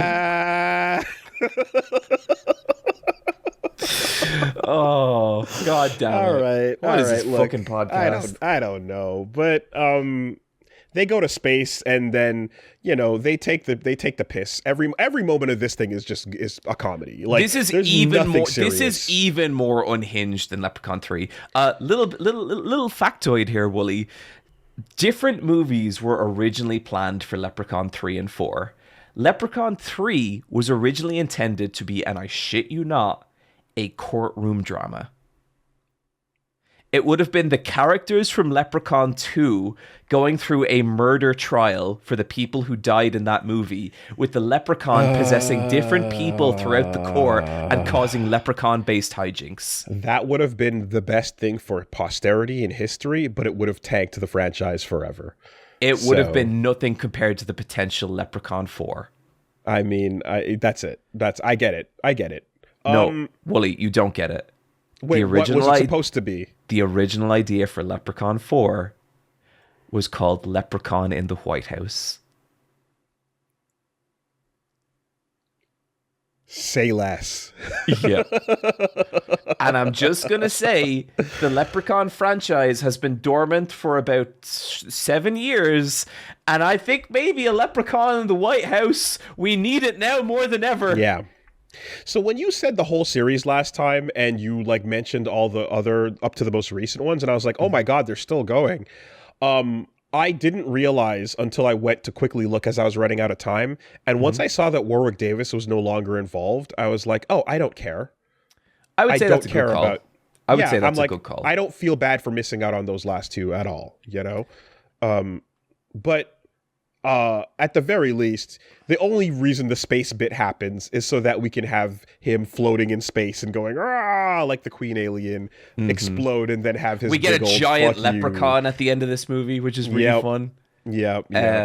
We get a bizarre tarantula monster, half human scorpion thing, which is pretty great. The leprechaun injects a tarantula into someone's brain. That's fucking crazy. Yep. And we get the first of two really weird cross-dressing bits that occur in this franchise, right? Yeah, very strange. Very strange. But I guess the idea is the big military guy gets the dress and puts it on, and, well, there we go, you know? But, hey, it all plays out, and I think a certain amount of camp, you can get away with that stuff, but it's not great, and it's definitely not great in the next movie. It's also 1997, you know. Yeah, so like, I guess what the you can't fuck really expect much better. So. Yeah. But you know, so you do that, and you're like, all right, we've flown the coop. You know what I mean? There's what else we got left in this blood? How much blood is left in this stone? Right? Warwick is still willing to put the costume on, and he's clearly still willing to get in front of a camera and do a little jig. And usually when someone says do a little Irish jig, it's like, that's pretty demeaning. But like, he's doing it.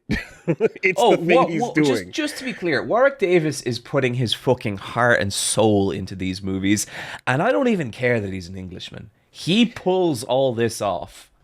Is he not Yes. Irish? I didn't realize. Okay. Well, there is something quite iconic by the fourth or fifth time around where you see the silhouette appear in the doorway, and it's got that little crook to it, and you got the little hat. Little jaunty hat. Yeah, there's a little something to that where I'm like, there he is. And, of course, legendarily, I've always heard of, but never quite did it myself, Leprechaun 5 in the Hood. In the Hood. Now, it's not called In the Hood, but I guess No, Leprechaun in the Hood, Leprechaun 6, Back in da Hood. Back in the Hood? Okay, there we go. Because I was... Okay, so just to be clear, listener, Leprechaun in the Hood was so successful that they had to make another one. For the first time, they let direct sequel. I mean, Ice-T was there to lend, you know... As was Coolio. Yeah, for a little bit, right? So I think this is the most low budget looking Leprechaun movie to me. This movie, because it all went into Ice-T's fucking. This movie looks like shit on toast. It's crazy, but I mean, are you just talking shit about Compton there, John? Are you trying to say something? I'm saying that the cinematography of this movie is not very good, Wooly. The fact that you would extrapolate that into a racially hurtful comments, that hurts, Wooly. That really hurts.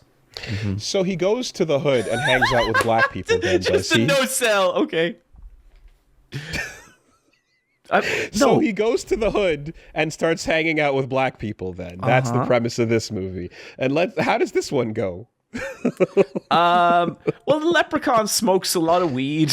Yeah? Are there 4-leaf clovers in the weed, John? Yes, there are. All right. And, you know, the main someone crew... says the line, something like, we're hard motherfuckers, real shoot your homie in the face type shit. Yep. So, you know, and then all of a sudden too, hey, have you ever seen that like very famous news story where the news pulls up to a neighborhood and they're like, we hear reports that there's a leprechaun in this neighborhood, and everyone's like, yeah, we see him up in the tree. I want the gold. And then someone comes out and he's like, my ancestor had this flute. It's a legendary leprechaun flute. Did you ever see this? No. This is a real news story that was viral in the early internet days where they actually had a news van pull up and start talking to a bunch of people in the Hood about a leprechaun spotting. And it went big. And little did I know that the whole thing was a reference to this movie. Are you serious? Yes. Wow. Down to the flute and everything, you know? So... this movie's about a group of upcoming rappers such as Postmaster P, who's all about positivity. And look, whatever you want to say about this movie, Postmaster P has the only character arc in the entire history of the Leprechaun series. He is a character that grows and changes over the course of this movie. and you know, goes from this movie is basically like a gangster rap story that just so happens to have a magical leprechaun in it. Yeah, it is it's a Compton gangster comedy, and it really is like taking place over the lens of like, oh yeah, leprechauns running around, because the good positive group are getting into some shit that's a bit too real for them, while Ice-T, the real gangster, is coming out for revenge and chasing them around, but all of that's happening while the leprechaun's trying to get his gold back. You could absolutely do a cut of this movie where there was no leprechaun. I mean, they literally cut scenes out that make no sense to fill them in later. Like when he electrocutes a dude, his eyes glow green, and then suddenly we cut back to him hanging out with these leprechaun girls. And yeah. And you're like, wait, where did these guys come from? And the credits reveal that he made a whole leprechaun harem of like girls whose eyes are glowing green that he took over. They very clearly took like a scene from the middle of the movie where the leprechaun performs a little leprechaun dance and rap, and they stuck it over the credits. It's so weird. Because leprechaun rhyming and rapping are not so different, I suppose, then, right? Mm-hmm. Our cultures share a lot in common, Woolie. So all of this goes on, and you know, it hits its bits, and it feels like I'm watching Don't Be a Menace while drinking the juice in the hood of South Central. It feels a lot like that. Do you know what that is? So believe it or not, that movie was huge in Dublin in the late 90s. Wow. Okay, there you go. But then you get your final bit where they're like, the way we have to get the leprechaun is we got to get into costume like one of the leprechaun harem. And we gotta go like sneak our way in and have him smoke this 4-leaf clover weed, and that's gonna do the trick. And I'm looking at it, and they get in dressed, and they do the whole bit, and I'm like, I can't believe I'm about to ask this, but did Cat Williams have a point? did Cat Williams have a point? Do they really just go, all right, now you put the dress on, man? Like, what did we do? I don't know. But yeah, they do that whole bit. And of course there's the other character. Like, I think that dude looks great in a dress. Like, he genuinely looks very nice. Everyone compliments how good in a dress he looks, you know. But like, it really does feel like, and so now we laugh at the dress and the makeup, you know. And they play it out, and guess what? The fucking leprechaun wins. And we get the final rap scene where he gets to be famous, and he's doing it, but then his eyes are possessed because the leprechaun taught him everything he knows, you know? Yep. Huge hit, tons of money, I'm sure. You didn't have to tell me, because of course, why else would you go back to the hood? This movie was genuinely very successful. I guess like maybe there's like a subgenre of like a real niche subgenre of black comedy horror movies. I think there's another one called Blood Runners or something like that. Well, like there's a yeah, I mean, like a bunch of like old BET specials kind of thing would come out with this style, you know. And it hits all those notches, but then it's also that like little cultural bit of like, what the fuck is he doing here? What's he getting up to? Oh, he's smoking a bong. Damn, look at little homie go. You know, I don't think this is a great movie, but it's weird and it's memorable. You know, like it's I enjoyed it well enough. You don't have to run defense. It's. Oh no, I'm genuinely not running defense. That is just my opinion of the movie. I don't think it's that good, but I mean, I've never fucking seen something like it either. You know, it's so strange. Like they check all the boxes. He goes to the church, and like there's the big priest, a pastor that's going off, you know, and they do the leprechaun bit there. He gets the hose, he gets the whole. They do all of it, you know. They have the full on standoff, but the second, the final, I should say, the sixth movie in the hexology, Back to the Hood. I was quite surprised by, because throughout this whole thing, they have been getting a little bit better at like filming and the movie making process. You can see they kind of learned a little bit. Here, they're like, we're changing genres from a hip hop Compton gangsta comedy to an R&B thriller. Yeah. This movie definitely looks so much better than Leprechaun in the Hood. Like it, I think this feels like it has actual like visual direction and stuff. And yeah, it's a much better looking movie. There's a psychic that has like Kamehameha battles with the Leprechaun. So you're right, but that bit is the exception to my biggest problem with this movie. No Leprechaun magic powers. No Leprechaun. So the Leprechaun in the last movie is a different person and thing entirely. Yeah, right? he can point at you and you explode. In this movie, he just rips people apart with his hands. And I think the part of the thing behind that too is because there was a different medallion in the Hood part 1, but this final one, it seems as if he's not meant to be evil in the same way as the others. He's not like actually rhyming at all.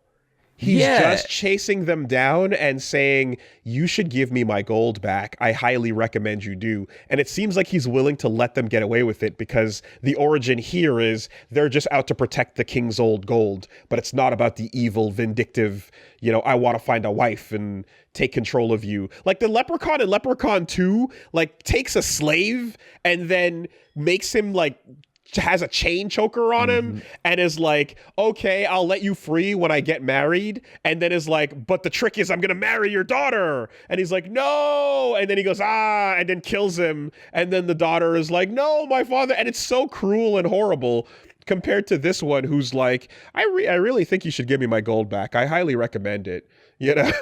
No rhymes, just being a little bit nice about it. And when someone tries to kill him, he kills them back, But yes, the psychic they go to uses chain jail to wrap up the Leprechaun, But the whole thing with the main characters here is that it's more of an R&B thing, in that there's 2 girls and 2 guys, and they're kind of like 2 couples almost, 2 exes, and the others are kind of. And I think they're all pretty good. I think they're all pretty fun actors. The vibes are fine. Yeah. Did you ever watch The Boys? Yeah. Mother's Milk. Okay. Huh. He is the surlier dude. Okay. Yeah, they interesting. Okay, I didn't. Yeah. Michelle pointed that out, and I was like, no way. Because I didn't see. I'm like, besides Ice-T and Jennifer Aniston, I'm like, I didn't recognize anybody in this franchise. Oh wait, no, I recognize the black guy in Space, but I forget from where from. But anyway, this one took itself seriously a little bit. It played out more of just like a thriller movie. It's not bad. To me, it feels a little bit too much like a normal slasher movie. Yes, just because like the Leprechaun isn't really going mad. I'm also gonna say, at this point, I think you can see Warwick Davis getting a little tired of it. For sure. Like and he's also not trying to rap anymore. He's not trying to. They already start using. They're like, hey, listen, let's throw the word ninja out there so that we don't encourage any. There's literally a white kid rolls up and drops the N-bomb, and then everyone goes, what the fuck? So they're like, let's head it off at the pass here, shall we? Whatever you want to say about the Leprechaun, Woolie, he's a murderous little bastard. He's greedy. He's very respectful towards African American culture. Certainly. I mean, he walks in and he's making the sandwich and he's taking hits from the bong and he's joining the party. He's very always, open. Very open. Every time someone is like, hey, you want to hit this? He's like, yeah, absolutely. Anytime he's like, oh, music. Which, trust us, happens several times. Yes, because the whole bit is Leprechaun has to come back and then join in the current culture. That is always the bit, But all this to ultimately just end in a, again, crazy serious rooftop battle, drop him in the cement, call it a day, what was I going to say? Oh, yeah, I guess like the characters actually kind of get away with it a little bit. Like they spend the gold and get kind of rich, Anyway, Leprechaun also kind of gets his ass kicked a bunch of times in this movie. He gets shot up a lot, yeah. But there's one moment that salvages anything that's like that's too serious or not as fun having with this. They get in the lowrider, and the Leprechaun is on the bottom of the car, and they start pumping the hydraulics. That's fucking great. Yeah. That got an actual laugh out of me. Like the first real belly laugh. Like they're using the hydraulics to fucking get him off the car and squash him. Real funny bit there. So, yep, there we go. All 6 movies said and done. Well, what have we learned if in this I cultural just exchange? gave you a little tour through the final 2 movies? Let's go. Okay. Leprechaun 7. Leprechaun Origins, or as I should call it, WWE Studios Leprechaun Origins. Starring Hornswoggler. This is the strangest movie out of any of them. Woolie, there is no leprechaun in this movie. There is a tiny, rabid werewolf person. There is no jaunty hat. There is no limericks. There's no getting me gold back. Literally, a bunch of Americans get dropped in the Irish countryside where they are attacked by a small werewolf person for an hour and 20 minutes. Did they get the rights from Warwick, basically? Did Vince buy them off and say, we're doing it our way? No. Because this was 2014, right? Correct. Let me tell you why this movie is like this, okay? It's a completely uncamp, straight up just horror slasher movie. The director of the movie, Zach Lipovitsky, I'm probably pronouncing that wrong, admitted he absolutely despised the original movies. And he wanted to make a scarier leprechaun that was more grounded in reality. Ironically, this is the movies that fans consider to be the worst entry of the series for being too serious with no charm or humor. Well, it's always good when someone who has absolute disdain for a franchise decides to pick it up and make the next entry of it. Unfucking believable. Despite having little screen time and no dialogue, star Dylan Postel stated that's Hornswoggle stated that he had never seen any of the previous Leprechaun films, and when asked when he told that to the director said good, and he has since chosen to not view any as he wanted his performance to be his own creation without the influence of prior films. When asked, he was glad that he had never seen the other films and felt his version was better, and felt audience was walk out saying, wow, what was the name of that other guy nobody cares about who played the old ones? Nobody cares. Congratulations, John. You've won me over. I am now on Warwick Davis' side, and I am in defense of the Leprechaun. Abso-fucking-lutely. Isn't that so mean? And you know the fucking crazy thing, Woolie? The crazy thing, you never see the Leprechaun properly in this movie. Everything is from first person. He has like heat vision, and he's like chasing them around on all fours, and you get a couple of blurry shots of his face, and it's like... This movie is a completely unremarkable horror movie, except for the fact that it happens to be a Leprechaun movie. So this is a sidebar on what you just said. The Jaws thing, where they don't show it because we didn't have the money. Oops, that turns out to be genius. And then Ridley Scott, we barely show you the alien. The fear is off camera. And then James Cameron getting the same. The idea of all of that stuff, when it gets taken in the worst way, is what happens with Batman Begins, where you're like, I can't tell what the fuck is happening on camera. Yep. I'm not enjoying this. It's not about the fear off camera. It's I don't know what's happening, right? Well, I think you can make that shit work if you're one of the most talented directors in the fucking world. That's a good qualifier. Yep. Okay. So complete bastardization. This is the only movie in the collection that I really dislike. Like, I think it's a nasty movie, not because anything like really horrific happens in it. It's really, everything about it's really boilerplate. But I genuinely despise its attitude towards, and like, you don't need to know that stuff to feel its dismissal of the previous movies. Nothing about it lives up to them. Then finally, does a green hat land on his head and he looks in the mirror and never. Let me get there. A green hat lands on his head and he looks in the mirror and he goes, not in a million years, and he rips the hat off. That'd be pretty good. Woolie, Devil May Cry. It's a DMC Devil May Cry. I fucking know, Woolie. I know DMC Devil May Cry. I was on the internet in 2017 just like you. I love Devil May Cry. You know what, audience? You know what Woolie does? Sometimes he doesn't. He assumes I haven't played video games because I'm not always like, oh, fucking Giga Drill Breaker or why. I don't know, Woolie. Okay.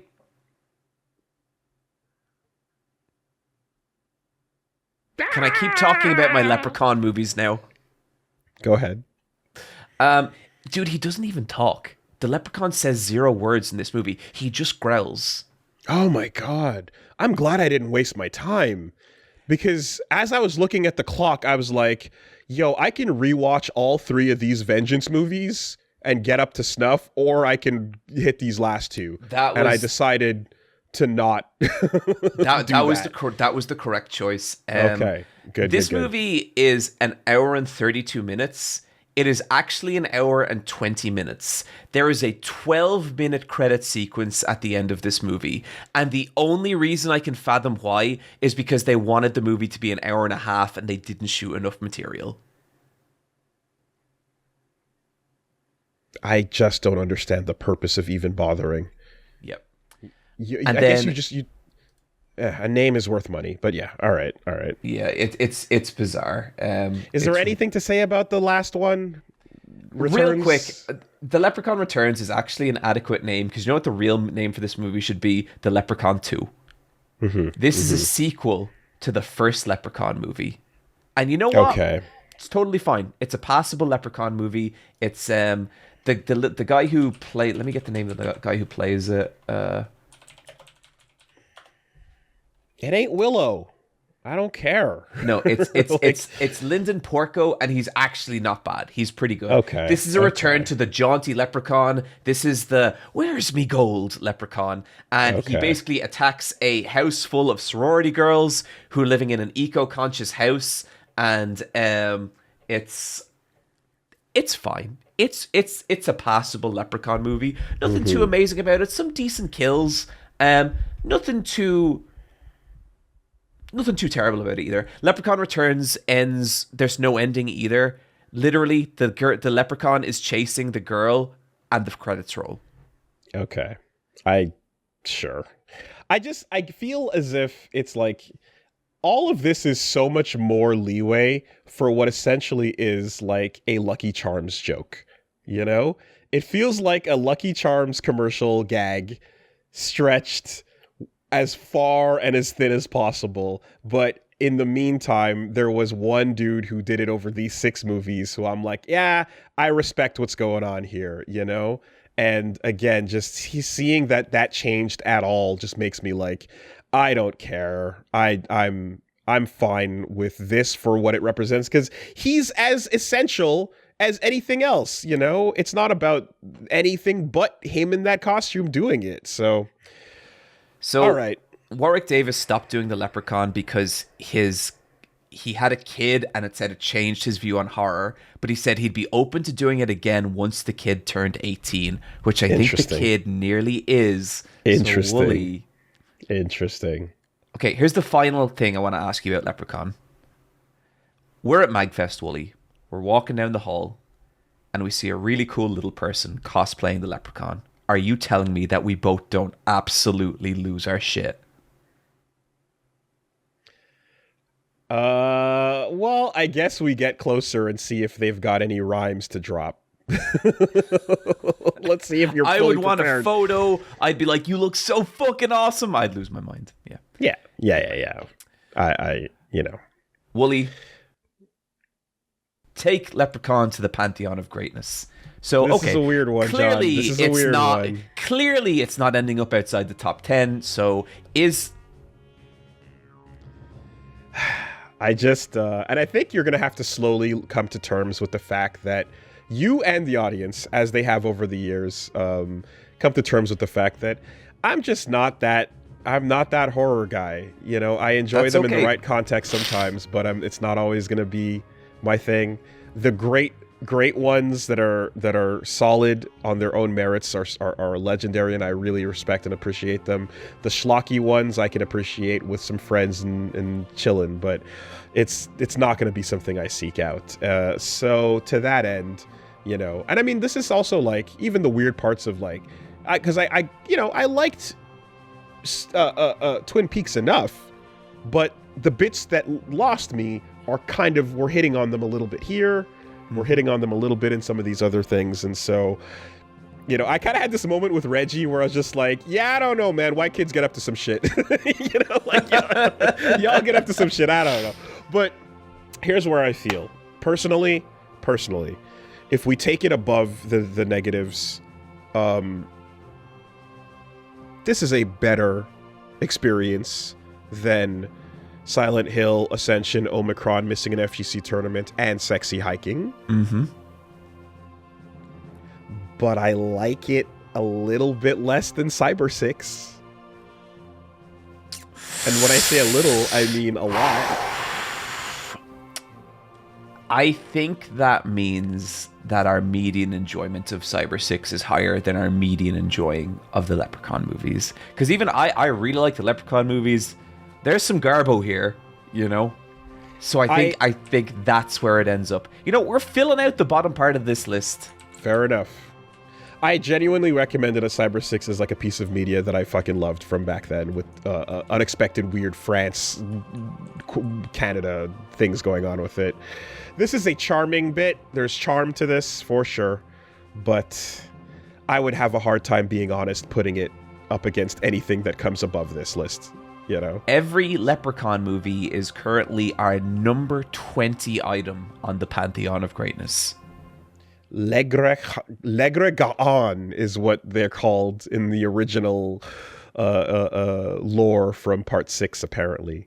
That's what she says, oh yes, the king's servants, the Leprechaun. So sometimes Americans pronounce it Leprechauns, and I fucking love that. Whoa, I've never seen that. I think there might even be a Persona game or a flying fairy. Okay. That what's that RPG series? Toho? No, it's a Square one that came out on DS. Oh, I have no idea. Someone will get it in the comments. Right. Here's what I will say is I would put Leprechaun where it is on this list, but what would rank higher on this list is my respect for Warwick Davis. Fuck yeah. I would put that higher on this list, as a separate entity. We'll take it there. Shall we recommend or die? Let's do it. Would you like to go first, Woolie, or shall I? I'll go first. I'll go first. Okay. I'll go first. This is something that I actually have thought about for a minute, wanted to get it coming your way, and I think now's the time. What is our subtitle for this podcast? Reach Heaven Through Violence? That's one of them. That's co-opted from Kill 6 Billion Demons. We have another one. The Most Powerful Book Club? Correct. But John, have there been any books? Oh God, not reading. There's yet to be an actual book in the book club. Okay. I have a pretty good one for you. And I'm also, as always, respectful of your time. I would like you to read Sacred and Terrible Air. I have never heard of this book. Well, let me fill you in. It takes place in a world where there are floating Isolas that are separate from each other, and there is a threatening entity called the Pale that separates them from each other. It takes place on a continent that is next to a continent called Martinez. It takes place in the world of Disco Elysium. written by Robert Kurwitz. What? And it happens as a companion to Disco Elysium. Okay. This is a short novel that was written, and I really want to talk about it. And I think it's excellent. Okay. Now, it is a short story. I personally, taking my time reading aloud, got through it in about 12 hours. You can do it faster, for sure, with your own time. But here's what I say. I'll give you a double out. I want to be respectful of your time. Reading can be tricky for some. I understand, and I know that can be a challenge. So it's really cool as a companion piece to Disco Elysium. I did a Let's Read of it on Woolie Versus, and I audiobooked myself reading the whole thing out loud. If you would like to consume that instead of reading it, that is allowed, and that is okay. Okay, well, that's appreciated. Thank you. Because, yeah, it unfortunately does take me a long time to read anything. Okay. I will think it over, but yeah, I might just take you up on that. I might give it a read and see, because sometimes, like, depending on the writing style, I'm okay, and sometimes I'm not. But noted. There's also my friend Josh, who he programmed you drop the PDF for the book into this program, and it plays as if you're reading text in Disco Elysium through a video game layout. And that's cool. How I read it in that video. So that is something that can be put out there for you or viewers who are interested in this as well. But if you do want the easiest way to consume this, you can just listen to me read the whole thing out, you know? But I love the world of Disco Elysium. I think it's fantastic. And I think this is a great, interesting, dark companion piece that has some fun stuff to talk about, especially if you are connected and at all curious about Revachol and, you know, the world that we learned about in that game. Okay. It's the first actual book in this book club. That sounds good. It only took us a year and a half. Yeah. Okay, Woolie. So it's been a while since I really took a chance with a recommendation. And I have a feeling there's a good shot you have already experienced this thing. But if you haven't, I think it's something that you're really going to enjoy. And given how you championed through Leprechaun, I feel like maybe you deserve something that I really feel that you'll be into here. My recommendation is the animation Invincible.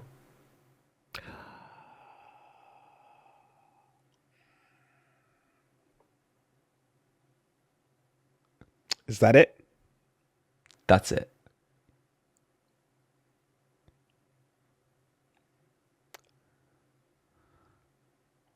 Combo Breaker. I thought so. Season 1. Okay. Soft Combo Breaker, because I'll tell you right now, I'm willing to go watch more. Soft Combo Breaker, Season 1. If you want to set it higher, I'll absolutely pick it up, because I super would love to continue seeing what happens in that series. And I hear that's getting places right now. What I will say is that the point I really want to get to you with is the final episode of season 3. Okay. All right. If you are okay with, because I would say if you're just going to do season 2, which is totally acceptable, that is genuinely fine. But in that case, I would probably accept the combo breaker and recommend something else. If you're willing to go to the last episode of season 3, oh boy, we got some shit to talk about. Okay, how many episodes per season here? I think this would be 8, but they're 45 minutes each. Yeah, okay, gotcha. No, combo breaker rescinded. I accept it. I'm down. Okay, that's actually best case scenario, because it's that last episode I really want to talk to you about. This is going to be so fucking hype. Holy shit. Yeah. Okay. Yeah. Because that first season was great, and I didn't pick up back afterwards. I think I might actually rewatch the first season just because I watched it when it was coming out, and it's not really fresh in my mind anymore. 45-minute episodes are chunky boys. I forgot. Yeah. That's crazy. Yeah, okay. It's a very... I like digesting that show. Like, I'll watch a bunch of... Okay, that sounds like a great episode to me. That sounds good. Next episode, Versus Wolves, Invincible versus Sacred and Terrible Air. Guys, we'll see you next month. Thanks so much, okay?